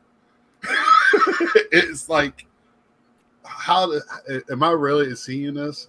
And at any point, did he say, "Woo"? Yes. I would assume. As soon as the door opened, everybody saw who it was. And I was in the adjacent room, heard the initial woo from the crowd, and then you hear Ric Flair giving it back to him. And the thing was Ric Flair was next door eating steak with Hulk Hogan. So it's a crazier story going on. It's that Chicago show was nuts. And you got to remember that was after the COVID shutdowns and everything. So on a scale of 1 to 10, maybe even we'll go Spinal Tap 11. How drunk was Ric Flair? From my understanding, he was hammered, and he was hammered when he was in the restaurant, going to the restaurant. All right, so we're going Spinal Tap 11. Yeah, and I heard he just got thrown out of some place in Florida not too long ago for being disrespectful and drunk. So I feel like don't bypass that. I want to make sure that we're clear that you're saying Ric Flair got kicked out of a place in Florida for being a problem. Yes, and the way the story's told is the bartender didn't recognize it was Ric Flair. So I don't think that matters. Again, a random Joe Schmo off the street is like, what do you have to do?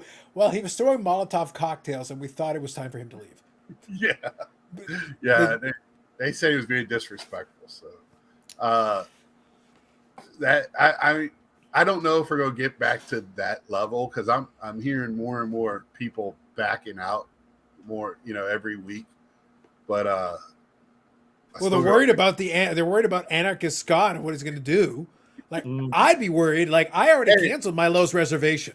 Like just on the thought of Anarchist Scott, like I'm out. I'm out. Well, I'm staying a mile away from the show. Not quite as far as Dave and him, but our group. I think I looked at our actual address. Bubbles, what's the name of the hotel you're staying at? Because you're about a mile away too, right? Yeah, I don't tell know. the whole world where you're gonna be. Go ahead. I don't know. The missus has been doing all that. Isn't it at the Hyatt? I'm just driving. I think we're right there at each other. Because my group is me, Myko, Westergriff, Dave Midlife, and Mike Fabian. So we got a good old school group, and then me. Well, allowing me that to Ed Wester. Speaking of troublemakers, that Ed Westergriff. I got questions and concerns over there too. Well, we got It's like Ed. He's making all the food preparations. So You got like a personal tester just to make sure there isn't a problem. You know, like you got somebody to like if they foam at the mouth and keel over, it's like, you know what? I'm gonna get takeout. It's warming where we're eating at all the time. He texts us like, let's eat here one night. You're like, okay. I can only imagine.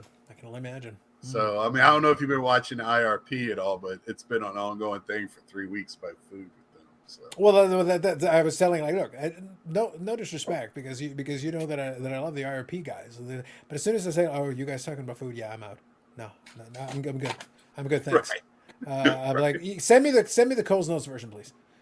Right. It's like I don't need that. If I want to talk about food here, we can do it, and then the Right. chat will get into it. But it's like we'll do it for an hour, 1 Right. hour, Yeah. not like So entire episodes. I just wanted. It was like it was hard for me to write all that in. I was like, let me just tell him I can jump on because it wasn't just that Lowe's. That was the only one, from my understanding.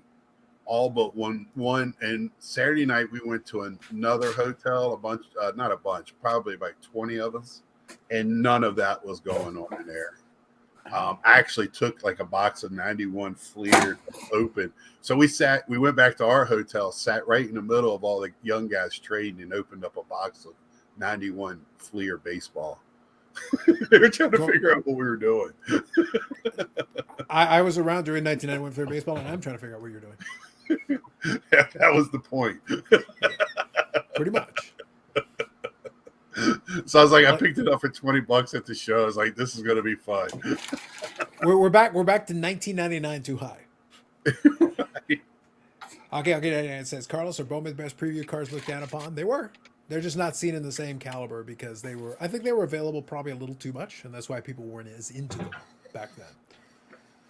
All right, so here, okay, so Paul, you guys are going back. Bob Jackson, Paul, are going back and forth. That's fine. So I think I know you're doing like your build up to the National, Scott, and and I've enjoyed listening to it and reminding myself why I'm thrilled to have canceled my reservation. It's like, y'all do. Let me know how it turns out. Well, you're getting an invite. I just haven't sent it to you.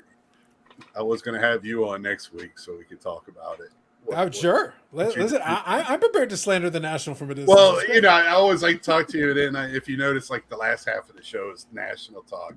And I have Mike on with me because me and Mike are riding together. So I'm going to Baltimore, picking up Mike. And then so we're making a trip out of the trip. And I'm going to try to record a lot of it. I would take since I don't have 1,000 views, I have to take my laptop to do lives and stuff like that. So to get around it.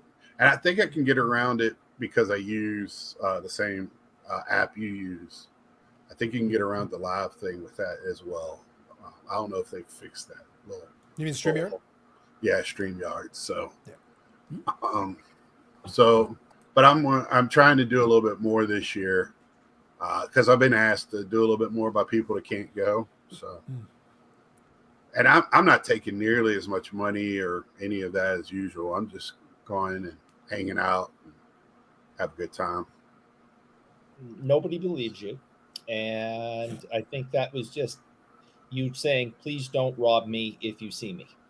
Well, I have been getting cards graded to have some trade fodder when I go with dealers. I got quite a few waiting on Ohtani's to come back, rookies, and Mike did some grading for me, so I'm waiting on those. So.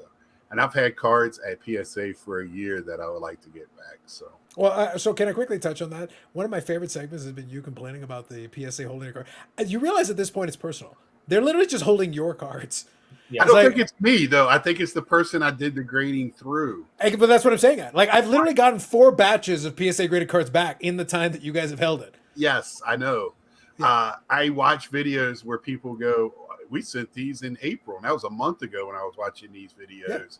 And we got them back. And I'm like, how?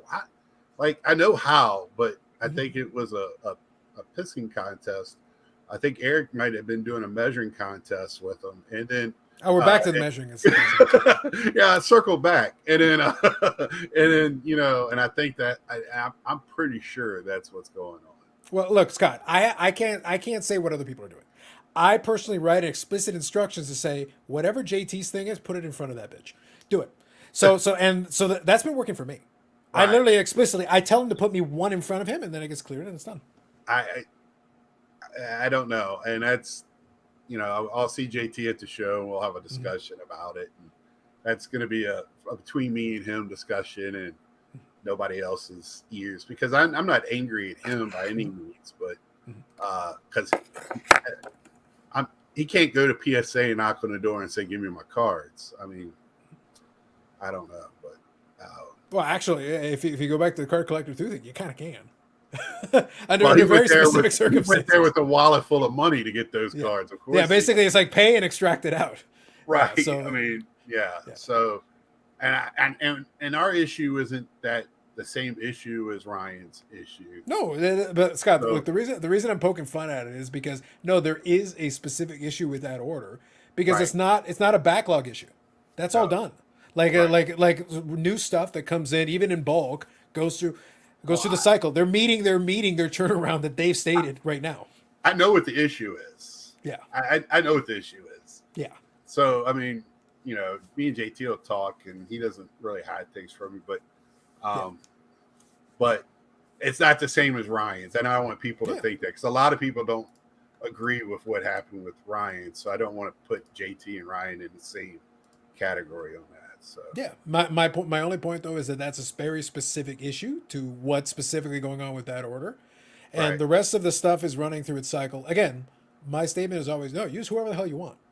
Like, and, Right. I said before, for personal collection stuff, I like what CSG/CGC is doing. I'm a big Right. fan of those holders, but I also know that if I want to move certain cards, that doesn't make the most sense. right. The ones I'll use for that, and mind you, the fact that I can send the cards in through Brad, I've got a direct communication line to whoever I need to talk to, and then I just tell him I'm Carlos. I was like, oh, sorry, Mr. Carlos, we'll fix that for you, and it's problem solved. Right. Problem solved. Yeah. But that's individual experience. And I've done my own. I've sent in my own stuff and got them back in 4 weeks. Yeah. So I know what the issue is, and well, I don't know what the issue is per se, but I know what the original issue was. But that was supposed to have been solved months ago, and it's been sitting in 7, waiting to be 8, whatever, for 6 months now. I just think I agree with you. PSA, if you're going to sell, and I'm purging. I'm trying to get down to about a third of the cards that I got. So I'm selling, sell, and and I'm not even sad about it. So I just got to get to where I want to be. Makes sense. Have you seen? Go ahead, Bobby. Taking off for the evening. Yeah, take care, guys. Have a good night. Sounds You good. out. Were you able to defeat the fly, by the way? I think I got him. He hasn't surfaced, so He went in I'm the good. house. Sounds He good, went in Bobby. the Have yourself a good night. Take it easy. house. He's in the bedroom. That's what I'm worried about, man. Worried about it. Have you seen any of the new WWE Revolution? Oh, the cards, yeah. Yeah, okay. I haven't seen any. And have you? I know you got an inside with the upper deck. Have you heard anything? I know a guy about a guy. Yeah. Yeah. Have you heard anything for AEW or? I think it's stuck behind JT's PSA order. That's been our problem. So You'll never this will be- see it. No, never. Now, I already said there's two ways that I'll see the AEW medal. One of them is I simply live forever. That's option A. Right. Option B, next of kin inherits my pre-order, so that's an option. Third one, cryogenic freezing. If we look into some cryogenic freezing, then in 2457, when they finally release the 2022 AEW medal, then I'll be there to open it up. It'll be great. Well, they finally got their video game out, so metal should be another 4 or 5. I'm okay with them taking time in the video game, and I understood why they were, because they literally were rebuilding an engine from scratch. Yeah, So they had that's to- so I understand it, and I actually have the game. I ordered the game, and I played it a little bit. I don't play video games much anymore.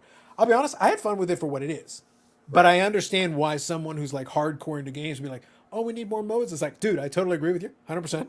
I like the fact that it's very simple for somebody who, at this point, I'm not a noob to video games, but I've been out of it so long, I might as well be. Just make this Right. easy for me. Let me button mash a little bit. That's all I want to do. Just Yeah, let me that's be, what I've heard. It's a very pick up and play game. which is great for me. Which I'm Right. like, awesome. I can pick it up, play for 20 minutes, and then go off and do something else. I don't have hours to dedicate to this.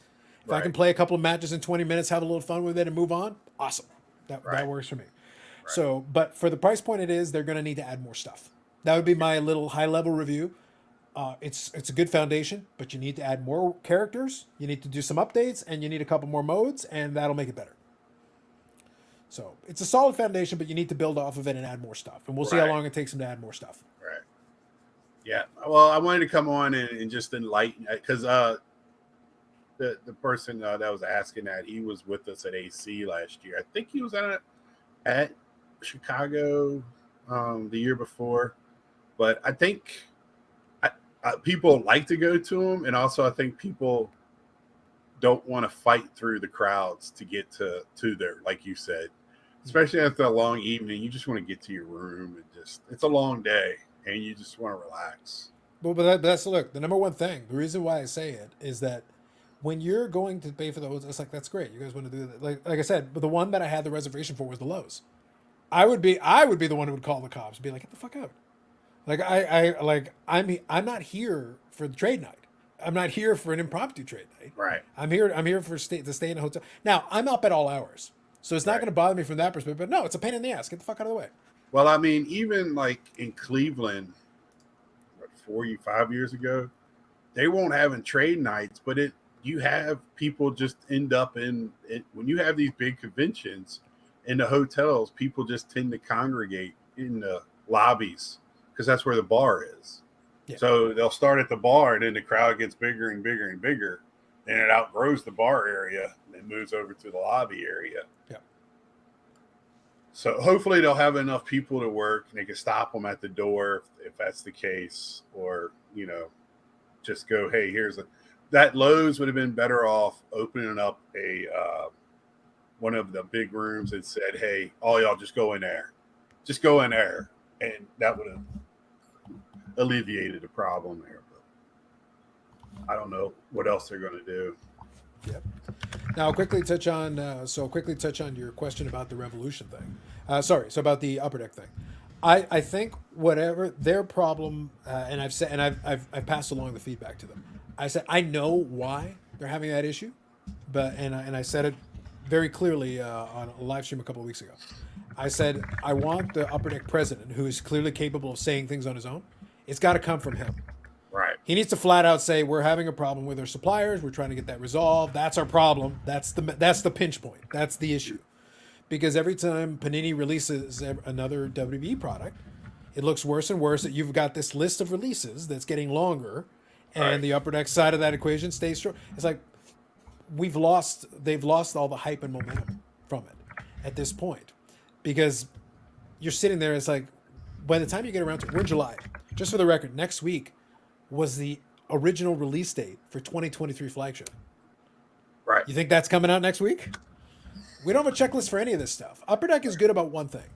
If the checklists show up, the release tends to be within about 2 weeks. Right. But if you don't see a checklist, which we still don't, that means you're minimum 2 weeks away, which now stretches you into late July. Good luck. We'll see. So with Upper Deck, because they have issues with hockey as well getting out. So do you think it's with the printers, and they don't have as much product as Panini and Topps, so they get put back to the back of the line. Oh, I think it's the same reason that, like I said, all of my PSA orders go ahead of JT's. I just say, no, you're putting me in front. Right. It's like, he can wait. Eric's is ahead of him. He doesn't even submit, and he's got a spot ahead of him. Bobbles doesn't even grade with PSA, and he's got a slot ahead of JT. Yeah, that's just So that's a problem because Bobbles isn't actually sending anything in. So it's created a bit of an awkward spot where he's got a slot in front of him anyway. right. So Bobbles has to submit something first so the JT can get his stuff. right. Yeah. So we might be waiting a while is what I'm trying to say. Well, Well, I he's got mean- other orders there that hasn't moved out of the first position since February of in October of last year. So I had don't to know dip out for a little bit with these orders with all of this damn multiple invoices and different pricing levels and all this shit is getting confusing. So had to put a fire out real quick. But speaking of submitting, did you pick up the hotline? You got the atomic, nice. Nice. that So might that be would be one sure that those. would be worthy of it. I think this is. I'm gonna send it in to see what it gets. It's pretty damn clean. It looked like it had been in a top loader since the day it was pulled. So Listen, 98.99 atomic ball, the Bowman Best atomic. Those are good. Those are big, especially for some of the bigger players. Bork too. For some of the bigger players, those are solid. Those at are 34 cents cost, I'll take it. I will give you 36 cents for it. you had a Do couple you of think cards. I I want was your like, 2 I cents, like Eric? I like to have a couple of those. Yeah. So we'll see. We'll see, Scott. Like, but I have passed along the feedback. I told them flat out. I said and the thing is they know but the thing is I have to be like I listen to the podcasts and different YouTube channels and stuff that talk about wrestling cards. Right. The problem is that they've done such a bad job now that now people just discount the AW. They just don't even assume that they assume they're going to act like it'll never come out, which I can't blame them for it. It's like, dude, any enthusiasm that was there for it, I could see people canceling the pre-orders. So that by the time you get around to it, it's probably just going to sit. AEW's got some heat right now too, and gosh, it'd be great. And it's to just feed off. and it's like it'd be really good, guys, getting a product out. It'd be really great to get a product out so that people could. And this was the product that people were looking forward to. Hey, PMGs, right? PMGs, Right. Yeah, but Anything metal, yeah. yeah, I'm good because regardless, I built my collection up to a certain point. It's in a good spot. I've got most of the stuff that I need. I've got a nice PC built out, but it's like I can wait. I got other stuff to do. Like I collect other things, so like it's fine. But just be aware when the time comes. Don't then be shocked if people aren't immediately running to go storm this product. That it's like it's been sitting too long. Now it's stale, and you still have Allure stuck on a pipeline, and you've got 2023 stuck on a pipeline. I want that price point where I like it. That'd be fine with me. I feel bad for Upper Deck, but man. If it stays cold enough, I wouldn't be shocked if after the initial sell through, they're just sitting on a bunch of inventory and they have to start adjusting it. Which doesn't say good things, but it's like, guys, this is your doing, and unfortunately, you didn't talk. You let Billy and some of the other guys talk for you and try, but they can't even explain it. They can't say anything, and they're not in a position to be able to. So I feel bad for them. They're having to take all the flack on the front end and be like, it's literally not their fault. The stuff's already designed. Stuff's ready to go. It's like, but you got to get it printed and get it out the door. So those shows over in Canada, did you get to go to any of them? Because I don't know. I'm an ignorant American. When I think all shows in Canada should be in your backyard, so I don't know how far things are from me. So, You're talking about the expo? like any of the shows they had up there. Like I mean, Punk coming up there. I mean, they had some big shit. Then they had Okay, sorry. So you're talking about the AEW shows? AEW shows. Wasn't the Forbidden Door up there? Yeah, I was at Forbidden Door.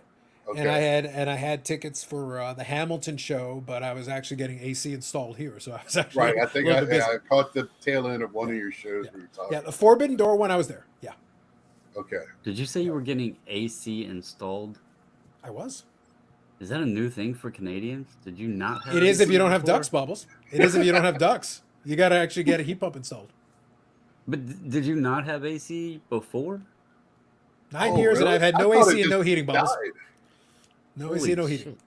It has been miserable here the past week, probably. And Right. it's not even the temperature. Like, the temperature's like Humidity. low to mid 90s. Yeah, humidity. Yeah.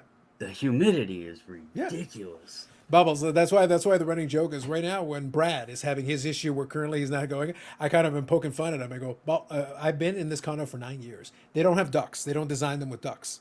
So because these were built in the mid 70s, so you got to go and install it yourself and go have it done, which is fine. But it's like $7 or $8 to get it done. It's not cheap. But because they don't have it installed and it's not easy to install it, I have been like, all right, I'll get around to it. I'll get around to it. I've had 9 years where in the summer we boil and in the winter we freeze. I just noticed freaking Eric's in a damn long sleeve fleece. noticed. My wife and daughter went to bed and they turned the air conditioning up, and I am freezing in my office right now. Dude, it gets hot as hell up here. I have to freeze her out because she's down on the main floor right now. And up here on the second floor of the house, it is so damn hot. Yeah. It's only the last couple of weeks. Like, look, in this case, I invested the money in the year 2023 of our Lord. I invested the money to get the stupid heat pump installed. So now I live it. This is a new era here, Bubbles. It is a new era where I can be on this floor without boiling to death. I was just curious because like everybody in chat loves to say that I am like ancient, damn near, back in biblical times, and you're sitting here in 2023 saying, "Yeah, I just had AC installed."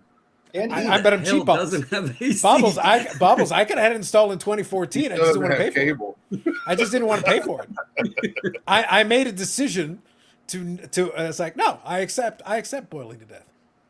I've done these live streams for years without heating or air conditioning. Well, during the winter, I'm wearing like 47 layers because I'm freezing. Yeah, I've noticed that before, but when you said I thought you were getting your AC replaced, like it died on you or something. No, that's why I was like, it took not me. putting in, like, yeah, with I guess down here. I refused, Scott, to pay for it. I refused for almost a decade to pay for it. That's stubbornness right there. I am stubborn to that degree. Now we know why you can't pay for the high-end Madonna stuff. Now we know. No, I would be a guy who would literally have like millions of dollars and still refuse to pay for it. It's like, nope, not doing it. It's like, Carlos, you're fanning yourself with $100 bills. I'm still not doing it. Nope. And to, I see there, Orlando's talking about 90% humidity. Yeah, it's been. Yeah, you see it right there, 89% here. So I am right there with you. I'm not in South Florida, but our humidity sucks. Yeah, yeah. This week we had some pretty hot days where the humidity definitely picked up. So it's like it happens to be a really good week to actually have AC. The problem is that the humidity also, like, think greenhouse effect. Go back to your high school science class. Greenhouse effect. The reason it's so damn hot is that the heat would build up to the point that you're literally having. I would literally go outside when it's like 80 or 90 degrees because it's cooler. I go take a walk outside because it's cooler, and then I come back inside and it's like a wall of atmosphere. Not great. Not great. I was like, all right, that's why I joked. It's like, all right, I got a birthday coming up. I'm getting old. I'm getting soft like all y'all with this whole AC thing. Getting soft. Finally have to pay for it. Terrible. Tag is graded 4 cards total, and Bobble's responsible for one of those. So positive 400%, 5.9% return. There's your humidity comment. Got it there. Only in the 90s in Atlanta, but it's a wet heat. There you go. Opposite of the dry heat. AC full power here in Florida right now. Absolutely. Yeah, for sure.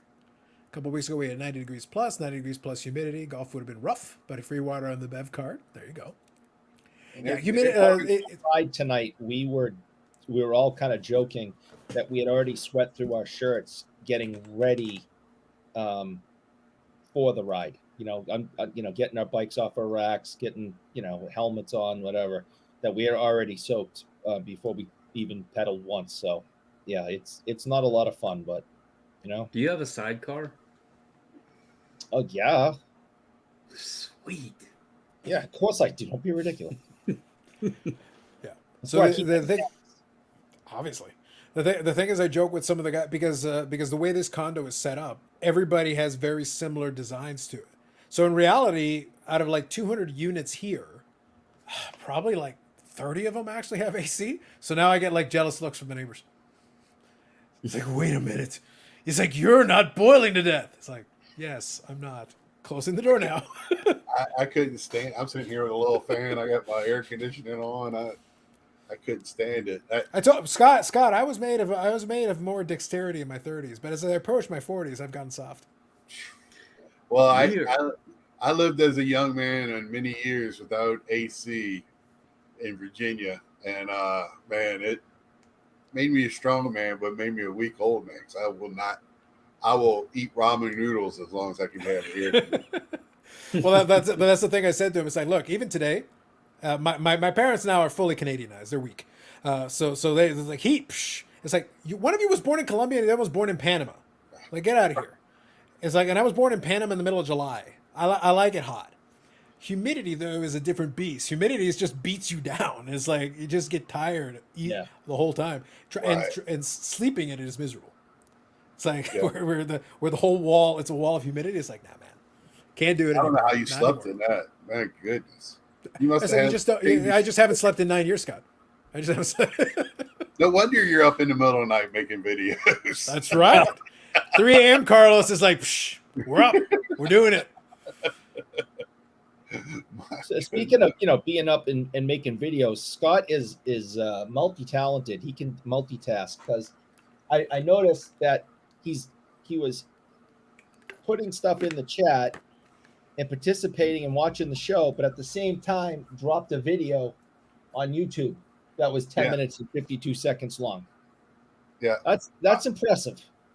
Yeah, I did. I got home from. We did early work tonight, so I came home and did a video response for Mr. Fisher Bike. So real quick for him, and some my vintage cards. What does VR stand for? I don't get it. Video response. Okay. Virtual It's reality. it's one of the kinda like technology. AI. It's one of the technologies used with the AI. Exactly. Well, I was gonna that's say, what I was thinking. I was thinking. That's what I was like. VR. I'm like, what the hell's he talking? Now I'm like, oh, I understand. Okay. Oh, well, yes. you got to understand. It's a little complicated, Eric. But basically, you need to power. Very similar to the way crypto works. You need enough VRs on YouTube to power the AI that will grade the coasters. Hey, since we Okay. were on the topic, man, look at that air. You know, the pressure of the air. You see that thing up there on the green? Yeah, it's Bay got the flag It's moving. like sitting there. No, not Scott's. I'm talking about yours. Look at your little Green Bay thing. It was like all dancing around. You had the air flowing back there. AC pumping. But buddy, Ooh. and I only turned on the one downstairs. I don't know There's what the it there's the is. unit What upstairs too.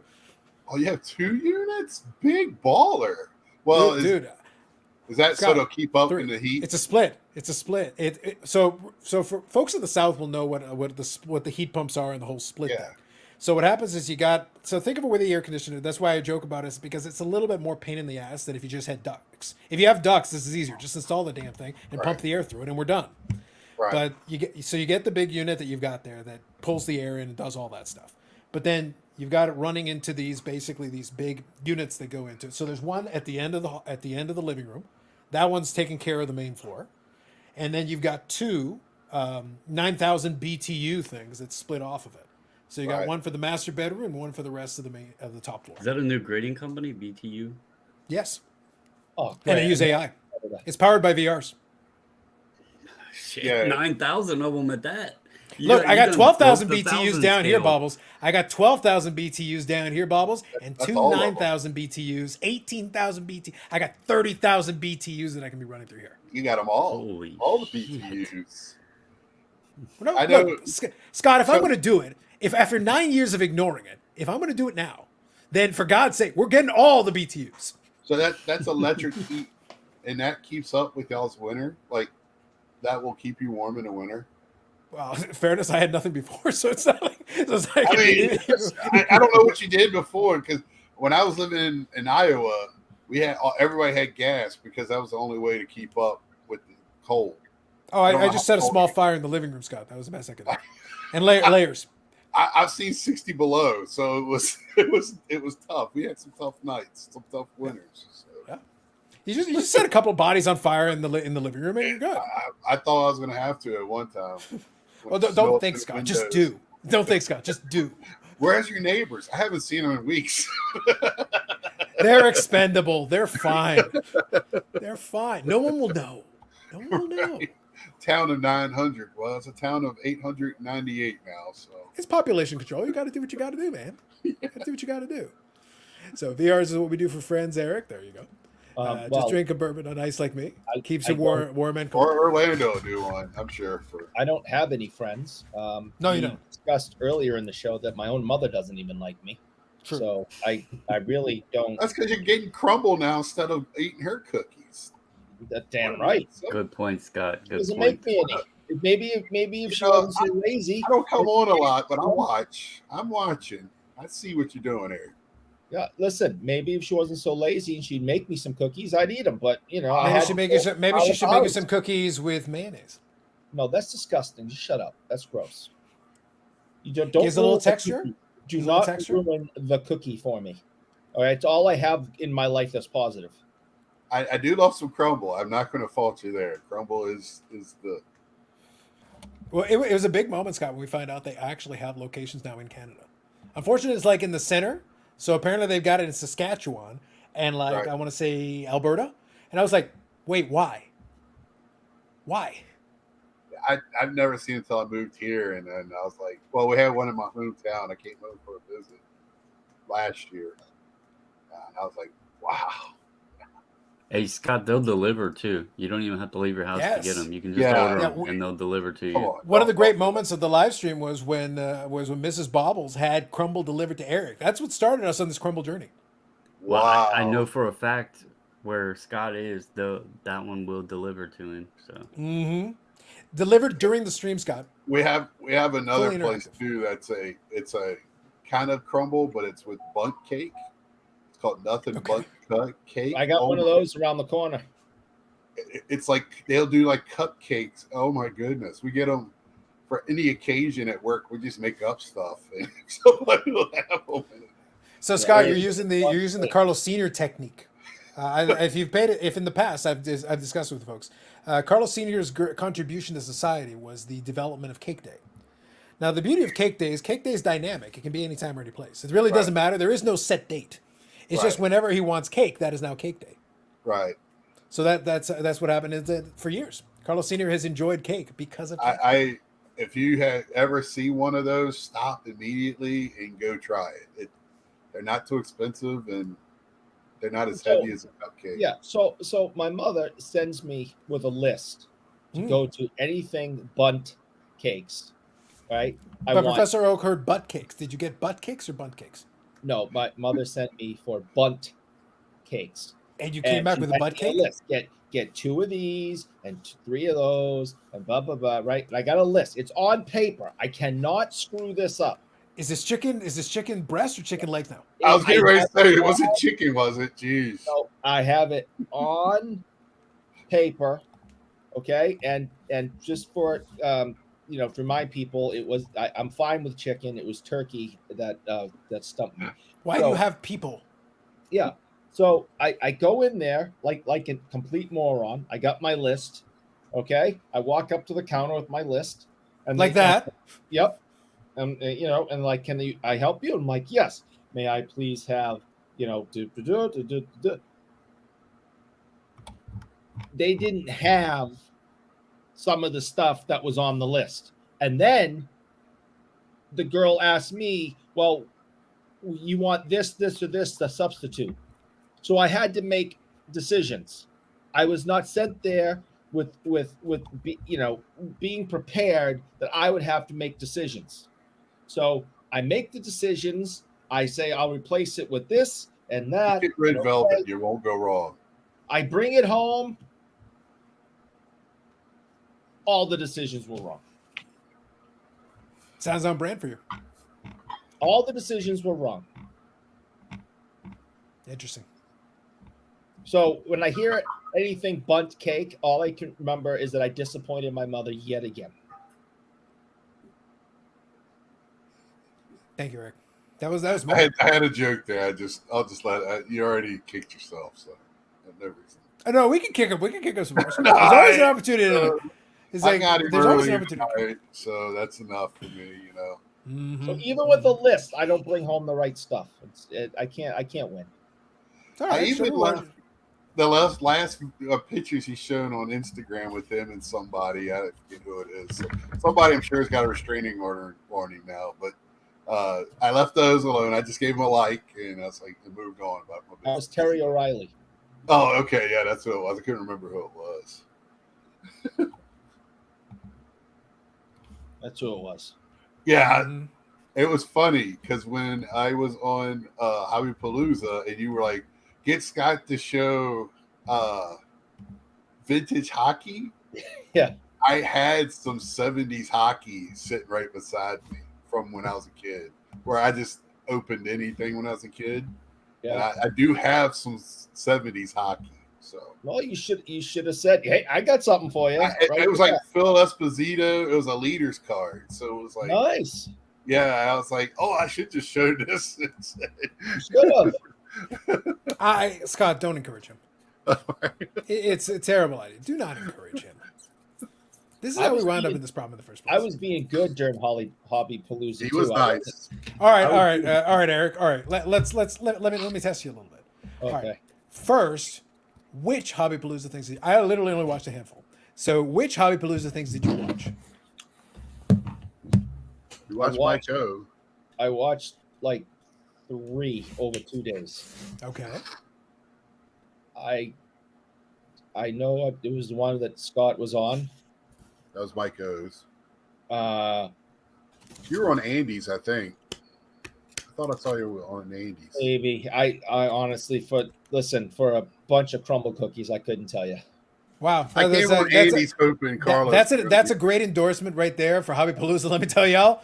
It's like Eric saw it, but he doesn't remember. No, I don't. I saw I'm three with different him on it. episodes, 3 different episodes over 2 days, and I know Scott was on one, and that's all I remember. And we had a better episode afterwards, talking afterwards for about 2 hours just amongst ourselves. So we're inviting people onto their channel to talk behind the scenes afterwards. Fair. Did you watch? You didn't watch any of it, Carlos? I literally watched Andy's after it was done. Like I didn't want to watch Right. any of it in real time. Like it's just too frustrating for me to watch a lot of lives in real time, because I'll usually, even when I do catch something after, if you see a comment from me live, it's Right. because I started at the beginning, maybe 25 minutes or half an hour after you started, Watching hit it 2x one and zip time. through it. Okay, yeah. Because I'm like, dudes, in real time, like I'll do a live stream in real time, but I can't. Like it's just Right. it feels that's why whenever somebody's like, "Oh, Carlos, you talk so fast," like, dude, y'all are slow. It kills me. I want to put like 4x on some of these channels. Just get to the point, please. Just go. Man, I'm Southern. Yeah, this is where we talk down here. We slow. Doesn't go It's any like- faster than that. Yeah, this is We'll it. get some more sugar. We'll get some more sugar, Scott. We'll get that sped up. We'll get it sped up. So Orlando was saying Wemby had 9 points with 2 minutes left in the chat. I think Bobble's #investment might be in trouble. Yeah, I heard y'all talking about him earlier. That I asked some big basketball guys at work about him. I don't see the hype. I just don't.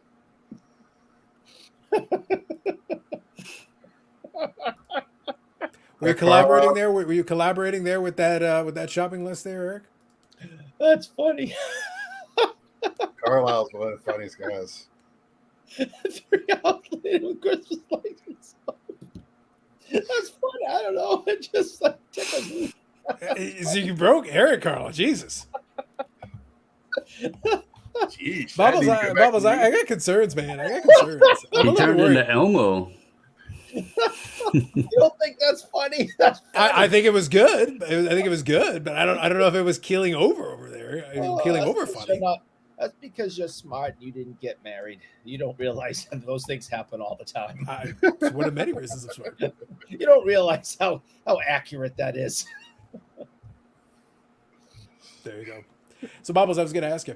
So, do you think now, because we're in a bit of a holding pattern, we talked about the HGA thing. We made fun of Beckett's thing.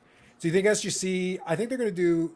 I think they'll do on-site grading. What do you think they got? If they got anything in there for national or nationals? Maybe not How national. about Maybe for this? nationals. Who How did about good this? for the Nationals? So I am going to ask HGA you thought it's the guys Nationals. Oh, okay. what you think they're going to do, because I think they're going to have a am- Baubles and Ball Cards poster that you'll autograph, and that's it. I'm not at liberty to discuss anything. We'll I leave have a it at feeling that. they're So going to what do you receive guys think cards they're going there. to do? I feel like they're going to receive cards there for grading, I think they're going to do. I thought that they were going to do not the grade thing there. with the semi rigids, the raw card review thing again. I don't even think they're going to do that. Well, the raw card review is good money. Because I was there with one of the comments he made last time to you, Bobbles, but it's so expensive to bring machines and stuff. So grading. I just What feel do you like think, Eric? What? Actually, hold on. Let me ask you this: in a realistic sense, not a joking and off the wall crazy sense. It's hard to do that with Beckett. What do you think if they did, people would really get excited about? Oh God. drop the price to $9 everything. Well, I mean, that would be amazing. I'm not gonna disagree, but Your boy JD would be ecstatic. He's been yelling for that for months. I would. That way, we don't have 3 different invoices with 3 different price Right. points. I bet. Yeah. Bob Jackson free grading. I'm Yeah. sorry. Oh, wait a second. Nothing is $9 though. I'm trying to You keep said it- $9. No, right. Holy Yeah, he hell. said he put it sub 10. He put it sub 10. I was like, He goes, wait. it's like jump ahead of the line of everybody else. Is like, why? SGC got $9 for 2023 Series 2 grading this month. Yeah, Yes, I mean, yeah, they'd for have the the special. top stuff. I Yeah. would be ecstatic with them just to streamline the Pokemon pricing at Yeah. $12 and then Right. put everything else there. But no, I mean, for the national, what do y'all like? What do you expect them to do, or what do you think people would get excited if they did? I think if they did For the AI national. based, I think if they did AI based coasters, I hear those are very popular. There's some people get real excited about those. Some people do, yeah. Yeah, I think it could be a thing. I don't get excited about them actually grading at the show at a reasonable price. Would be something to be I'll be back once. excited about, but because PSA, I knew I did over under at 100, and they blew that out the water at 150 for the lowest price. What would be? And I'm just curious because I'm curious to see if Beckett does on site, if any of the other CSG they did on site. What do you guys think a good or fair on-site grading price is? $25 and get it at the end of. If you bring it Wednesday or Thursday, get it by Saturday or Sunday. Yeah, What would you say, Eric? I think it has to be a few dollars more because the turnaround's so fast, Right. and they're doing it there. 30. So yeah, and a lot of that is, and maybe even have, for even a large. This is for any grading company. I have even a larger like rush one, because the whole point of having it graded on site at a major show is I buy a raw card for $100. I rush over, I hand it to a grading company. They grade it express. They get it back to me, by the end of the day. I can then go back out on the floor and flip that and get $200. Yeah, as an example. So that's the only super bonus of having grading on site. Because if what's the other point? Well, so to be fair, there are people that either there's 2 scenarios: people that have really expensive items that they Yeah. don't want to ship and they want to do it in person, or there is a lot of people that still don't trust the mail system Sure, I with don't. any of their stuff, and they're willing to pay to Yeah. have it done. Oh, I know you're right. You're absolutely right. Because I'm one of those people. That's one of the many reasons we've talked about it 100 times why I've never graded is I'm not taking a $300, $400, $500 card because I don't have $10,000 cards. And I don't think do you have $300 or $400 cards? Do you send them your entire collection? Yeah, all of it. Okay, just checking. Yeah. So, I'm not putting it through the mail. I mean, I can't they screwed up a letter that stayed in town. That we had to worry about and deal with. So no, I'm not going to send one across, to California to get graded at PSA. So, so you're right. There are people that would love to be able to hand it over, know that it's not going to leave this building, supposedly, because you guys remember what they did in Vegas, right? PSA did in Vegas. That they did this, give it to us today, and we'll have it graded within 24 or 48 hours. People were not told that at the end of the show, PSA was loading up their cars and driving them back to the site. People, Orange County. yeah, people thought their cards were like staying on premises. They didn't know they would leave in the state. Okay, they had no idea that It's less than a 4-hour drive. Thousands of dollars of investment for some of these people, are getting in the car and leaving the state.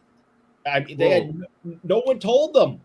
People were outraged when it came back that we drove these out last night at 2 a.m, and it's like, how could you do that? We thought you were grading here, and that's how you were going to flip them and get them back to us. And it's like, no, we left the state with them. Now, real quick, I Well, want to I quickly mean- touch on one thing. Just one sec, Bubbles. I just wanted to touch on one thing. One of the balancing acts with the on-site grading thing, when it comes to the pricing, is that in a perfect world, we'd love it to be like obviously cheaper, more affordable and everything. But they always have to do the balancing act of, if people actually want to grade with them, let's say you make it $30 a card. I'm just making up a number. Okay, great. So they're going to bring X number of graders. They know X number of graders can grade X number of cards by the time the show's over, because the idea is on-site grading, right? So if you want to execute on that, okay, what if I made it $30 and you're sold out of all your slots for the entire weekend within an hour and a half of the first day? It's like, oh crap.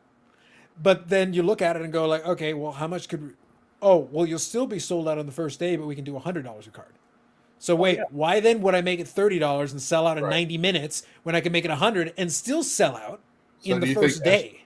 You think SGC can do $100 and sell out in the first day? Like PSA? I think if they did 100, I think that they did. I don't think. I think they could do 100, because they're not going to grade. Because the whole idea is, unless your grading means 8, 4, 3. If they're doing that, then yeah, then sure. Then they could go cheaper and they'd be fine. If the premise is they're actually looking at it, the whole point of SGC is 2 things. The whole idea. The idea is that there's a little more consistency. The idea is that they're faster, although less so lately, but still faster. Right. And like I said, my SGC is 1 hour turnaround grading, like 1 hour photo, and Peter personally flies it in velvet bag. That's what I was assuming we'd be getting, and we still don't have that or flying cars. So SGC, frankly, has let me down. Well, they could probably bring you some crumble cookies too from. And but that should be when they fly in on the plane, Scott. They should be dropping on the helicopter onto my helipad and handing me my damn cards. And that's $20 a card. And that's $20 a card. Yeah, and that's $20 a card. Right. So like that's it. And that's that's the advanced service, $20 a card. But if you're going to actually do what you're presuming to do here, then you have to balance the 2 things out. I think they could get 100 because there are folks that have like high-end vintage or pre-war and stuff like that.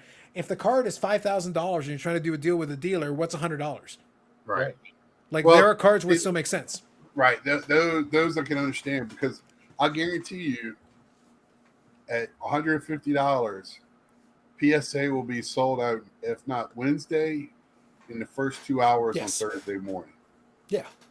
Because they've already sold spots also on Tuesday to dealers when they first get there. Exactly. Yeah. And also, I'm telling you, as much fun as y'all make of Beckett, and I agree with you 100%, Beckett will have a line all the way through their little turnstile down the back of that place the whole time the show's going on. Every mistake they make, people still go to Beckett. Yeah. So, Scott, you're 100% right. Have you ever been to the Canada show? No, I have plans to come, not this year. All right, I'm being serious. Just make sure you don't bring your insurrection anarchist plans, or we will stop you at the border. Yeah, So- don't tell them I'm coming. So this isn't a joke. I know I'm being serious for like 10 seconds. The same can be said about KSA in Canada. All right, Right. they're a complete shit show. Right. However, they grade on site, and the line is crazy, and those machines are running all day, every day for 4 days.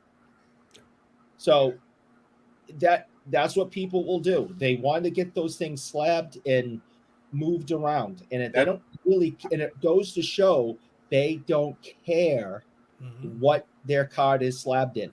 Right. I'm waiting to see if CGC does something too, because to make a splash after, because Bobo made a good comment to me about, because I really do like CSG, and now this is their third change, and people, every time you make a change, people lose confidence in you.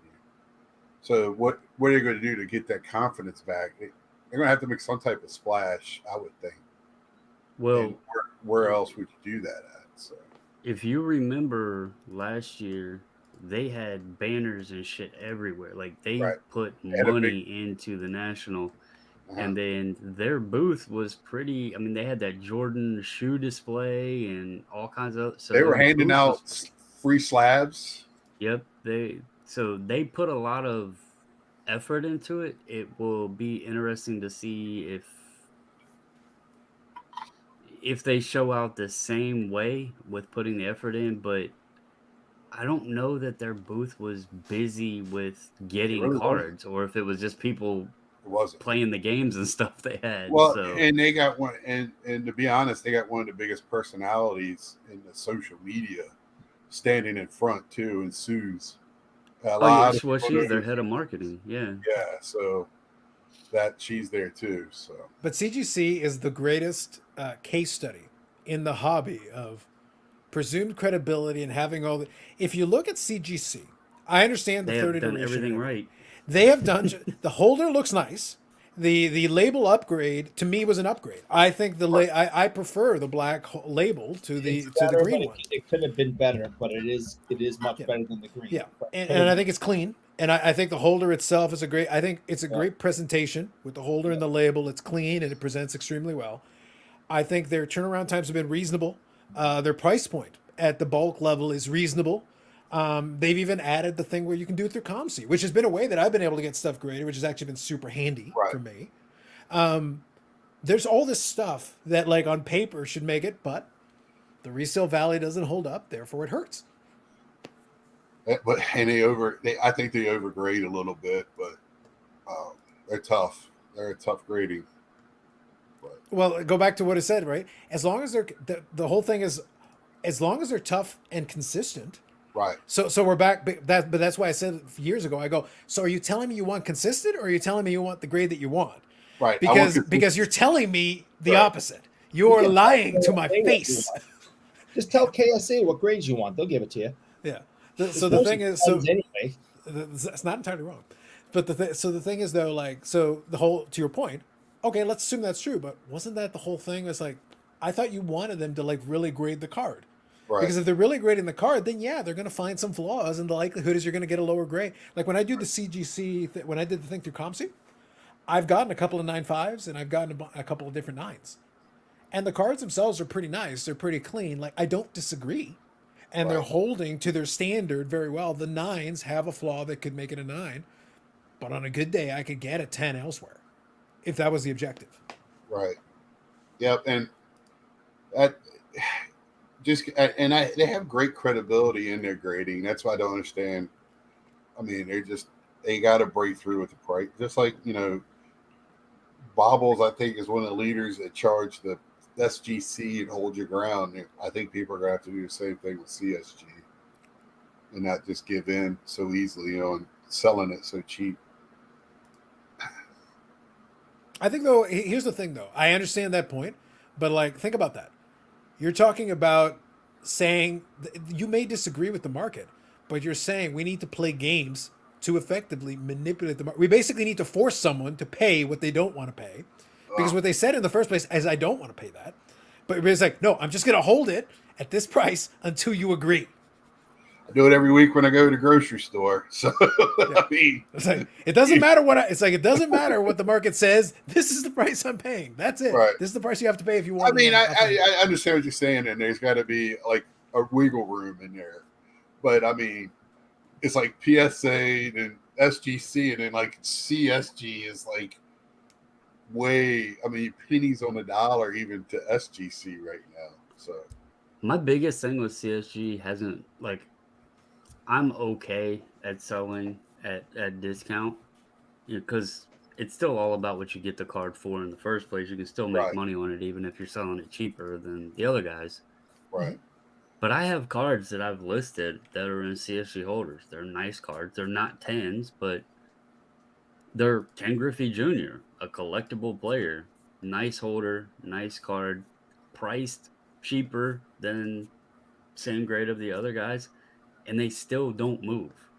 So that's my biggest thing, is like people just aren't, and I don't know why. I think if you're a collector, they're a hell of a buy, because I'm sure you can find deals I out look there for them everywhere. when I'm looking. That's the I'm looking for a specific card. I'll look see if it's in a CSG holder first. And that actually is something that I've like discussed in the past, where having a multitude of different grading companies, actually it can bode well, but it can also hurt, because we'll use CSG as the example. Let's assume they're the lowest in resale value, and then obviously you have PSA as the highest in resale value. If you're stuck in the middle with SGC and BGS, you kind of have to find the collector that wants that slab, or the right price balance, because most market cases, people are either going to want PSA because it's the more fluid, the top dollar, or they're going to want the better bargain, which is going to be CSG.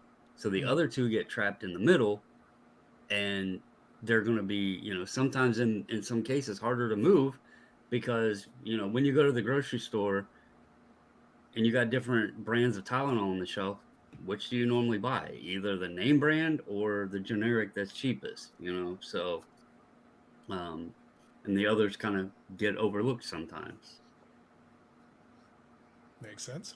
And one thing that I'll throw in there is that I've made this argument before. As collectors, and this is the reason why like my entire collecting philosophy hinges on this. And the collecting philosophy can be summarized as I don't care. And the reason is because almost everything that happens, there's an angle that as a collector you can play. So that's why I don't mind. The idea is like, oh, well, why is PSA? Great, I don't care. That works for me. But why? Because it works. Because then it means that there are stuff in the other holder that can be the superior card that I'm getting at a cheaper price. Better quality, lower price. That's an opportunity. I look at it as an opportunity. I'm like, no, keep doing it. I want PSA to be first forever. That sounds fantastic, because there's still angles to be played here. Right. Ideally, what I would like, my preference, if PSA is number one right now, I'm cool with them being number one for the rest of our lives. Awesome. What I want is a good couple of strong number twos. Yes. I don't want one. I want a couple that are all I want SGC to succeed. I want it to do well. I want CSG to be right there. Beckett less so. But if I've got these other two and they're strong and they're in a good solid position, they're kind of vying for number two consistently, this is a good place to be, because you've got three solid strong players, and Beckett and coaster makers and this other shit. I can live with that. That's a world that I can work with and live in, because there's still plenty of opportunity there. So when I want to sell it, I can go send it to PSA. If I want to use one of the other ones, I can get a good collector card. I can get a CSG, or I can get an SGC. That sounds like a win to me. The whole idea is like, oh, why one or the other? Dude, it doesn't matter who's the number one, as long as there's a number one and a couple of strong number twos keeping the competition viable and solid. Right. We win. Right. Because then they have to compete for our dollars, and they have to keep the price point in order to maintain their position in the pecking order. We'll get around $10 grading where everybody's happy. Right. The other thing, I was just gonna say the other advantage to it is even if they don't lower the price, if you have two solid competitors there behind the one that's doing 1 million cards a month, Yes. you can spread the cards to both of those companies to where neither are getting overwhelmed, and you can have great turnaround times as well as Yeah. good grading and all of that. So there's advantages to it. And my biggest thing has always been with SGC the price to get the cards graded, the turnaround time to get them back in my hand, and if you're buying the cards at the right price, you can still profit, even selling cheaper than a PSA. You compound those profits in the end, in the time it would take. I mean, how long did some people wait for PSA? And I know that's the past, but that was a hell of a long time to wait on cards, which many cases I know they what they're wound gonna up ask. being worth less Oh, than what you could have. Are we counting the Scott example from earlier tonight? Because I can make a call and it's like, how do you feel about decade 2 of your work? I'm gonna have to blow dust off the ones I get. I told you, it's the race is on. You get your PSA submission back, or we get AEW medal. The race is on, Scott. The race is on. And that is another like prime proof example of I would never have considered being a group submitter for sports card grading if I had to deal with that shit, because SGC can get them back in a week, and I got people, when's the order? Where's they at when they order? Hell Yeah, I'm one of those a people, year Bubbles, and I'm plus. not even ordering from you. I said 1 hour grading. I said SGC Pete in a fucking helipad, handing me my cards with a velvet bag. $20 a card. That's right. People get in, and I told my rep, I was like, whatever you guys do at the National, be sure to not screw up home base, because people lose their mind if like it's been a week. Oh well, this time it's a week and a half. What the hell is going on? Are they behind? What's going? Well, I kind of did that this week. I looked because I had I got a Topps order coming back. It's supposed to be back tomorrow, and I was like, man, that thing's been gone for almost 3 weeks. They're slipping. It is true. It's hard to deny that, Scott. I think that's what's happening. Hard to talk. We were promised flying cars. I remember in SGC Pete, I know they took down. I was promised flying cars. Right. I have yet to see flying cars. No flying cars. I think that was part of the one of those propositions of it's coming soon or just wait. Along with the SGC podcast, along with whatever whatever the statement was. I don't remember the term exactly that he used. Well, there's He used also it quite frequently. Can we make a list? We're So working there's on the things. SGC podcast. There was that was supposed to happen. That hasn't happened yet. The app is another one that we're supposed to get at some point. My velvet bag service still not happening yet. But look, Apps are all lies. Anyone who promises you an app is a fucking liar. Eric will forever be bitter. Forever bitter. Well, it's That hard was to get it's hard to get apps on flip phones that I think Crumble has an app, Eric. Ooh, are you gonna say the Crumble app is a lie? Settle down. No, he's lying to me. There's no such thing because No, I've ordered cookies through it out in the parking lot. I He don't just know, hasn't been man. able to figure out how to type in that code Carlos sent me. He's still working on it. He's still working on it. I got 5% discount, man. Yeah. Ain't nothing better than a hot crumble chocolate chip cookie. Oh, they're good, man. Well, they got a bunch of different flavors. Like, look, I've said it in jest. I want to try one of these fucking crumble cookies. I need them to get a location in Ontario. That's what I need. I need a location in Ontario so I can actually access it properly. Right now, it's They it's still a change little the too far out of flavors every week. it. Do they now? Yeah, I tell you what, there's new flavors every week, except for Okay. the chocolate chip. That's like a staple, and I think Yeah. maybe the sugar cookie is always there. But All the other flavors Well, the sugar rotate cookies every are week. based for a lot of different cookies. So, but in the holidays they do an apple. It's almost like an apple pie. Oh my goodness! It is so good. Is that what's going to happen, Scott? Is there going to be like crumble cookies delivered to the to the stream? That could be the app integration. If you guys can figure out your internet situation, I'll get you one of you guys on, and we can incorporate the crumble ad. That'd be awesome. Just saying, throwing it out there, you know. Grabbing a couple of these comments here. Jeff Fecklins, good evening, says, I've seen flying cars, Back to the Future 2. I know, I'm waiting for SGC to get on board. Just waiting to see what Eric's angry about tonight. Got my answer, that's right. Everything. Also Fifth Element, true. There's a lot of anger in you, Eric. Don't forget the Jetsons. A lot of anger in you. So let me ask you this question, Scott. Let's give you an opportunity to promote a thing. You're doing live streams leading into the national. So what is the plan here in the next couple leading up into the actual show? So I have Brad. I don't know his numbers right off the top of my head. I think it's 8671 or something like that. Yeah, he just did It's funny, he did IRP. Now he's coming on mine. That wasn't planned, but it just kind of happened that way. He's somebody I met at the last Chicago through Ed and all of them. I met a lot of these OG guys that so kind of having him on. He's a great guy. And then the following week, my plan was to have you on. I like to have a couple of guys that decided not to go and hear. They have good sense, logic, reason. Yeah. Oh, let me tell you, Mike said something to me one day. None of us have great reason or logic as heavy as we are into this. Yes. We were on a Friday night for 4 hours talking about space or sports cards. We don't have much. Yes, Scott, but I can do that from the comfort of my home with my fancy new AC from 1986. Right. So, but anyway, the future is now, Scott. The future is now, and especially this year because if anybody watches my channel, talking a lot about inflation and how real life and things going on is affecting people. I kind of was like getting perspectives. I had I don't know if you know Omar Retro Hoops Collectibles. Retro Collectibles and JD on. I have it on good authority, and Bobbles can back me up on this. I have it on good authority. Neo's favorite content creator. What's that? Yeah, Neo Cards and Comics swears by the guy. Cannot stop talking about Retro Hoops Collectibles. Are you serious? Sort of, but not the way you're thinking. Okay.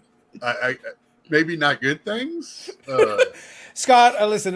Neo is to Retro Hoops Collectibles what I am to coasters, to coaster makers, and to floating head VPs that are involved in them. Really? That's all I'm saying. I don't know why. Because Scott, I don't know what you're talking about. I'm describing nothing but love, reverence, and respect. I don't know what you're talking about. Omar is actually a really cool guy. I mean, I don't agree with everything. Scott, I don't know what you're implying. I said nothing but Bobbles. Did I not just describe love? I don't know Neo. Respect. So, right. Anyway, no, I don't want to start no. And I hate drama on this crap. So anyway, but I know you like. Scott, there are a few things that I live for. It's like I have devoted my life to evil, and this is what I do. This is what I do. But so I had, because they were so into going, they were so like jazzed about going. They have a product that they're both into, and I didn't know Omar decided not to go until he was on my show. But I knew JD won't go in because me and Bobbles actually, I think, spoke on it like a week before, and we talked to JD now for how many years, and we've yet to meet him in person. The second national. He keeps saying he's going to go. And last year he had a relevant excuse. And I mean, he lost a family member, but right. And I mean, you hate to say excuse. He has a reason. This year's reason. Yeah, I didn't mean excuse. Right. He lost. A family member. He has 3 kids and a wife. Money's going to always be an issue. So, so I just, it's always, I didn't like you're doing a live show Friday. I want people to call in to talk about their experience at the show. So that's my other thing is like, regardless if you want to go or not, and Eric wants to give it the old raspberry salute. There you go. And that's fine. but you still know the relevance to our hobby, what it's there. Like this convention's huge, and you want to know what's kind of going on there because Well, Scott, I want to hear about the anarchist plans. I want to know exactly where you put the items that might be let me detonated. tell you, there The button. might be some drama at this year's show, and I'm kind of waiting to see. And this is literally Scott. Look, listen. I want to say this with love. I want you to listen to me very carefully. I want you to look in my digital eyes and understand something. I don't give a fuck about the national, now or ever. Don't give a fuck. They can burn that shit to the ground. I don't care. Okay. The drama though, and the bullshit that comes out of it, that's what I live for, Scott. That's what I want. Yeah, and all signs are, if I had the magic 8-ball, all signs are pointing to yes. It's just talking to a few people and in chats and everything. It's I'm just gonna sit in the side and set up my little laptop and try to live stream some stuff and see what I can do. Yeah. Well, I did the Only analogy after earlier it tonight. goes. I What's did that? the analogy earlier tonight with Bobby when I was explaining it. I said, all right, you want to go meet your friend for drinks. You want to go meet your friend for dinner, right? They're Right. down, they're, a 20-minute drive away. Sure, yeah, no problem. They're an hour drive away. Yeah, sure, no problem. You have to fly to Singapore. Right. Yes, we're friends, but like there's levels to this. You're Right. saying like, yeah, go hang out and have dinner. Like I'm not hopping on a plane and flying to Singapore just for the hell of it. That Right. ain't happening. So there Right. is a threshold that we cross. It's like, yeah, we meet folks, but I'm sitting there. The problem crosses that threshold every single time. It's like, no, I don't care that much. I'm sorry. Well, for So- me, I understand that the thing of friendships and it's like a family reunion, blah blah blah. But I'm also going. I to also see, will not hop on a plane for Singapore to see my family. I don't like them either Right. that much. But I mean, I'm going to see the car. I'm going to see the cards. I mean, you see stuff you'll not see at other places when you go to this. I mean, A CSG slab that sells? Too soon. Too soon. There's Too a soon. Mantle 9 Eric, up too this soon. year. A Mantle What's that? 9 this year. Let me touch on this though, because Go ahead. Go ahead. there is a lot of sentiments on it. And Zach has a great point right there. We were going through sending out the emails and all that stuff for the hotel rooms that were booked and everything. And I didn't, she's been doing all that booking. I didn't even know how much the hotels were.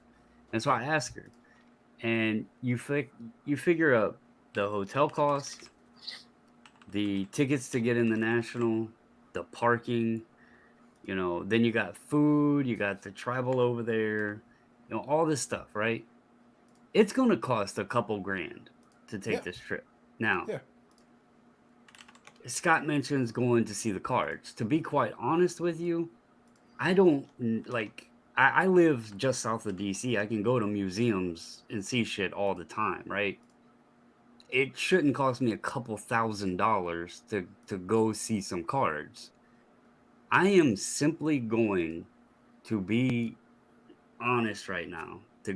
I've met a lot of cool people from the group submissions, the YouTube thing, the Facebook group, that I have became really good friends with. And I don't have a lot of friends here because I moved out of state when I was 19. And when I moved back, you get out of high school, you lose contact with a lot of people. These folks It have has become nothing to do really with you close being friends. an asshole. But probably, but that's beside the point. Yeah, that's it. No, the other reason that I'm okay going on this trip is because I've never been to Chicago. She's never been to Chicago, and we're not going just for the card show.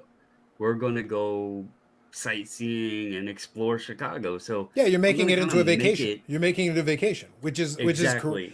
If you do that, you can. So what I'm referring to, just so we're all on the same page, what I'm talking about is utility value, because there's a cost here. So you're trying to add things to give it these as a vacation. It's worth more than it is going to a card show. As a Right. meeting your friends thing, that has a value too. But you Right. add both those things up, it might not still be enough. right. Make it into a vacation, though. We can go to Chicago and do some things and see something, and the family can participate in that. All right, now we're adding more stuff into it. We're layering it on. Now we're starting to justify the price a little bit. And Because I want- even the Go ahead. friend thing, like he mentioned a family reunion where you could get like a friend reunion. That's going to be, you could do like a weekend, a 3-day weekend, a Friday, Saturday, Sunday thing or something like that.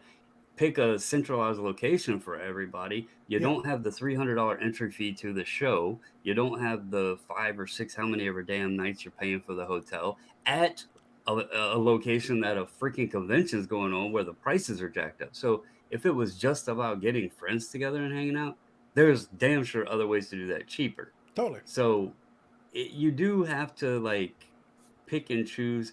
And believe me, I am excited to go to the show. But for the expense, we are also mixing in other things going on and not just, the card show. That's smart. Yeah, I mean, So- for me, it is a vacation, but my vacation is centered around my hobby. Mhm. So, I can't believe you will not fly to Singapore, though, to have a beer and a burger with Rick. Absolutely I not. don't. I'm like, Even if wow. even if he's paying for it, no. Right. The answer's still no. I mean, I still understand, and I can't fault anybody for anybody's reasons or thought processes or anything like that. But to me, and I'm just going to put all serious note, Carlos, you're one of the biggest people presences. I was going to say, I was about to say, until you made clear presences, I was going to say, wow, Right. Eric, look, all the mountain biking is not helping. All the crumble cookies are kind of offsetting it. He's a bigger presence. Yeah, right. But you're a big deal in our hobby, in our community. I've been saying this all along. I've been telling Oh you. my God, are you fucking Look, love you or hate you, everybody's got a reaction. You are the John Cena of the hobby. Half of the crowd saying you suck, and the other ones are going to say, you're great. And both equally correct. Right. And you might not be a hit in every arena, but people know. I am huge in Singapore, despite my You're disdain of huge their there, people. yeah, like whatever. So, like, to me, going to the Nat, it might not be an every year thing, but I feel like Toronto is close, or Chicago relatively close. It wouldn't be, you don't have to go all 5. The big concept, like, people think they got to go all 5 days, 6 days, whatever. When I first went, the first few days, I went 2 days, 1 day. Long 2 days and a short 2 day, and then I started going every day. But to me, I like to know and I know your reasons. You don't hide them, Mhm. but you haven't said it on my show.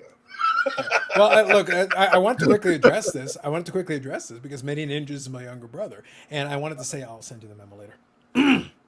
It's awkward. It's a long conversation. Not to be had right now. Right. Ixnay on the illegitimate family A. All right. Okay. But that's what I'm doing on this show is like, this is my second season of doing it. It worked well last year. I did the same thing. I brought people on. I brought on House of Cards that went 1 year but didn't go last year. And it was kind of a common theme. It's in Atlantic City. I don't want to go to Atlantic City. I'm not going to understand that. So, Well, listen, Scott, I'm committing right now that next year's National in Las Vegas, Carlos is in Cleveland. So next year at the National, I promise I will be in Vegas. Just in solidarity of y'all, I will be probably at the Wynn in Vegas, or one of the other, and I will be there, and I will attend every single card function in Las Vegas that weekend. okay, you're in Vegas, Dave. Yeah, probably. Listen, hobby icon Vegas Dave. We have much to discuss. You We have guys a lot to- just heard him. Now we better hold him to this because I want. Bubbles, I would go to fucking Vegas just to spite you. I would do it. No. Wait. I want to make note that he said card function and There's a not card shop in Vegas. sports card. Mhm. So he better hit every damn poker, blackjack, and any other table that has cards in the entire damn city of Vegas. I thought he was going there to sign autographs, take Pete Rose's place. Listen, Bubbles, I'll go do that, and then I'll go visit a Hallmark store just for you. It's like you those got some exist cards? Yeah, anymore? we do. What's that? Do those exist anymore? I thought they still did. I don't remember. Ones but I around thought here they have still shut down. The one in my Well, mall. send more area, cards, Bobbles. If you send more cards, you would have kept them in business. They're I don't starting have to any sell friends, so I more. don't go shopping. Yeah, so real quick, I'll read a couple of these comments. Just get caught up real quick. Hang tight one sec. So like we're saying, you got to go to these things for the people, though. No, we talked about that. You can do calculus for the people too. Bobbles is right. Like if you want to just arrange a get together, there are ways to do. Like, look, here's the thing. If I was going to plan a show trip, Dallas is probably easier because they're doing it more frequently. So you can pick and choose your spot. And if there's some folks that are down in the south in that direction, it might be easier to angle it. So it's one of those things where if that's the objective, there might be an easier way to do that. Or I could pick one of the ones that is near the hockey season and I could go visit the local hockey team.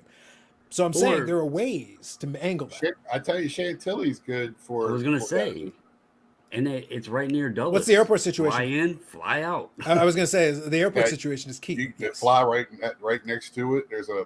I stayed in a hotel that was literally 5 seconds from me. Yep. Across the street. My point is, though, that would be a much more economically efficient trip than the national. And it's not, the hot hotel was, I think I paid $140 for 2 nights or something stupid. So 200. Yeah. Just scanning through a couple of these comments here. We got Jeff's comment here as well. Zach says, "I get the card show scene in relationship. I go to Dallas. It's fun. I think it would be think way differently if I could drive there. Fair enough.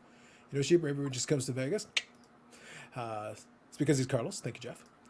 I think the low point of the hobby was when they lost their shit when Sports Card Investor suggested the National wasn't the biggest deal on earth. I enjoyed that. I had a lot of fun with it. I like this Carlos Sky too, but refuse to watch replay this live. No, sadly no. It's Kelly again. Never live. Jeff says Carlos is polarizing with blue blocker sunglasses. Facts.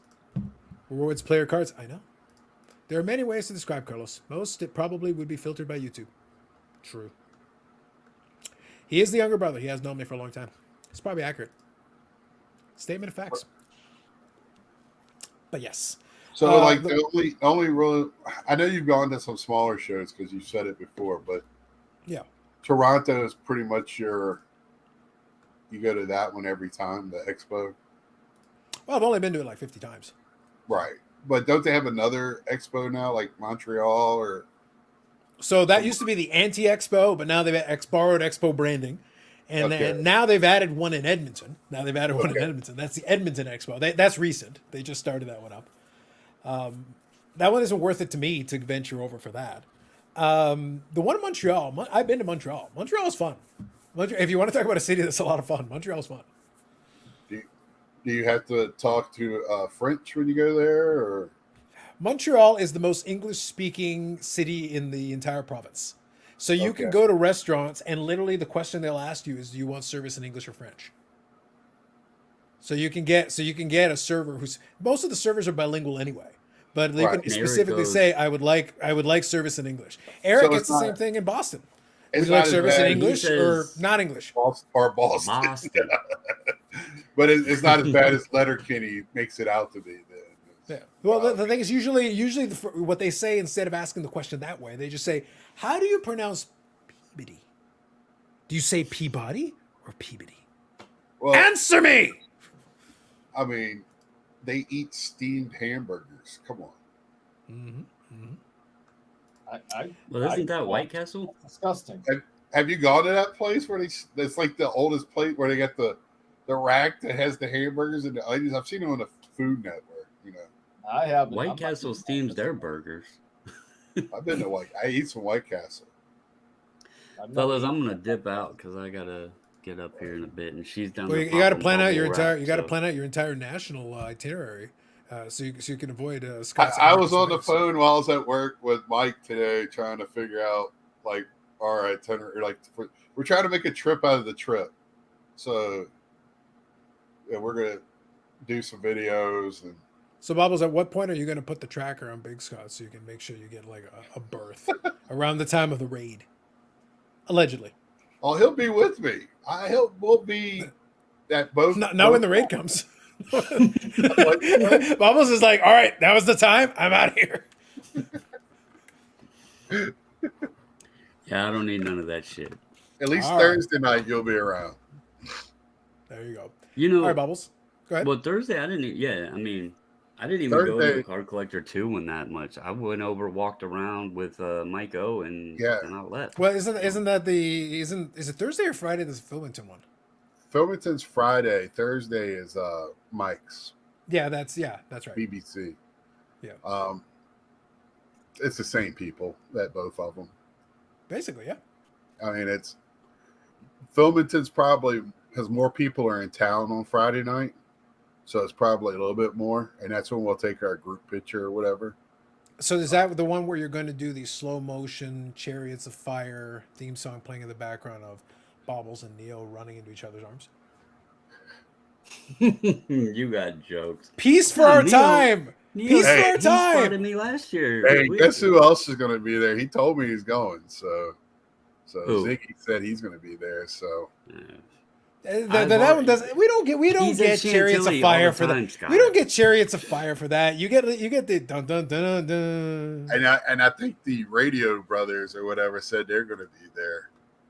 So Sure, yeah, I suppose. Yeah, I can't believe they're going to be there. I just can't.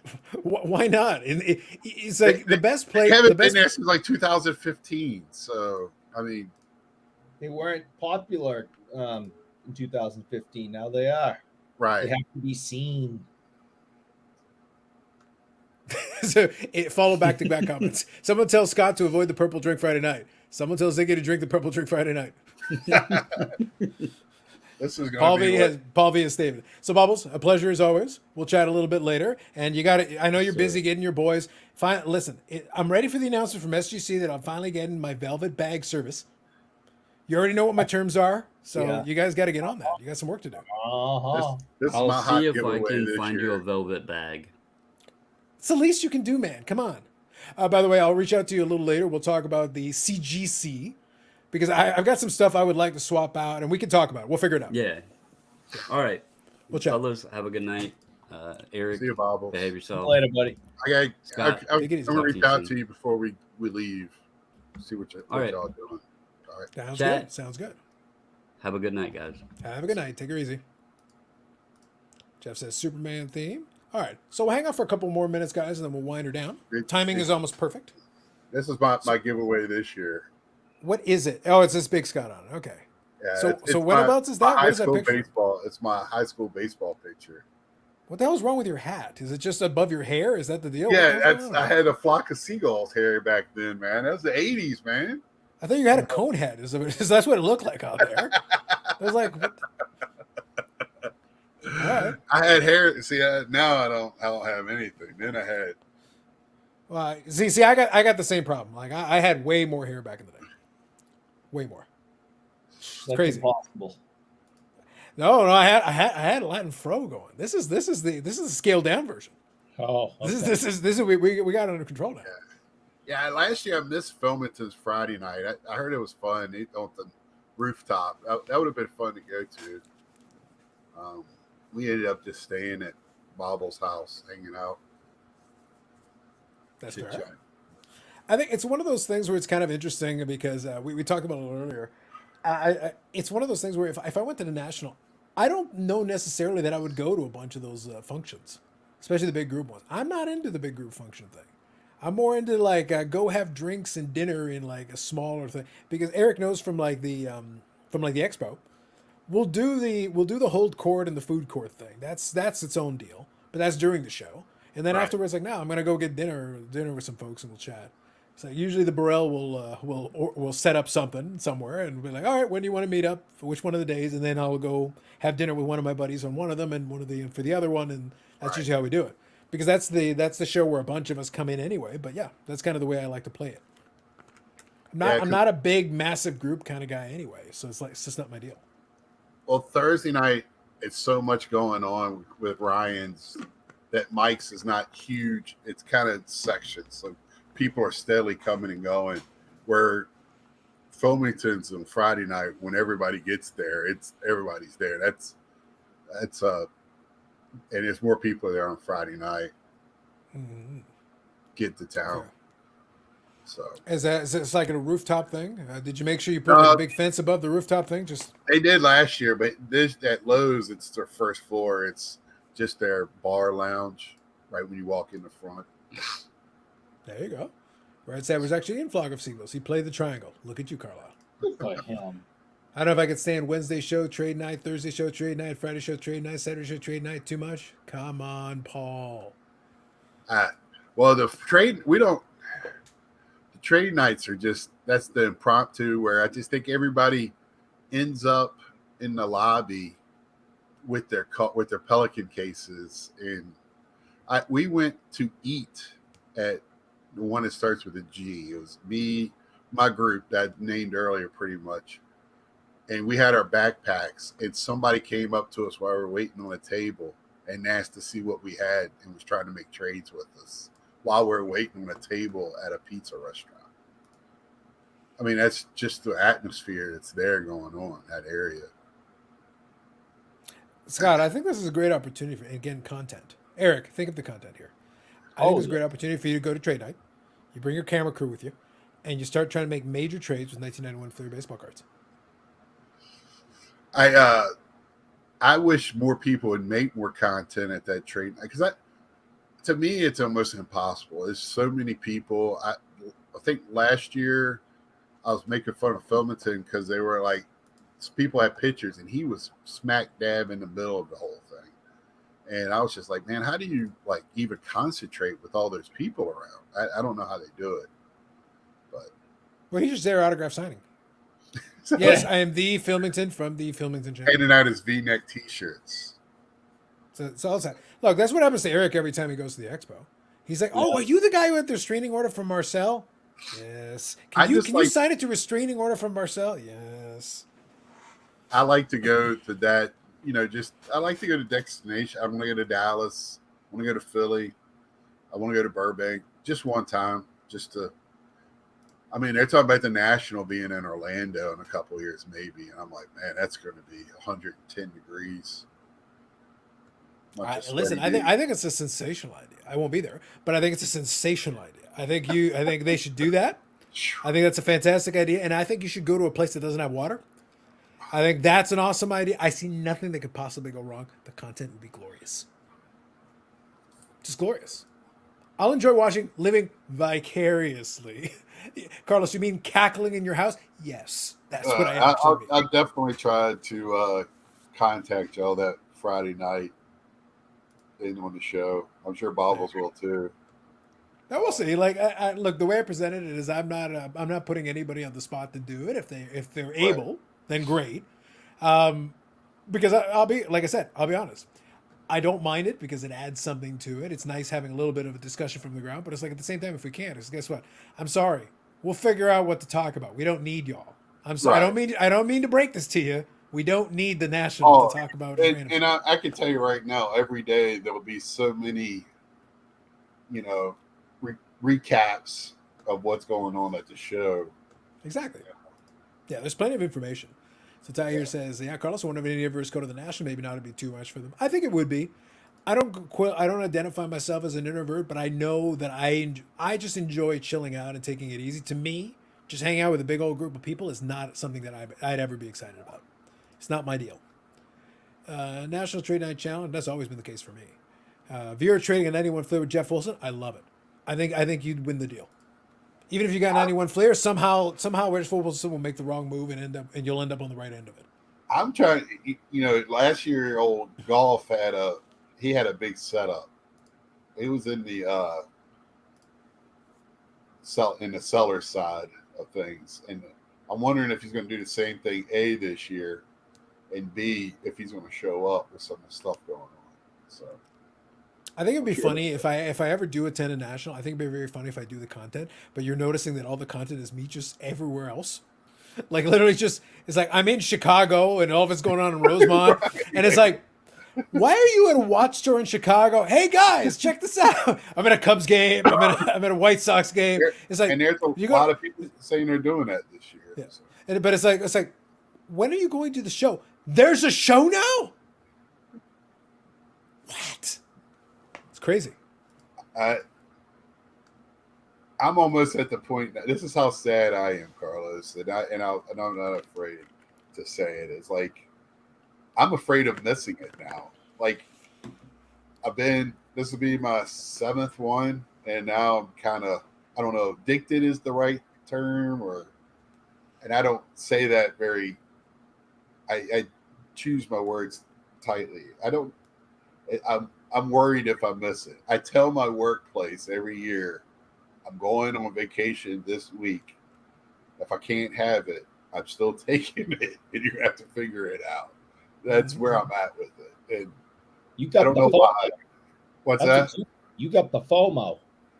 And I Fear don't, of and I don't missing have out. it, and I don't agree with that because I don't have it anywhere really else. I don't have it when I'm collecting. I don't have it other things. Like I feel like, oh, it'll come back around, but I feel like, I missed so many at 51. I missed so many years of it by not being able to go. Now I can go.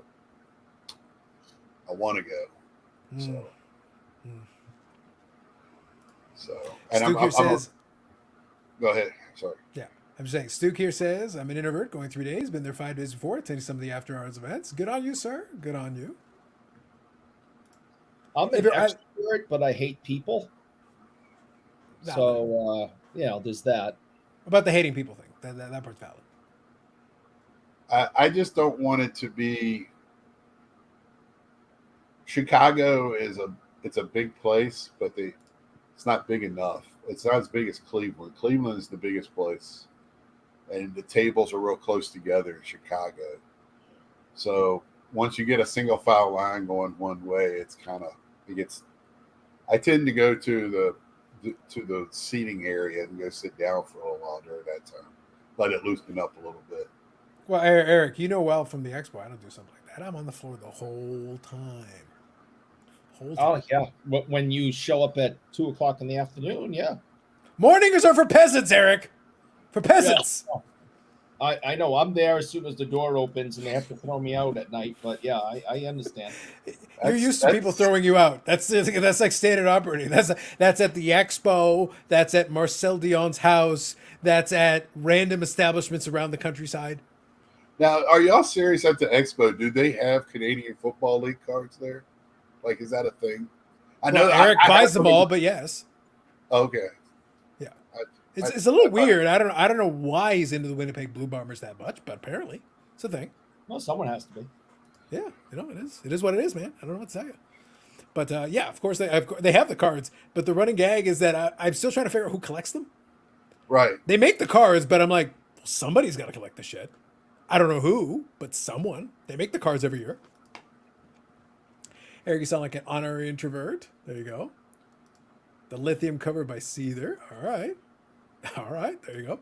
The Chicago had 200,000 square feet. They added a big. They did increase the size of the floor space, so that's true. Yeah, but they're putting more corporate in there this year. So they're larger space, but more corporate. I don't know how many more dealers are actually adding, but yeah.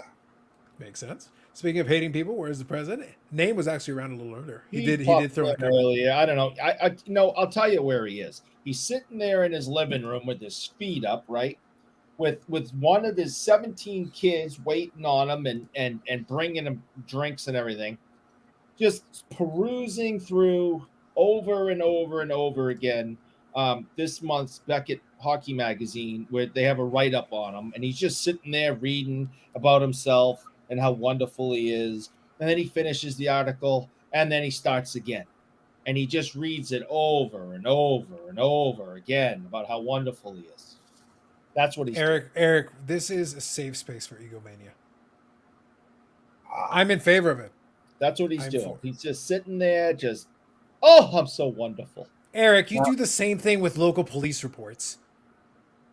Oh, it's like unidentified man was seen running away from Marcel Dion's house, and you're like, they'll never catch him. That's allegedly. Right. Yeah, that's right. Now, Eric, I've heard you talk about when people need help and talk to people, and you know. So, do you have a mirror that you do this with to yourself, or I mean, do you have someone? Because I know you used to do it. You said, and I've listened to you, especially with addiction in the car. I think you have a. But do you talk to yourself to help your own? Scott, have you ever seen Good Will Hunting? Let's just say, Scott, I talk to myself a lot. Yeah, it's become quite a concern from my family, and they have sent me on Vacation. Eric, my concern isn't that you're talking to yourself, because I frequently talk to myself, and the reason I do it is, frankly, it's the only intelligent conversation I get, Scott. Most of the time. I'm waiting to see extra straps on that shirt when he lifts up his arm. But the thing is this. The problem, Scott, isn't talking to yourself. The problem is when you talk to yourself and it's actually an argument and you're losing. The problem is when you're arguing with yourself and you're losing. When you're losing, that's when the problem kicks in. Right. Yeah, because man. Like I said, I was going to ask, have you seen Good Will Hunting? Yeah. Yeah. So good. So like in Eric's place, it's the mirror, and it's Good Will Hunting. It's like the thing, but except it's like he looks in the mirror and he goes, "It's not your fault." He does the whole "it's not your fault" thing. It's just, he does it every day, every single day. And then my wife comes in and goes, "Yes, it is. Yes, it's your fault." And then your mother comes by, and then Marcel Dion calls in and goes, "Yes, your fault." And then he also says it in French. It's very weird. It's a weird daily ritual, Scott. It's a very strange daily ritual. And here's Name saying, "I'm here, just looking and waiting for Friday Night Hate from Eric." Thank you, Name. I'm glad you took some time out of reading about yourself. That's all. But as I said, we support egomania here, Scott. I'm big pro egomania on this. Well, that's I tell people you're my mentor when it comes to like shameless plugs and self promotion and all that stuff. So I was on Bobbles and he wanted me to tell a little bit about stuff on my channel. I was like, wait a minute, I don't give that away for free. Wait a minute. Zakir says, y'all ever wonder if these people Eric has beef with are actually decent people? I just assume they are. Assume they are. No, they're horrible people. Name being what he saying. I like this. That's what I was thinking too when he said Good Will Hunting. I was like, Name says Eric's mirror routine also goes, "You're good enough, you're smart enough, and gosh darn it, people like you." And Eric's like, "No, they don't." It's like, again, you're losing the argument. You're losing the argument with the man in the mirror. We already had this conversation earlier this evening. My own mother doesn't like me. Yes. She has come on here and said so. Just like you don't have a band that's going to end up living down by the river. Good. I've pitched this. Be quiet. This is the end zone. It will happen. One day, Eric will officially be in the van down by the river. We're waiting. It's coming. And he will still have to do the show. And he will still have to pay for the like button. I don't care how you do it. I don't care how you do it from there. That's your problem. You figure it out. Many channels now. That you don't know how many. That bill must be huge now. Indeed. All right, folks. So last comments here. We'll wind her down. Scott, stick around for a minute. I'll have a little chat with you. That scares me. I don't believe. Number one, I don't believe you, and two, that just scares the hell out of me. That would be possible. What's that? Bob says he's talked to Eric outside of a show, but he didn't know it. Think about it, Eric. That's just voices. Mm-hmm. Just the voices in my head. 100% serious, Eric. 100% serious. Well, that just scares the piss out of me. And on that wonderful note, another great evening, folks. Now we'll let Eric stew on that for a week. Next week, same bad time, same bad channel. Scott will continue psyching himself up as we speak. Scrolling things on his anarchist playbook, setting charges allegedly. There's a lot happening between now and then. I'm just saying, there's a lot of time, and we'll be here to cover it because we're safely at a distance from the epicenter of disaster, also known as Rosemont, Illinois. So we've got that going on for us. Maybe I'll talk to him in this coming week. Maybe you should. Otherwise, now Saturday evening over on the East Coast. Have yourself a great Saturday. I'll see what comes up this next week. I'll see what I want to do. So next week, I'm trying to figure out my personal plans, Eric. I got my birthday coming up next week, so I already know that I'm going to be sitting down, having a beer and chilling on that day. Oh, but I may do something around it on one side or the other of it. I haven't decided yet. I'm thinking about it. All right. I'm thinking about it. Happy. Yes, I got to see. I got to think about it because there's a lot of July birthdays. We already covered this. Bobbles is 2 days after me, so we got that going for us. So Friday will actually be his birthday. We can have a Bobbles happy birthday stream even without Bobbles. I'll invite him, but whether he's there or not, we can do it. So either way, we're good. So we got that. And like I said, Wes from the Discord, who's around and checks out the replay sometimes. He had his birthday this week on Wednesday. So happy birthday, Wes. And Bobby had it on the 4th. That's right. He had it on the 4th of July. So there you go. And then yeah, my birthday will be next week. And then one of my buddies is going to have his birthday at the end of the month. So I know a lot of July birthdays. Mm-hmm. So it works out. So there you go. Did I miss the story from the shop this week? You got a quick story you want to share from the shop? Anything interesting? I haven't been to work in 2 weeks. All right. Eric tried to kill people and ran away from the authorities. So that's the story from this week. PSA Canada next week. No Dave, but I'm waiting on the green light and go ahead for people involved in that to say something about it, but not yet. Not yet. Carlos, I need to know why Bill Goldberg and Bret Hart hate each other. Jealousy. I don't think Oh, it's and head kick and concussion. Yeah. And jealousy. I think it's Broken one neck. day. Look, you kick somebody in the head, give them a concussion, and end their career, and they never get over it. No. Like, what a thing to hold a grudge about. That sounds like Eric. Minor transgression and just holding a grudge forever. Right. Just terrible. Just terrible. And when I hung out with Brett for an afternoon, he wasn't shy of discussing that. Mm-hmm. Bret Hart might be a smidge bitter. Just a little bit. A hint. I've heard this story once in a while. But anyway, so that's it for us this week. Back next week, Friday, 8 p.m. Eastern Time. Same bat time, same bat channel. And then we'll figure out what's going to happen here. It's always Brett that's bitter. Again, he still harbors anger from somebody who screwed up his coffee order in 1986. The man has a lot of bitterness in his heart. Eric and he should be best friends. You can't forgive that stuff. That's what I'm saying. We had a nice set. We spent about 3 hours together. We had a good time. I bet you did. And you guys can check out Big Scott's channel. You can see there the way it's written, and he will be doing the paving the way to the nationals. The Plural. Nationals. Yeah, I can't believe there'll be a stop in Washington, and then there'll be the other thing in Rosemont, Illinois. Nationals. It's very exciting. This could be great. All right, repeat one more time, Scott. Who's the guest on the next one? Brad. For 8. Brad. 4 8. numbers. And Brad, so- 4 numbers. Yeah, I hate to say it, Brett, he's one of the great guys in our hobby. Of great knowledge in football. Holy cow! If you want to know football, that's the guy to talk. And then the week after that, if Scott extends me the invite, I'll be there. I'll be there to slander the Carlos Nationals. the week after that. The Nationals or the National, either or. I'm not picky. The Sunday before I leave, it's going to be the housemates show. So it'll be all of us staying in the house together. So there you go. There you go. So that's coming up on the Big Scott 35 channel. So you'll get all the anarchy plans then. Mm-hmm. Eric, have a semi-decent night. That's magnanimous of him. Eat shit, jerk. Good God. Have yourself a good night, everybody. We'll see you next week. All right.